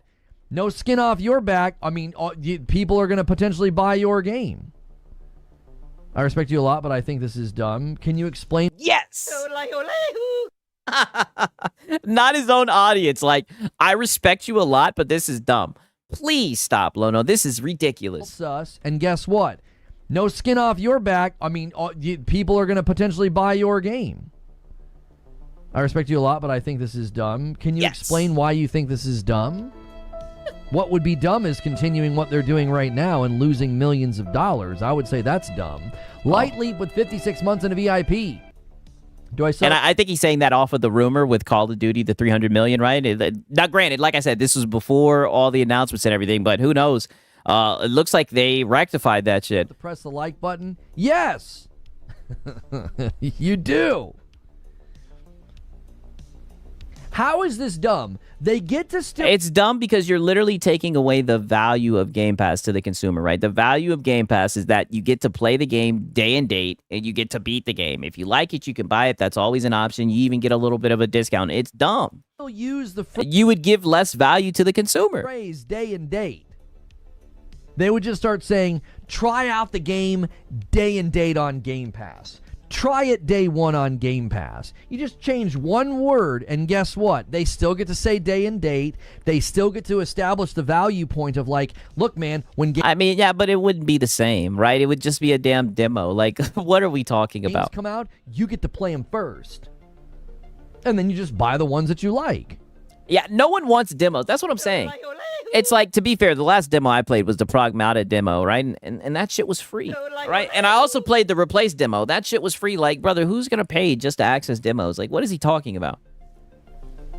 And then again, they can go to third-party companies, and they don't have to offer the third-party companies nearly as much money because they can be like, listen, this can help you. This can help you sell copies of your game.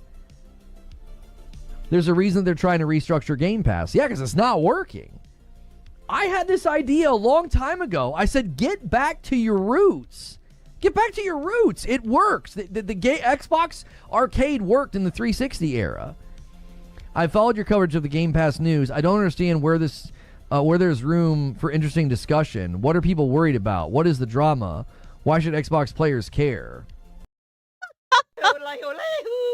That's a great question, right? Why should Xbox players care? Well, essentially, I guess he had heard wind that there was going to be an update, and Lono's just stop the fear mongering, putting himself in the shoes of the consumer, right? Yeah, Corpo Glazers. I mean, when in Rome, right? This is what they do on this podcast, right? They armchair businessman LARP, and they look out for the corpo, right? I'm a corporate bootlicker no matter what. And he was just thinking about the way that Game Pass could be improved for Microsoft, right? But lose all the value for the consumer. Right, mind you, he has no data to back any of this up. He's just yapping.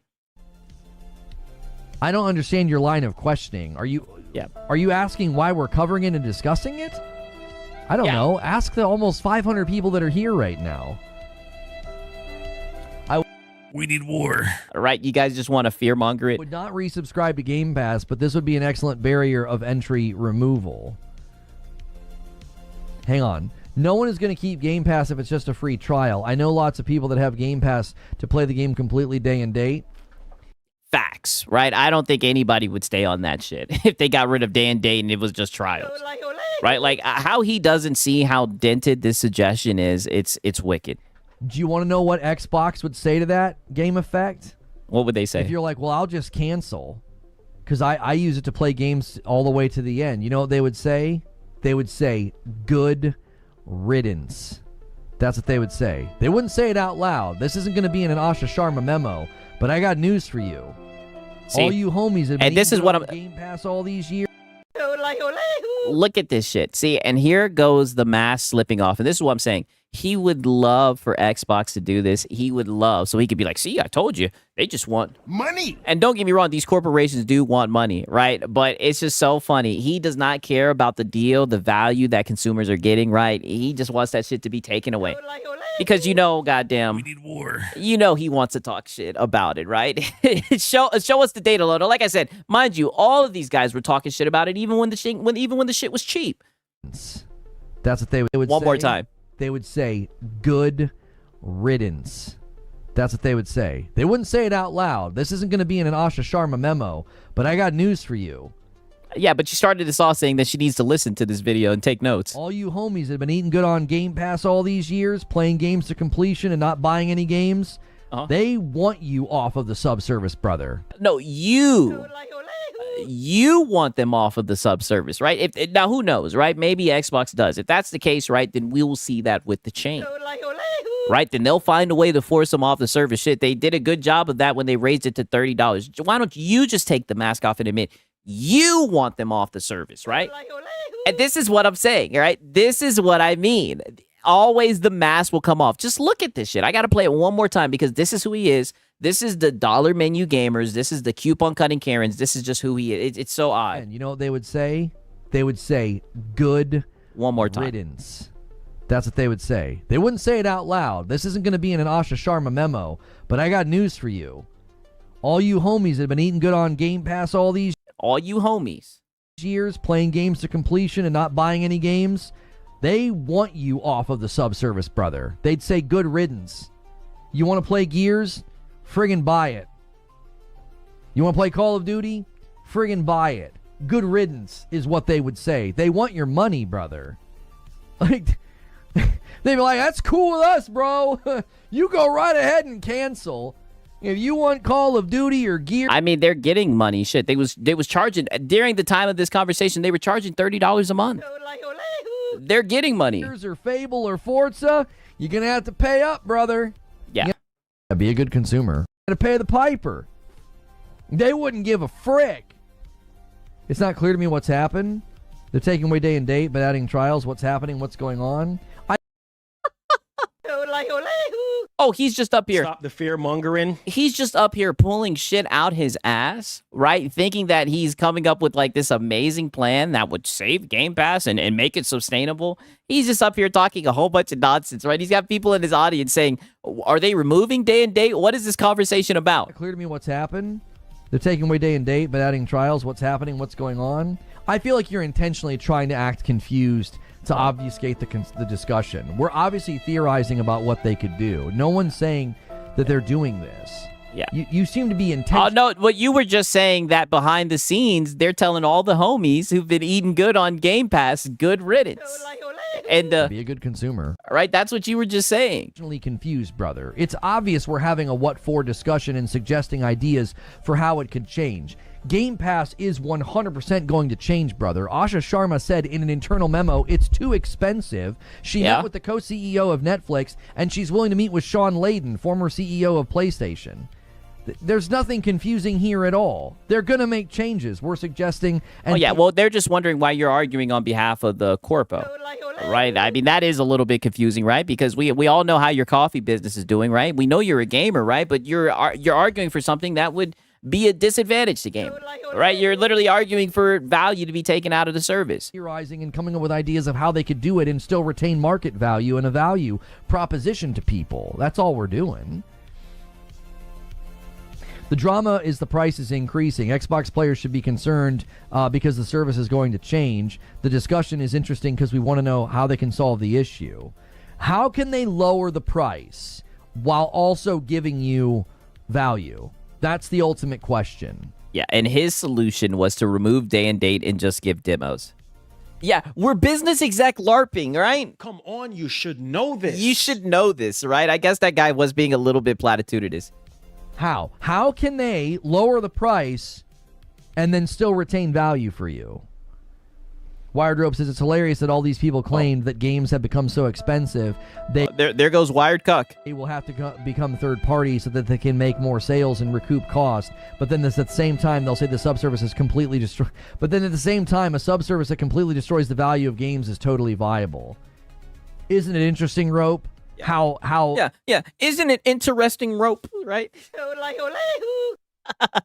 His right-hand man. Isn't it interesting? Self-contradictory the positions have been for so long. It's remarkable, isn't it, that we had to listen for the last 2 years about how, well, this is where the industry's going. Everybody's going multi-plat because games are too expensive. They need to sell the games in as many places as they can. And that's what they're doing. All the best-selling games are on all platforms, but go ahead. But nobody ever thought that Game Pass was literally completely antithetical to the alleged direction of the industry. Like nobody picked up. I see y'all saying Wired Cope. Yeah. He said, "Isn't it interesting, Rope?" Gave him a little nickname. Isn't it interesting, Rope? Up on the fact that wait, let me get this straight. So this is where the industry's going, right? Games are too expensive, and you got to put them everywhere to make back your revenue. And then Xbox is actively destroying that value system by being you don't have to buy the games, just get Game Pass. They've never said you don't have to buy the game. They give an option for you to play the game through the subscription service. If you want to buy the game, you can buy it with the discount, right? But you refuse to acknowledge that. Instead, you like to paint the picture like there's just a whole bunch of homies eating good on the service, and for some reason that bothers you. And the math slips every single time because whenever you discuss this, you always do it from the position of a $1 trillion corporation, right? And we know how you run businesses, right? I mean, the Reforge roast behind you is proof of it, brother. You don't know shit about business, all right? But you do know shit about be a good consumer. About being a good consumer, right? But, you always do this whenever it's Xbox discussions. I'm driving and I can't read the chat. I'm not an Xbox player, but I'm trying to relay what you guys say to a friend of mine. Okay, S3 plan. I'm not sure why you're so confused.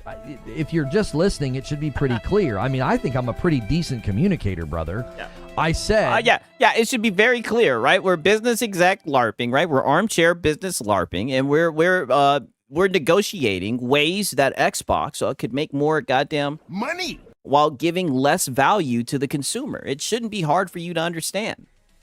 Asha Sharma's memo indicated that Game Pass is too expensive. She's met with the co-CEO of Netflix. She's willing to meet with Sean Layden. She is engaging in the subject right now of we need to make changes to Game Pass.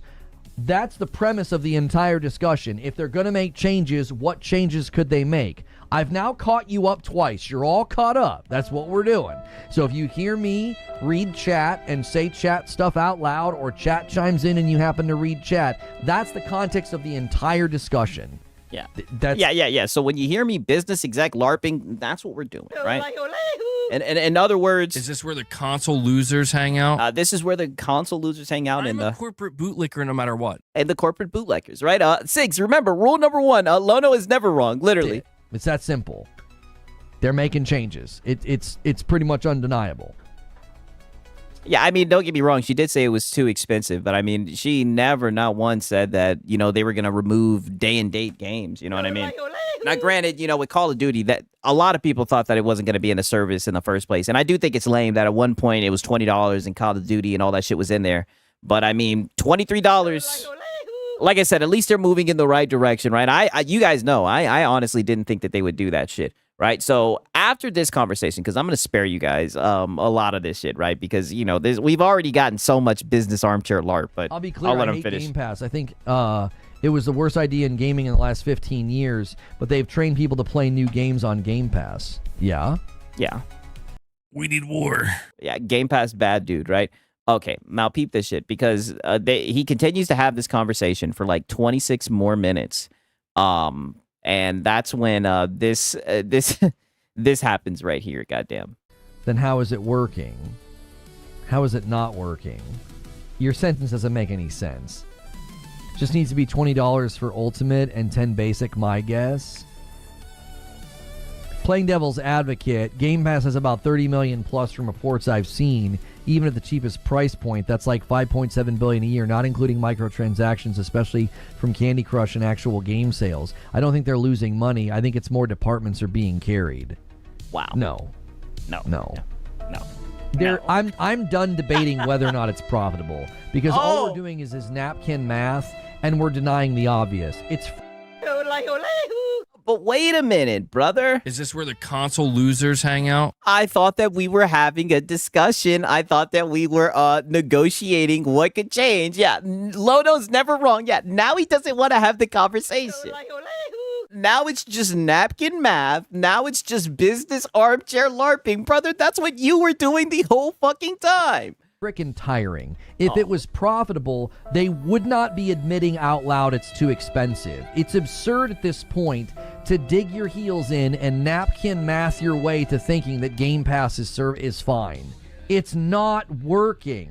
Well, I just feel like any of these statements, right, unless you have some data to back it up, it's all just speculation. That's all. It's too expensive. Yeah, so the guy has data and you're hand waving it. Well, you know, everybody in these spaces claim they have data. I'm still going to retain what I'm saying as far as, like, brother, who gives a fuck, right? Microsoft is going to have to figure it out. I think the value of Game Pass is being able to play the game in its entirety. All I can say is what he suggested sounds ridiculous. We've got to set that argument to the side. Yeah, it can be too expensive and be profitable. That doesn't make sense. Yeah, that is true. And ironically, when they were bragging about making $5 billion off of it, that was around the time when they raised the price. And I think that was some extremely scummy shit. Such a flat tire, brother. I don't want to keep doing this. We've been doing this for 5 years. It is painfully obvious. It would be like arguing whether or not I have a beard. It would be frustrating. It's so... You definitely have a beard, right? Let me get out of there. Painfully obvious. Yes, I have a beard. And yes, this is not profitable. It's not working. You don't say out loud in view of the public that it's too expensive. You don't have reports that they lost $300 million by putting Call of Duty on Game Pass if it's profitable. Set it to the side. It's over, boys. Let it go. Yeah, let it go. You just gotta let it go. You let it go, right? He's the one who doesn't want to let it go. Let that one go. It's not profitable. A 10 bomb from Michael. What a colossal loser. Wants to have a conversation, but shuts down anyone who tries to converse with him. Yeah, he did not like that guy doing the quick maths, right? But they love doing that type of shit, right? Dorsey secures a member for YouTube. It's too expensive to the consumer. That's what she said. Yeah, I mean, listen. I seen that shit at $30, right? I didn't need her to tell me that, goddamn, right? Talk that shit, Mr. Vinicius Blade. It's blatantly not making them money, and they've said it's not. There's no reason to suggest otherwise. Yeah, I'm so done with the napkin math thing of like, well, if we take the amount that they have and we got the thing and then we get to this total, it's like we don't know how much it costs to service it and to put people on. But wasn't he doing napkin math talking about they can go to the publishers and let them know like, hey, you guys don't have to worry about us putting the full game. It'll just be trials and then we can show them data. You were doing the same thing, right? Now you get mad when someone has an opinion, right, that's different than yours, and you just shoot it down. Like I said, you don't want to have a conversation. You just want to spread your little narrative. We just know it's nosebleeds amounts of money. We saw the email where like GTA 6 was an absurd amount of money every month. I got money on Game Pass not getting shut down. Oh, okay. I have money that the moon won't crash into the earth this afternoon. What are we making easy bets? Like, of course it's not going to get shut down. They're going to restructure it. Who said it's going to get shut down? You're shadow boxing. Nobody said it was getting shut down. All right, yeah, you're shadow box. Right? We're just sitting here saying that they're going to take away all of the value behind it. You know, that's all that we were doing. Okay, now peep this, right? Because it does get more interesting 5 minutes later.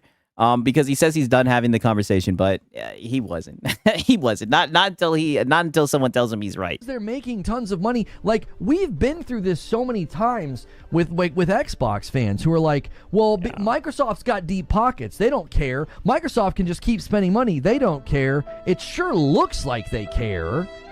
They kicked the dadgum door in. They're going multi-plat with all their releases. They've removed the idea of hardware even being important to the central. I mean, PlayStation, they put all their tentpole titles on PC, right? I mean, but you guys just hand waved that, right? But like I said, they've gotten a new sense of arrogance now because of this rumor. I mean, PlayStation's out here putting their games on other platforms, but go ahead. Brand, and now they're looking at Game Pass. Nothing is safe. And you're like, Microsoft doesn't care? Oh, they took away exclusives. Nothing is safe. And this is what I mean. The mask slips every time. They're taking the brand to the dadgum threshing floor. There's not going to be anything left. There's not going to be anything left. They got yeah, nothing left but games that you can play through the subscription service, right? Nothing left but games. Rid of exclusives. They've deprioritized hardware. And here goes the deprioritized hardware, even though they're going to be releasing hardware. Hell, they just dropped the ROG Ally, right? But these guys swore that it wasn't an Xbox. But go ahead and push out those narratives. Day and date's next. Oh. There's not going to be anything. And you see, day and date is next. He was so set on that they were going to remove day and date. He just knew that day and date was going to be taken away. Left. That made the brand great one day. They're going to be a third-party publisher with a bunch of cascade of access points, Play Anywhere Cloud, and game. A bunch of cascades of access points. Brother, they're making hardware. And what's wrong with them having more ways for people to get into their ecosystem, right? It seems like they just want people on goddamn Windows-based devices using their services and shit. It looks like they're just going after having users. Will look completely different than its original inception of $10 a month and play the games day and date. Now it's $30 for Ultimate, play day and date, and that's probably under threat. But Microsoft doesn't care. Yeah, Satya almost killed the Division like 12 years ago. Like, I don't understand how anybody can look at the scenario and be like, yeah, Microsoft doesn't care. They clearly care. A 2 pound from Kung Fu says, any chance of a room tour video? No, I don't really do that. Yeah, let us get a room tour video. It's the most it'd be the most unimpressive tour ever. Look at this man-child sitting there LARPing and seething. Oh, brother, he's so upset. Oh, I told you, he always gets like this whenever he discusses Xbox. Left for who? There's a bunch of stuff coming with their name on it that has me excited. And this is what I mean. The mask always slips, and he's always like, they've took the brand to the thrashing floor. There's no longer exclusives. You sound like a PS5 cheerleader. Yeah, but what about the regular guys who don't really, the average gamers who don't really give a fuck if other people can play games? Right? What about the gamers who just want to play games? What about them, right? You're kind of projecting your love for exclusives, right? Even though you guys only get 1 to 2 damn exclusives a year, right? And those exclusives don't even sell well.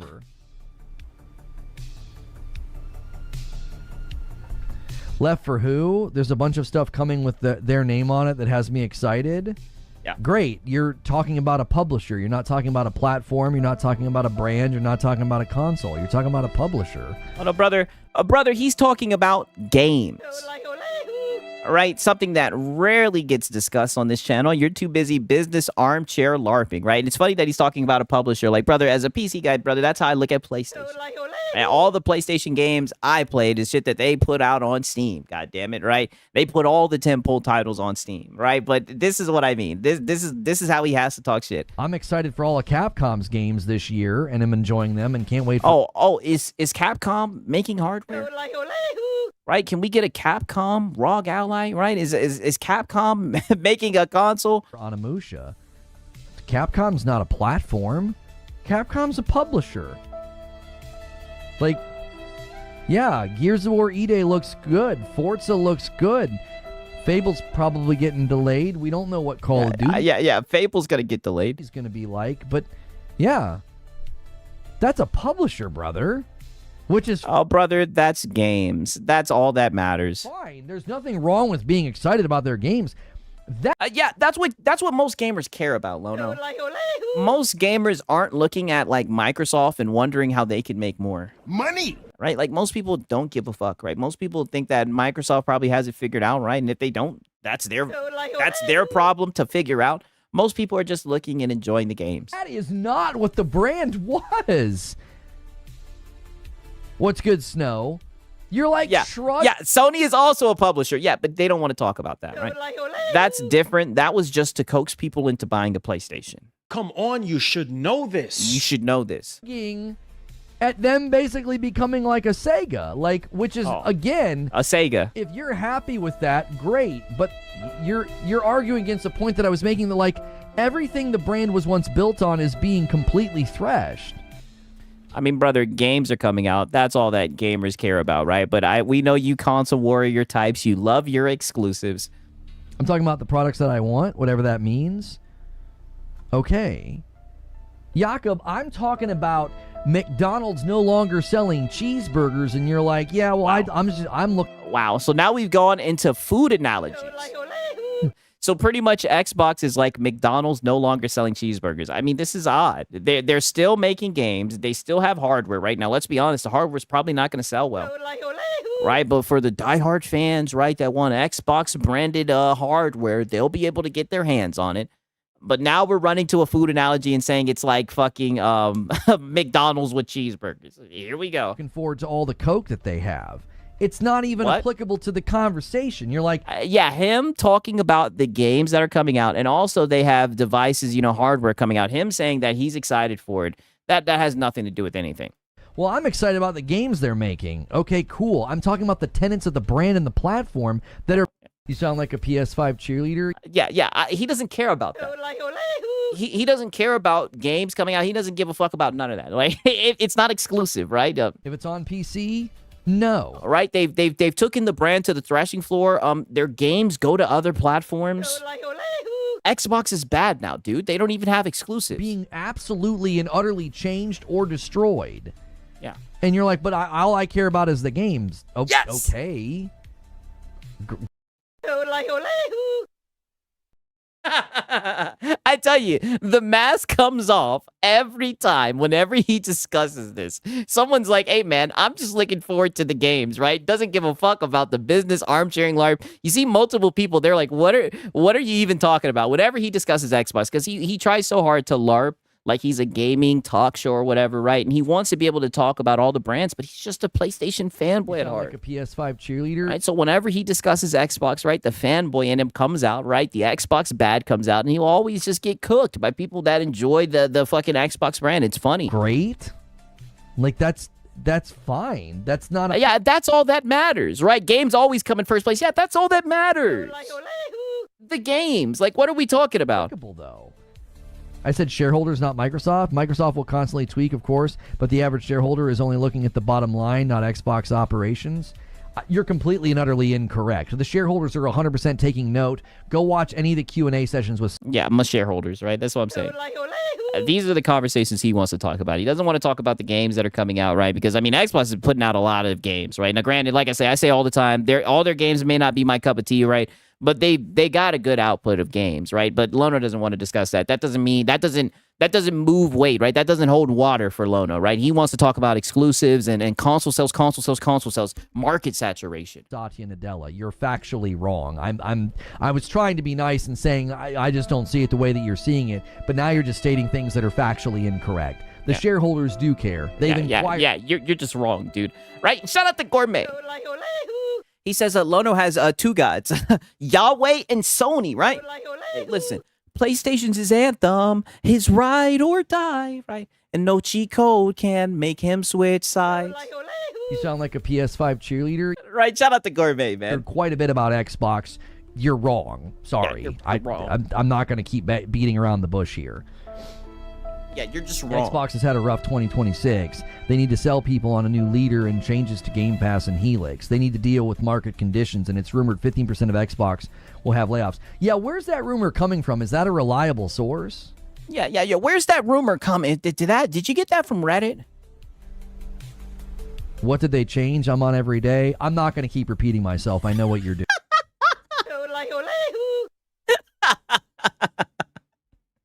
Oh, Lono, he's trying to have a conversation with you, buddy.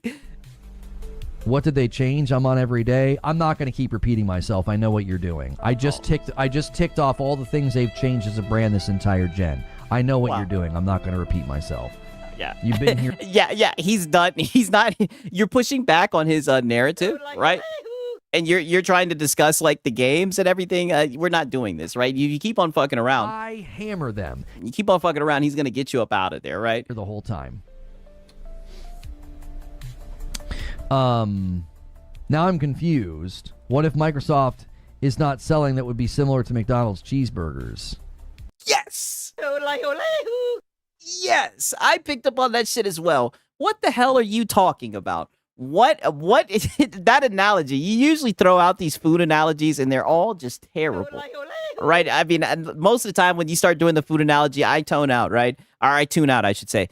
Brother, what comparison? Can you please explain that, right? How could you say that what Xbox is doing is like McDonald's not selling cheeseburgers? What the fuck are you talking about?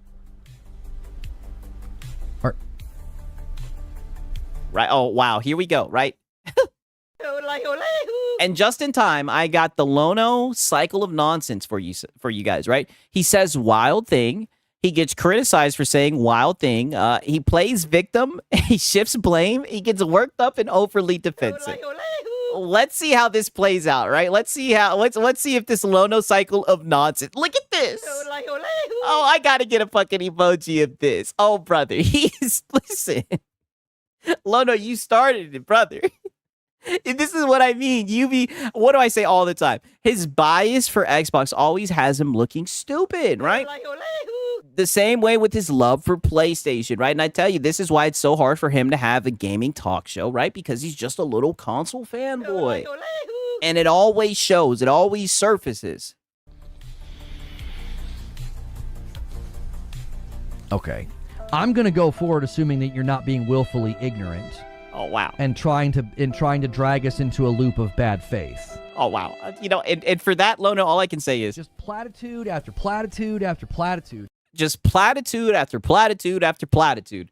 Answer the question. You made the analogy. You said that it was similar to McDonald's no longer selling cheeseburgers, right? What is Xbox not selling that could be on the same scale of McDonald's no longer selling cheeseburgers, right? They damn sure are selling games, right? They putting out more games than goddamn PlayStation, right? But you guys will hand wave that shit, right? They still have hardware that their fans can buy and whatnot.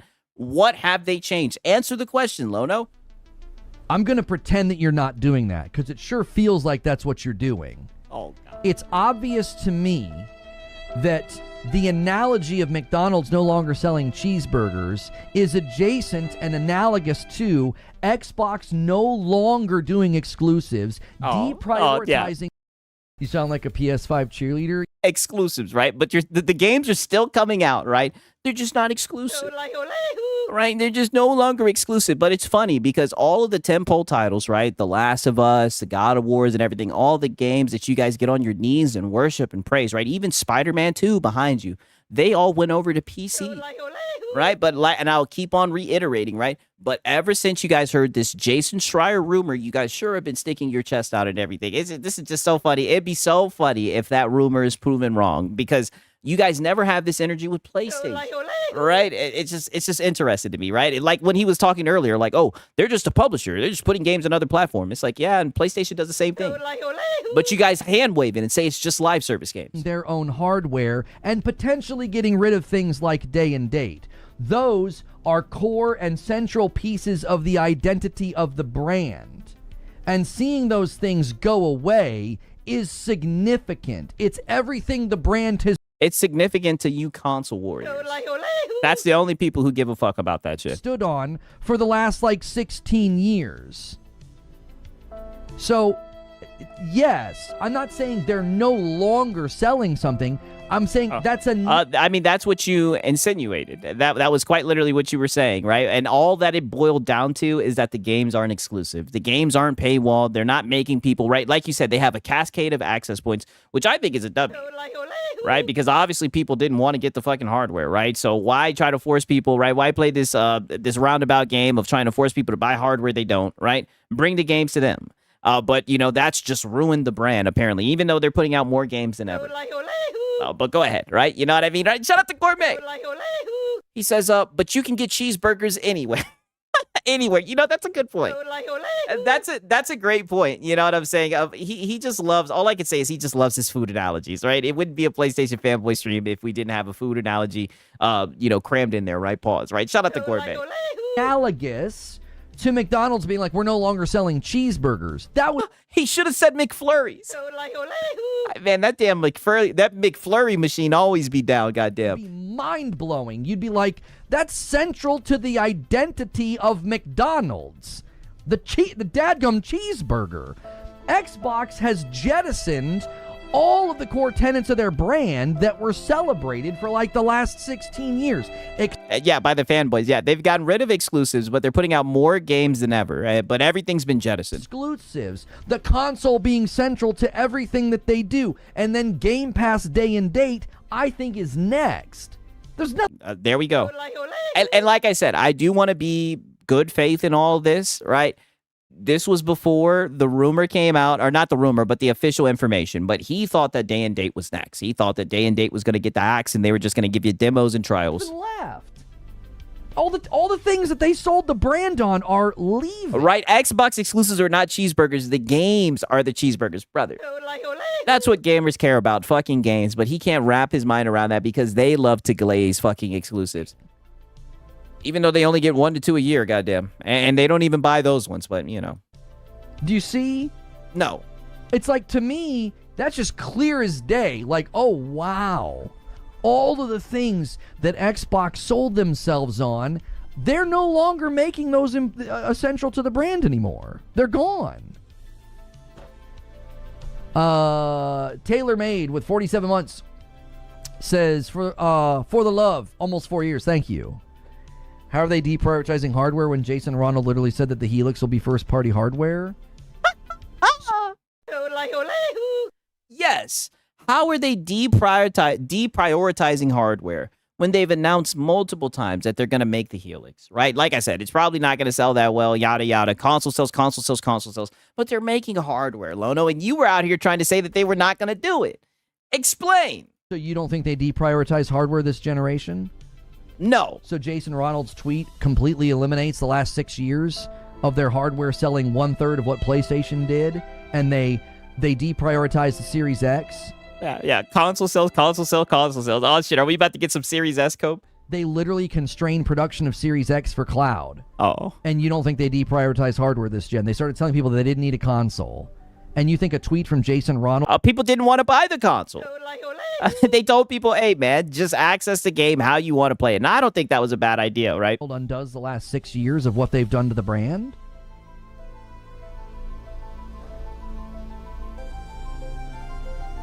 What's this picture malice one? Yeah, right. Literally, right? The Lono trifecta of console war. Yeah, you know, he was itching to bring out the console sales. He couldn't wait to pull that one out, right? In fact, we 1 second. Let me because we do have 1 second. Okay, I do want to play this right here, right? Why not, right? We'll go a little bit longer, right? If we do have some funny shit right here, right? Because we do get into some Colin Moriarty code.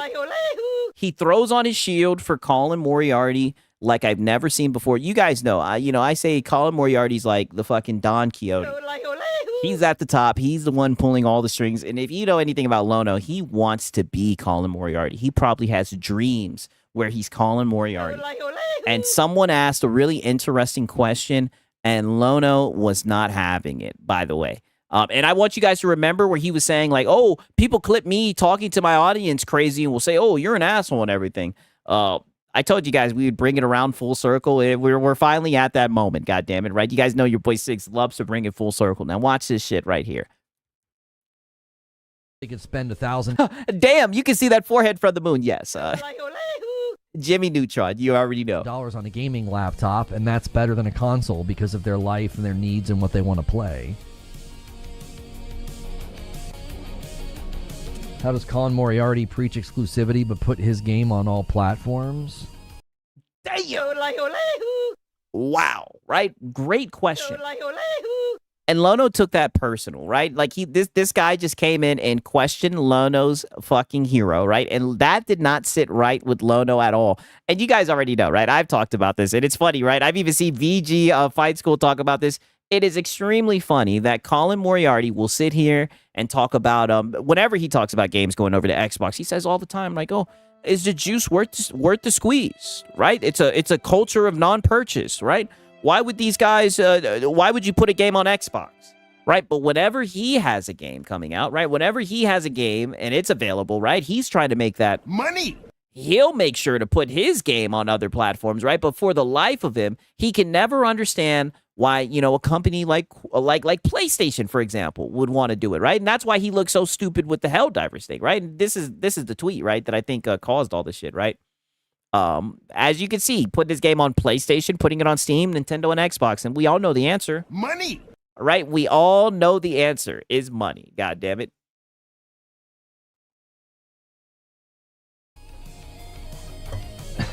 Why don't you go fucking ask him?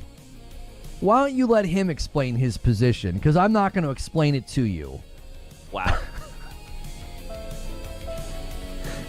If you literally don't understand his position on exclusives and why they're important, but why there can also be multi-platform games. Like Knight of Cypher says, help. I'm so drunk, I'm trying to puke, but the world is spinning too fast to aim. Hey, brother, just go to the bathroom. Just go to the bathroom. For some reason, it will, I don't know what it is. Whenever I'm looking at the toilet, when I've gotten real drunk, right, that's what does it for some reason, right? So Lono doesn't want to have a conversation. Did he cuss? You know what?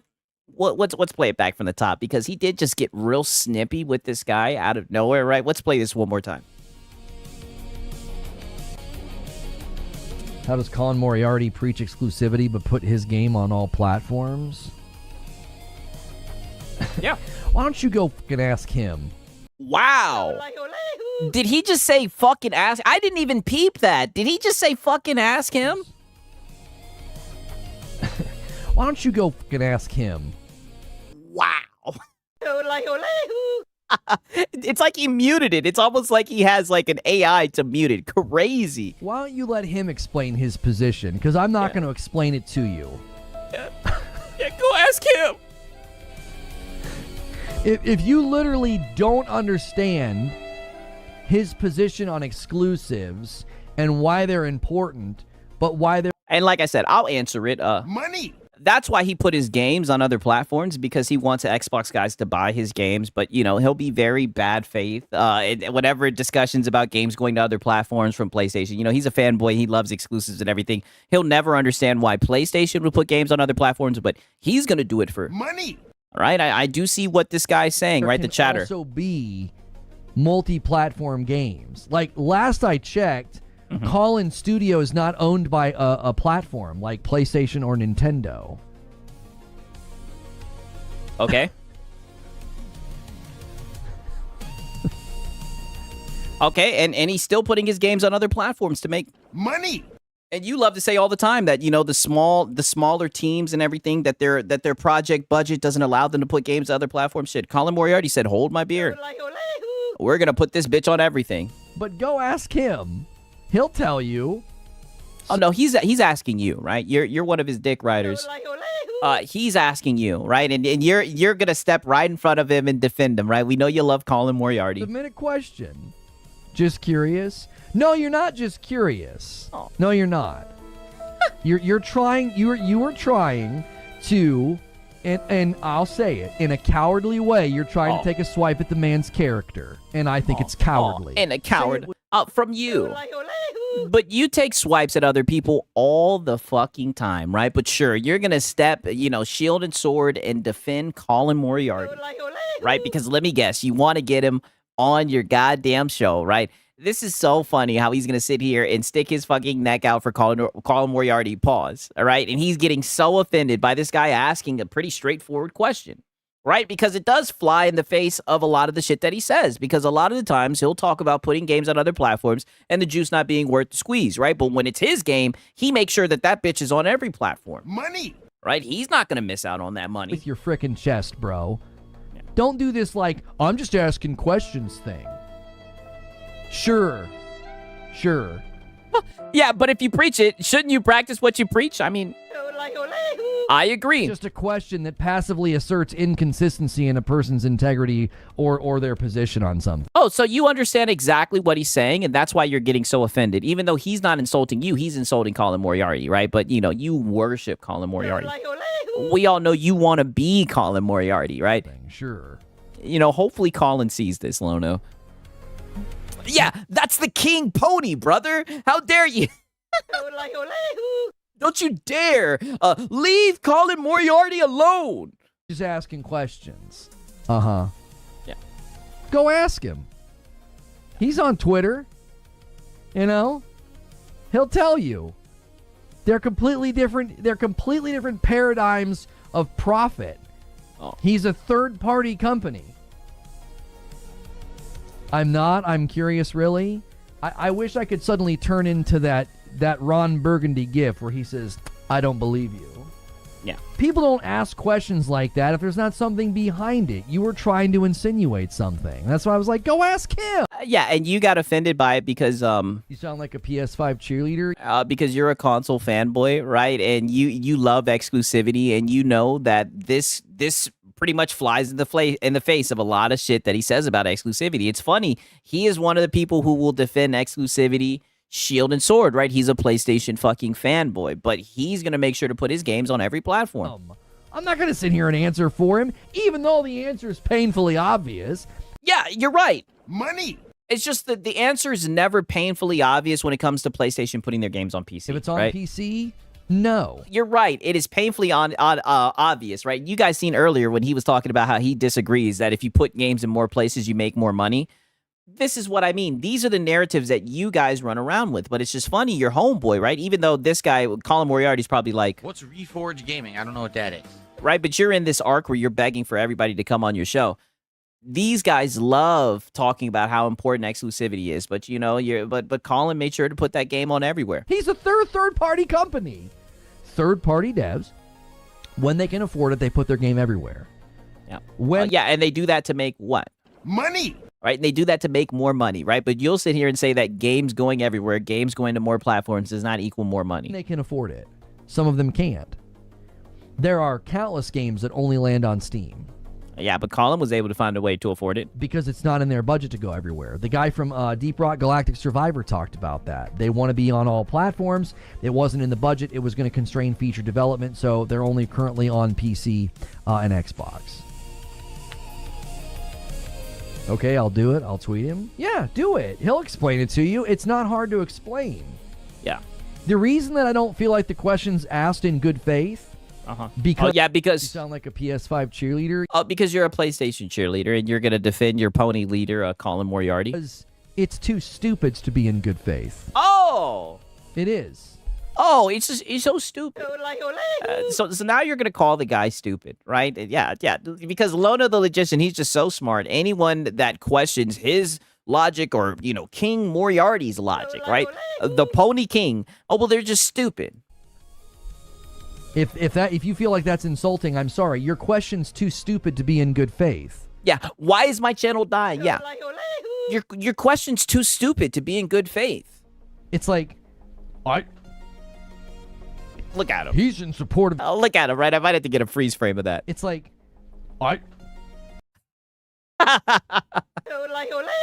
Lono does it every time, brother. He does it every time. What a pose, right? What a pose. This might actually be an emoji, right? I mean, holy, right? This is actually like how he actually is, right? These are actually like the levels of his takes.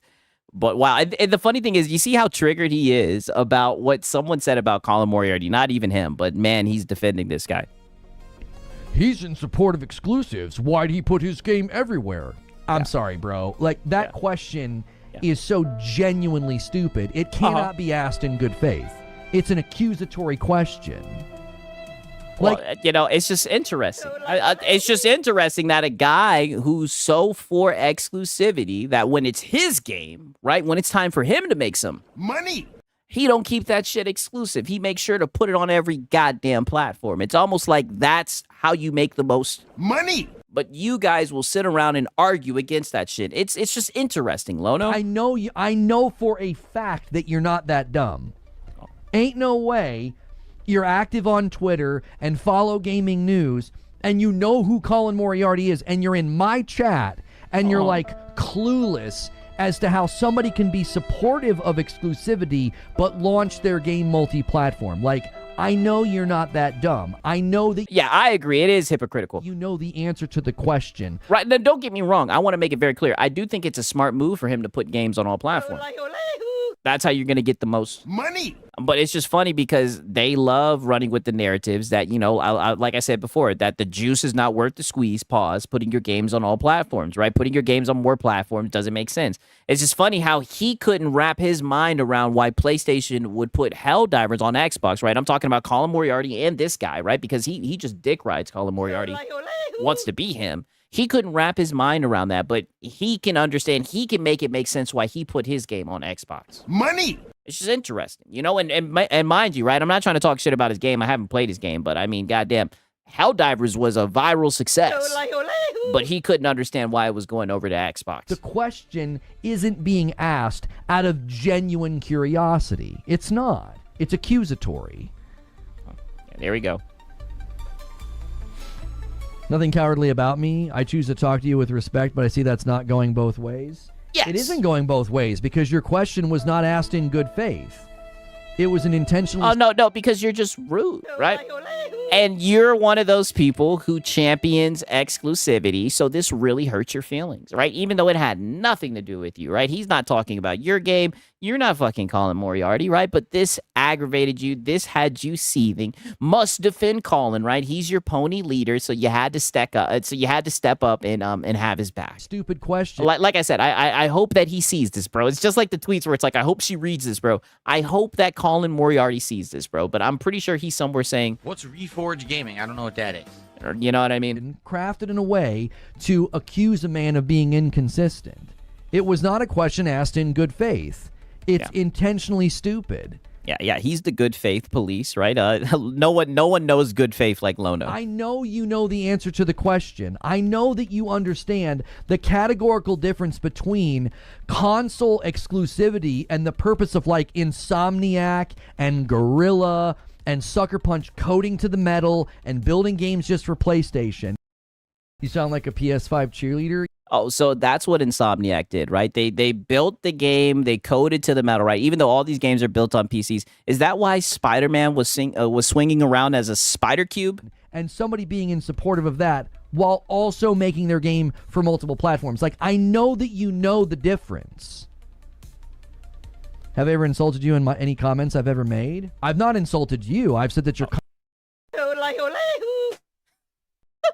Dude, you just called him fucking stupid, right? But he didn't. Yeah, I didn't insult you. I just said that you're stupid, right? I just called out your intelligence. Game for multiple platforms. Like, I know that you know the difference. One more time.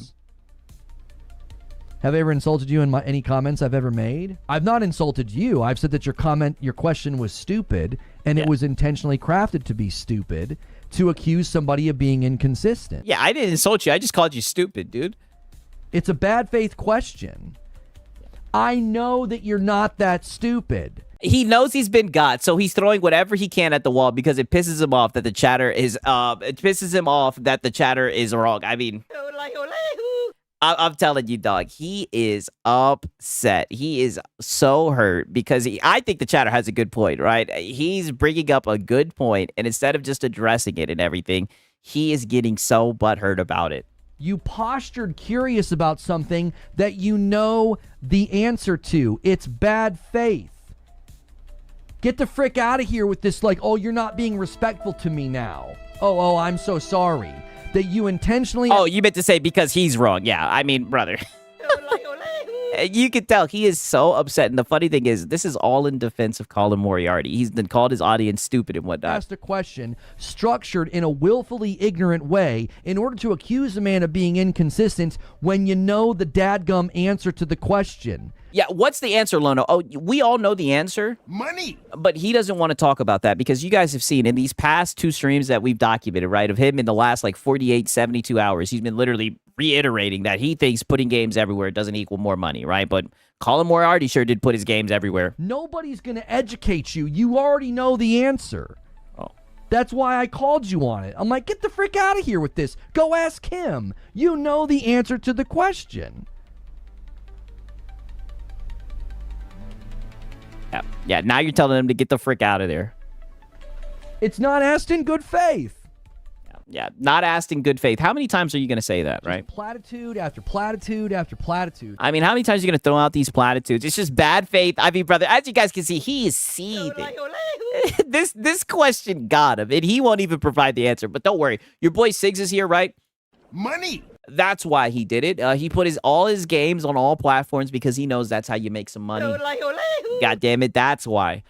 And I don't care who it is. I called people out earlier who were calling Paris Lily names. I've had people come in here and call Colt Eastwood names. And I'm not going to let you come in here and insinuate things about Colin Moriarty either. Get the... Yeah, you're not going to insinuate things about Colin Moriarty. And it's so funny how now he's like, yeah, I defended Paris Lily. It's like, brother, after you spent the past few years sneak dissing and talking shit about him and calling him names. But go ahead, Lono, right? This is good arc Lono, right? This is good guy Lono. Get out of here with that nonsense. Yeah, using bad faith as a reason to not answer a question is itself bad faith. Exactly. Bad faith question. I don't think so. I think you could simply answer it and say, oh, because he probably wants to make the most money as he can on this game. But that shit would put a fucking hole and that shit would crumble a lot of your narratives. But it's okay, Lono. I'll say the quiet part out loud, you know? They can share this. Yeah, defending the dude like it's his boyfriend or something. Very odd. Around of proof that Lono treats his viewers bad? Yes! I mean, if you ask a question that's stupid and in bad faith, I'm going to say it's a stupid question asked in bad faith. Right, and this is why I said, don't worry. I told you guys all the time I'd bring it full circle.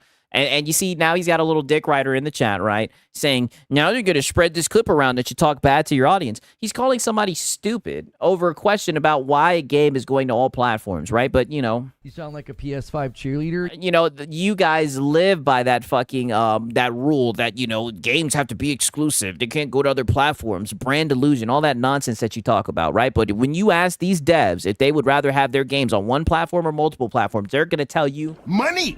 Right? And everybody knows that, but you guys will never admit that. They can share this around of proof that Lono treats his viewers bad. I mean, if you ask a question that's stupid and in bad faith, I'm going to say it's a stupid question asked in bad faith. But you're the only person acting stupid in bad faith. It's accusatory.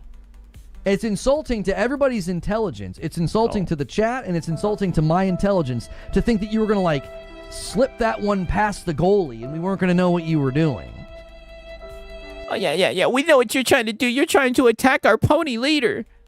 You know what I'm saying? Like, we're all just like, oh, yeah. Yeah, throwing the pony zealots' dogma back in their face is bad faith, apparently. Bingo, right? I don't think it's bad faith at all. I think it just makes a lot of the shit that you guys talk about. I think it just shows how dumb that it is. That's all. It just flies in the face of that. And obviously, you're taking it personal, even though it's not even your game, right? Because you love to sit here and LARP and talk about business costs to put games on other platforms and everything. But you ain't never developed Nathan, right?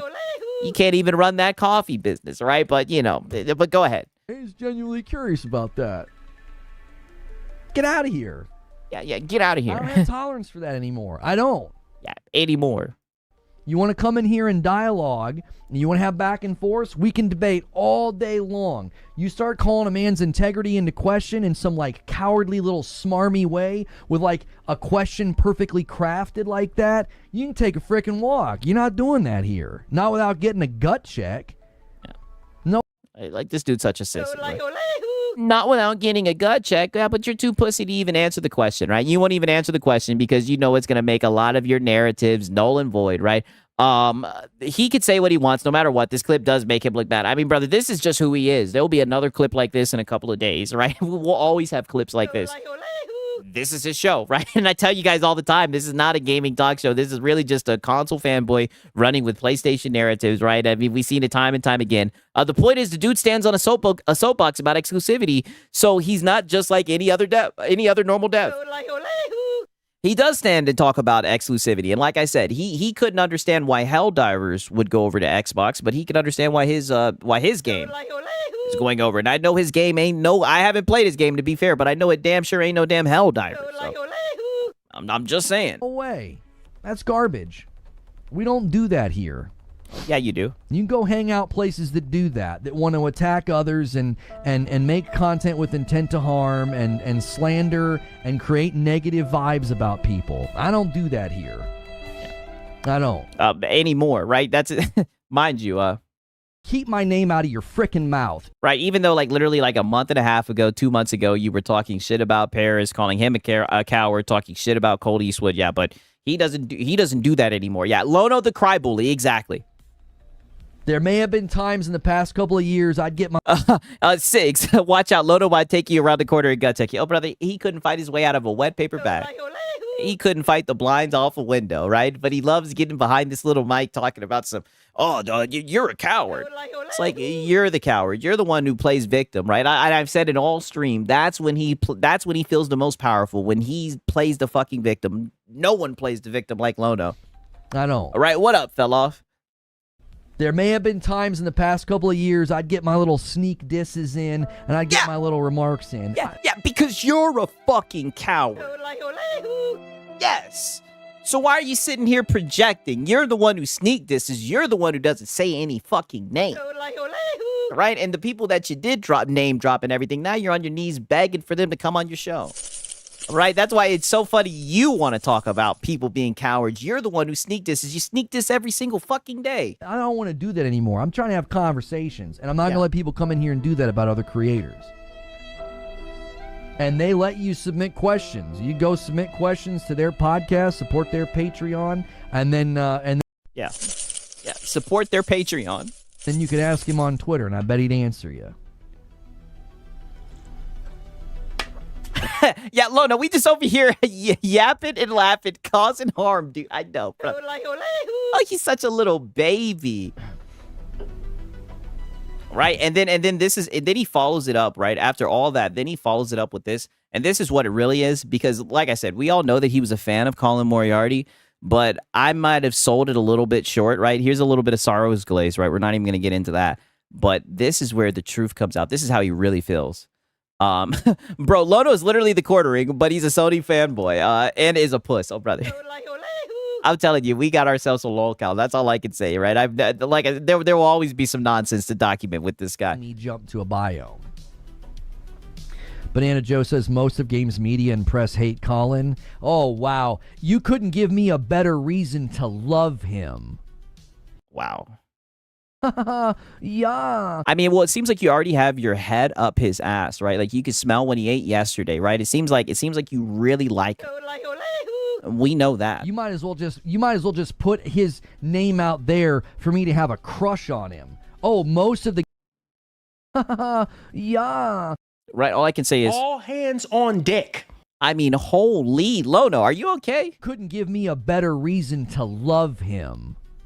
You might as well just put his name out there for me to have a crush on him. Oh, right. You guys are saying I am gay for the pro. You're saying that he's gay for that Colin. Yes. Most of the game's media and the press hate Colin. Well, sign me the frick up. I'm his biggest fan now. Oh yeah. Oh, now. No, you've been his biggest fan. The way that you were defending him just now, you've been his biggest fan. Put that at the top of his resume. That's a compliment in 2026. Can you say? Oh, what up, Coffee Don? Say that about me? Go start saying that about me. Oh, yo, please go and. What's Reforge Gaming? I don't know what that is. I don't know, Lono, right? I mean, he loves to think that like people are just that his name is just being circulated everywhere, right? I mean, I don't know, right? You are fresh beg talent, right? You are somewhat of a fresh locale, but from what I've heard, you've been on some crazy shit, and I've seen clips from back in the Destiny days. You've been on some other shit. YouTube chats and say that most of the game's media and press hates Reforge Gaming. I'll take that dadgum endorsement every day of oh, brother, they don't know who the fuck you are. the week.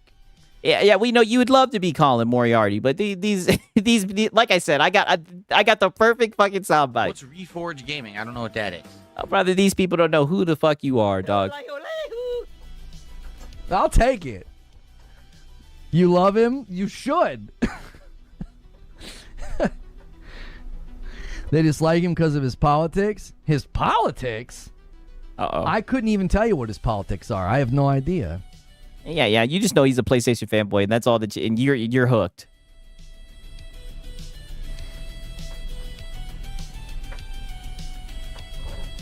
Tribal Chief says, "You know what, dude? If this is you, just ban me because you're being a real jerk to me. Have a good day. I'm out." Okay. Yeah. You're more than welcome to come in here and debate and dialogue respectfully. I've not banned you. I mean, well, obviously not. He asked you a question, and you're just over here being bad faith, right? You won't even answer it. I haven't. You didn't like getting called on your BS. You know what I mean? Go cool off, and you'll come to the conclusion that I'm right if you're thoughtful. Yeah, Lono the Logician, because he's never wrong. Yeah, go cool off, and you'll come to the conclusion that I was right, because Lono's always right. And it's just funny because you won't even answer his question. You know that question was... All right, Tribal Chief cooking his ass, right? You knew he would defend the guy, but didn't know he was going to crash out over the dude to this level. Right? What a pompous ass. Well, you know, that's just Colin, right? Disrespectful question. Yeah. So, go cool off and come back and don't do it again. Yeah. Don't do it again because you're lucky he didn't take you around the corner and break your jaw, right? I hammer them. Right? Usually he hammers them. I've done the same thing to other people. And shout out to AO Chill Clips, right? W's for AO Chill Clips. He says, Lono is never wrong. Xbox is dead. But PlayStation's my anthem, right? Talk that shit. You already know, man. Shout out to you, man. Give me a second. We got to finish this goddamn clip, right? Shout out to AO Chill Clips, man. W's. I've gut checked people, and I've been like, you're not going to do that here. Well, I guess my producer decided that you're going to get banned. We can unban him. Yeah. Creature's underneath the desk. I hammer them. Right? The same way how you feel about Colin, that's how Creature feels about you. Creature is under that goddamn desk, right? No, got him, right? We can unban him. Hellfire with 42 months. So what is Moriarty's take on exclusives? Yeah, we can reverse that. Listen, deep down he knows I was right. He knows I was right. It was a bad faith question. You just go cool off. But you have yet to even say anything. All you did was call him a coward and talk shit. That was it. Creature says, sorry, you know I love it when they ask. Yeah. Yeah, and you see how he's like this? Like, Creature's underneath that desk, goddamn. Sorry, right? I love it when they ask, right? Yeah, Creature loves killing your channel. I hammer them. Creature loves getting rid of people who disagree with you and make you look stupid. He's having a little tantrum. It's fine. You!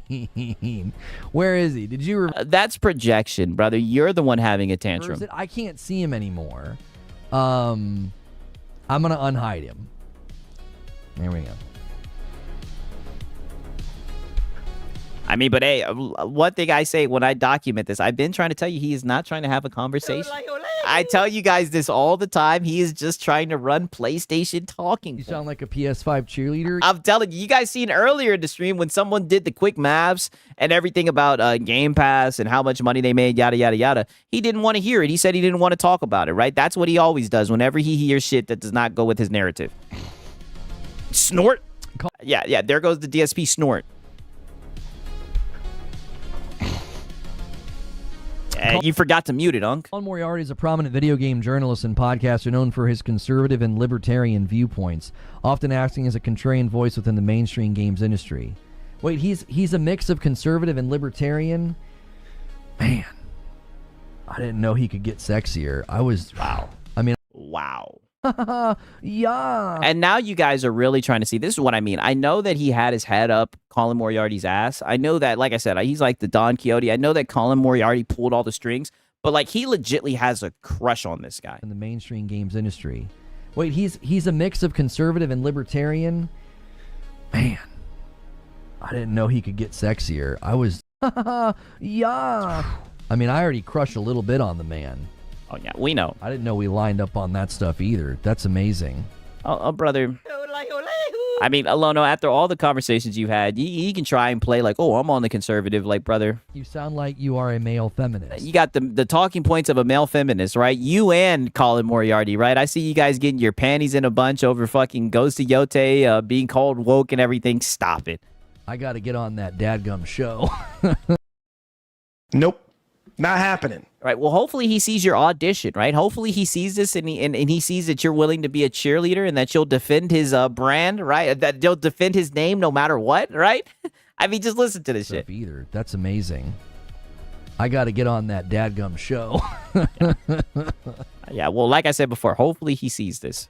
I don't know. I didn't know he was listening to his politics. If he leans libertarian, but he's got a little bit of conservative in his blood, all right.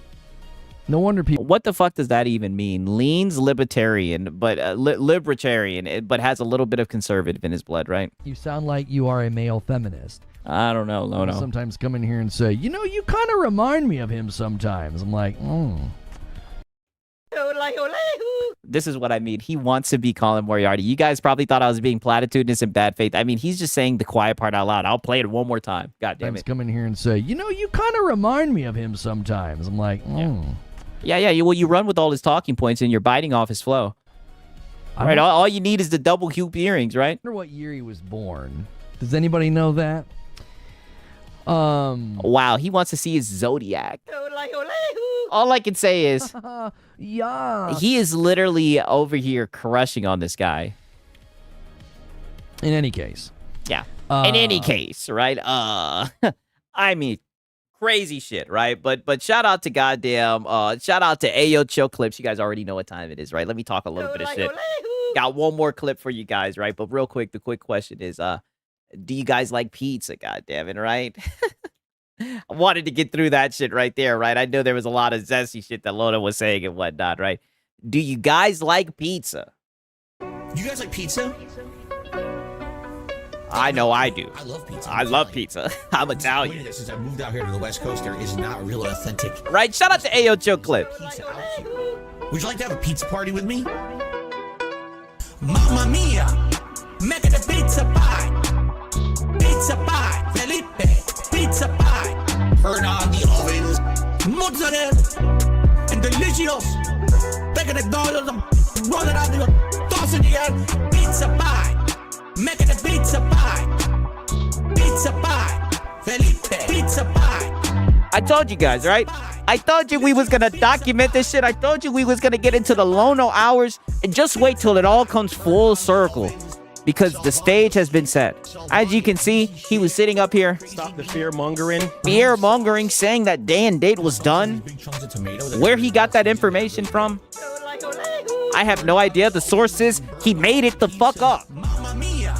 He's just a little PlayStation cheerleader, and I'm telling you guys, one thing I know, it's like death and taxes. He's gonna disrespect his audience. He's gonna get up here and start begging because he's a fan-funded bum. That's why I think it's so funny he tries to stick his chest out and call someone a coward when all he does is sneak this, right? Now he's on this good guy, goody two-shoes arc, begging people to come on his show. It's pathetic, right? And shout out to Sponge Leader. Gotta say it, didn't know Lono was a bottom. Oh, I am gay for the pro. as you can see, he has a crush on fucking Colin Moriarty. He gets mad, right? It's very weird, right? Very sus. That's what I'm saying. When he's sitting here talking about having a beard, I'm like, Lono, get out of there, right? Get out of there. But don't worry, we're about to take it full circle, man. Shout out to Ayo Chill Clip. You guys know what time it is, god damn it, right? And we cook it. God damn it, right? You guys already know. Right? Shout out to Ayo Chill Clip. Crazy meat. Turn on the oven. After all that, so after all of that, and also shout out to Sponge Leader, right? So after all that fear mongering, right? After all that Xbox Game Pass bad and everything, and to be fair, right, the shit was $30 at the time and everything. He now gets the information about Game Pass, and what do you guys think his response is going to be when he finds out? When he finds out that they lowered the price and they got rid of Call of Duty, right? Let's see what Lono has to say. Goddamn. Already canceled. This is a nice update for those that stayed. See, look, peep this shit. Look at the look on his face. The ones who canceled already canceled. This is a nice update for those that stayed. Yeah, I mean, hey, listen, less money, paying less money for a service is always a W. So it's $7 cheaper. You're not getting COD, and you're potentially not going to get every game day and date anymore. That, I'm telling you, that commitment is vague on purpose. I mean, when did they say anything about not getting day and date games?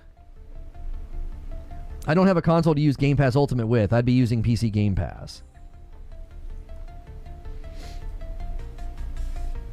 Right, to be fair, Call of Duty's not going to be in there, but that is one game, right? And like I said, I think Call of Duty is one of those games where a lot of people just kind of have like a culture of just buying that game, right? It's just like a dude, bro, casual game. $7? Yeah, potentially not getting day and date based on what? Well, I'm pretty sure he's going to get into it. And you think losing Call of Duty, people aren't going to cancel hearing that? Like, oh, I'm not going to get Call of Duty day and date? I don't know, dude. Dude, yeah. I mean, you don't know about a lot of the stuff that you're talking about. A lot of the stuff that you're saying, you don't have any data to back it up. Like I said, when the shit was cheap and it was $10, you said that it was bad. No matter what they do, you're going to say that the shit is bad, right? You're a PlayStation fanboy, goddammit. We need war. That's what it's always going to be, Lono. I mean, just admit it. This doesn't have me willing to renew? Hang on.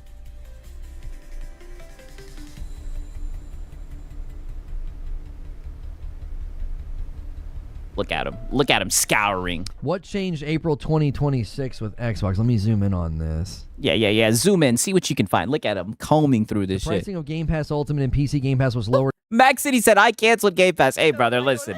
I'm mad at it. In select regions. I'm not going to lie. With them lowering PC Game Pass, I've been thinking about getting back on it, but I'm mad at you, my brother, right? Shout out to Max City, man. Existing subscribers will see the new price on their new recurrence date, April 22nd, 2026. In addition, beginning this year, future Call of Duties won't join Game Pass Ultimate or PC Game Pass at launch and will be added a year later. To review... Okay, for more information about these changes, visit this. Yeah, visit it, Lono. Post. Yeah, snort. He's shaking his head. 80% of COD players are on PlayStation. I mean, they lost $300 million according to the one leak, so I don't. It was still a loss of sales. Look at him. Ultimate and PC subscribers can play new games, including new Xbox published games and third-party games, the day they release. New Xbox published games join Premium within 12 months of launch. Wait, where did you get that, Paul? Uh-oh. Oh, it looks like he found something. Yeah, nervous fidgeting. It looks like he found something. That, come on now. Come on. Yeah. Where did you get that? Yeah, where'd you get that? Yeah, I want that, right? Pause. Yeah. Bring it out, right? Bring it out. It seems like he found something. Ultimate and PC subscribers can play new games. Oh, my bad. Holy shit. Including new Xbox published games and third-party games the day they're released. New Xbox published games join Premium within 12 months of launch.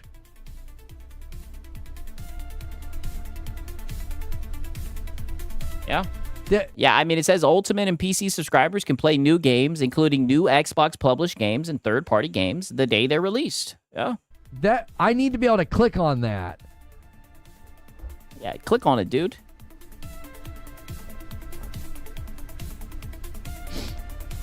Yeah, snort.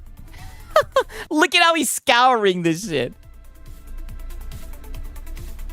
Excludes Call of Duty titles. That's what the number 2 footnote's for. Look at him.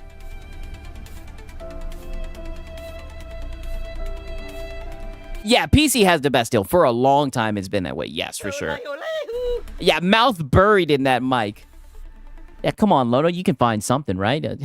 Stop the fear mongering. Surely you can find something that's bad, dude. Okay, Ultimate. Yeah, Ultimate. New games on day one, including new Xbox published games and third-party games. Wow. So I think he went back in time to see what it originally said to see if they changed the wording, but it looks like the wording is the exact same. I'm telling you, has it always been phrased this way? That's what it's looking like, right? I mean, this is for what, £16.99, right? Damn sure that it's not the cost anymore, right? It seems like they've always worded it like that, Lono. It's always been phrased this way. So if you use way back, they've not changed the phrasing here.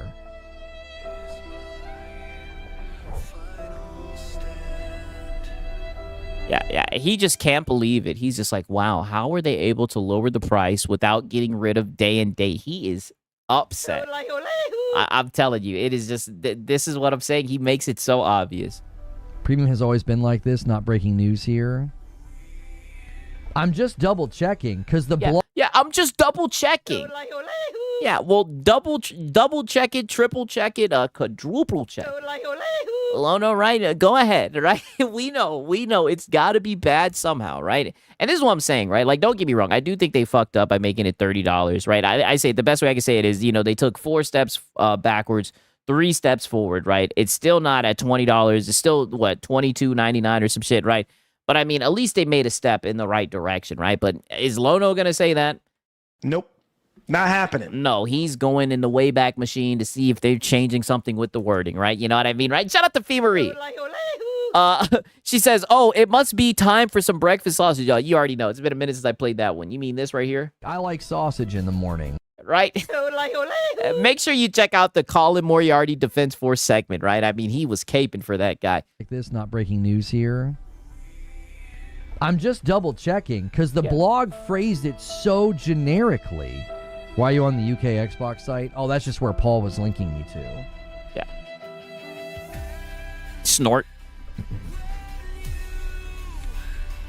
Look at him. Look at him. If you're not interested in Call of Duty, this is a win for you. You just save $7 a month. True. Right? You just save $7 a month. I still would be concerned about the phrasing they use in this blog post. Major day one releases. I'm telling you that I've been covering Xbox and their marketing for years now. Oh, brother. We need war. You've been console warring for years, right? Yeah, here comes the spin. It's like you've been console warring for years, right? Now you're going to go with the word on the street. It's so funny, man. They are vague. When they're non-specific, there's a reason. It doesn't say day and date. It doesn't say... I swear, I hate people like him. Xbox could never do anything right in his eyes. Do something like PlayStation, they're dying. They don't know what to do, right? They don't copy PlayStation, they're still dying. Listen, that's what's so crazy, right? And you see, he was talking about they need to find a way to lower the price. They lowered the price, and they kept day and date. Is he happy? Nope. Not happening. Not happening, right? Now he's looking into the wording. Now he's looking into marketing and everything. All other first-party games day and date. It says major day one releases. That could be anything. Yeah, you're right. It could be, the major day one fucking releases. I mean, now we're playing semantics, right? Like, what does that mean? That could be anything. That could be a couple of third-party games a year. It could be one or two of their big titles every year, but not all of them. Like I said, if they start cutting off games day and date, and don't get me wrong, I say it all the time, anything's possible. I think that shit would ruin Game Pass. Right? The value of that shit is it being day and date, them putting the third-party games in there and everything. If they fuck that shit up, I think it'd be lame. But at the same time, he would be so happy. He'd be so happy, and then he'd turn around and... I hammer them. Even though that's what he was doing in a roundabout way the whole entire stream, saying that they need to get rid of day and date so the homies who've been eating good on Game Pass will have to actually buy the game. Be a good consumer. But this is just Lono. I hate COD, been a subscriber since Jump.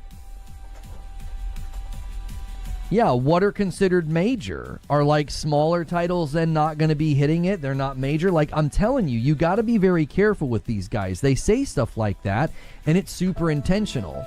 Thank you, Joker Quinn, for the gifted member. He gets us 15 away from the next milestone.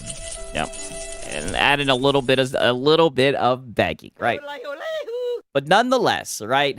That was the Lono hour, right? Shout out to 187. He says, yo, yeah, he's searching for the problem. Oh, brother. And you can look, I mean, look at this last frame, right? I mean, just look at this shit, right? With the glasses. You sound like a PS5 cheerleader. I mean, he is literally locked in. I might have, one of these is going to be an emoji, right? I mean, brother, he is fucking locked in, right? You can tell, brother, he is searching for something, right? There's got to be something wrong with this. And you heard what he suggested, what he wanted to do to save the goddamn business and everything, right? But nonetheless, right?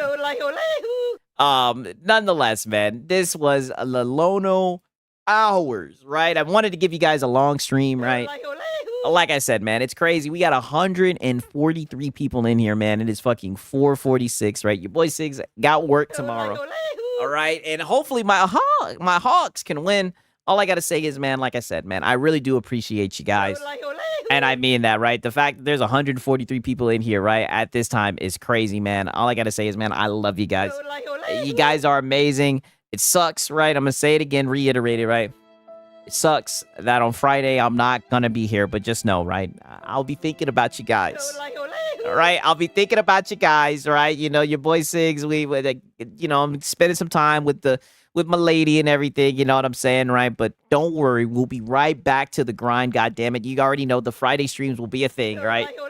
Shout out to Sponge Leader. He says, Siggs, check the Discord. Oh, brother, it's already mad late, right? I mean, if you tag me into it again, I'll look at it. Is it a video or is it a picture that you wanted me to see, right? Because I'm not gonna lie, I've already stayed mad late. Are you talking about this picture right here?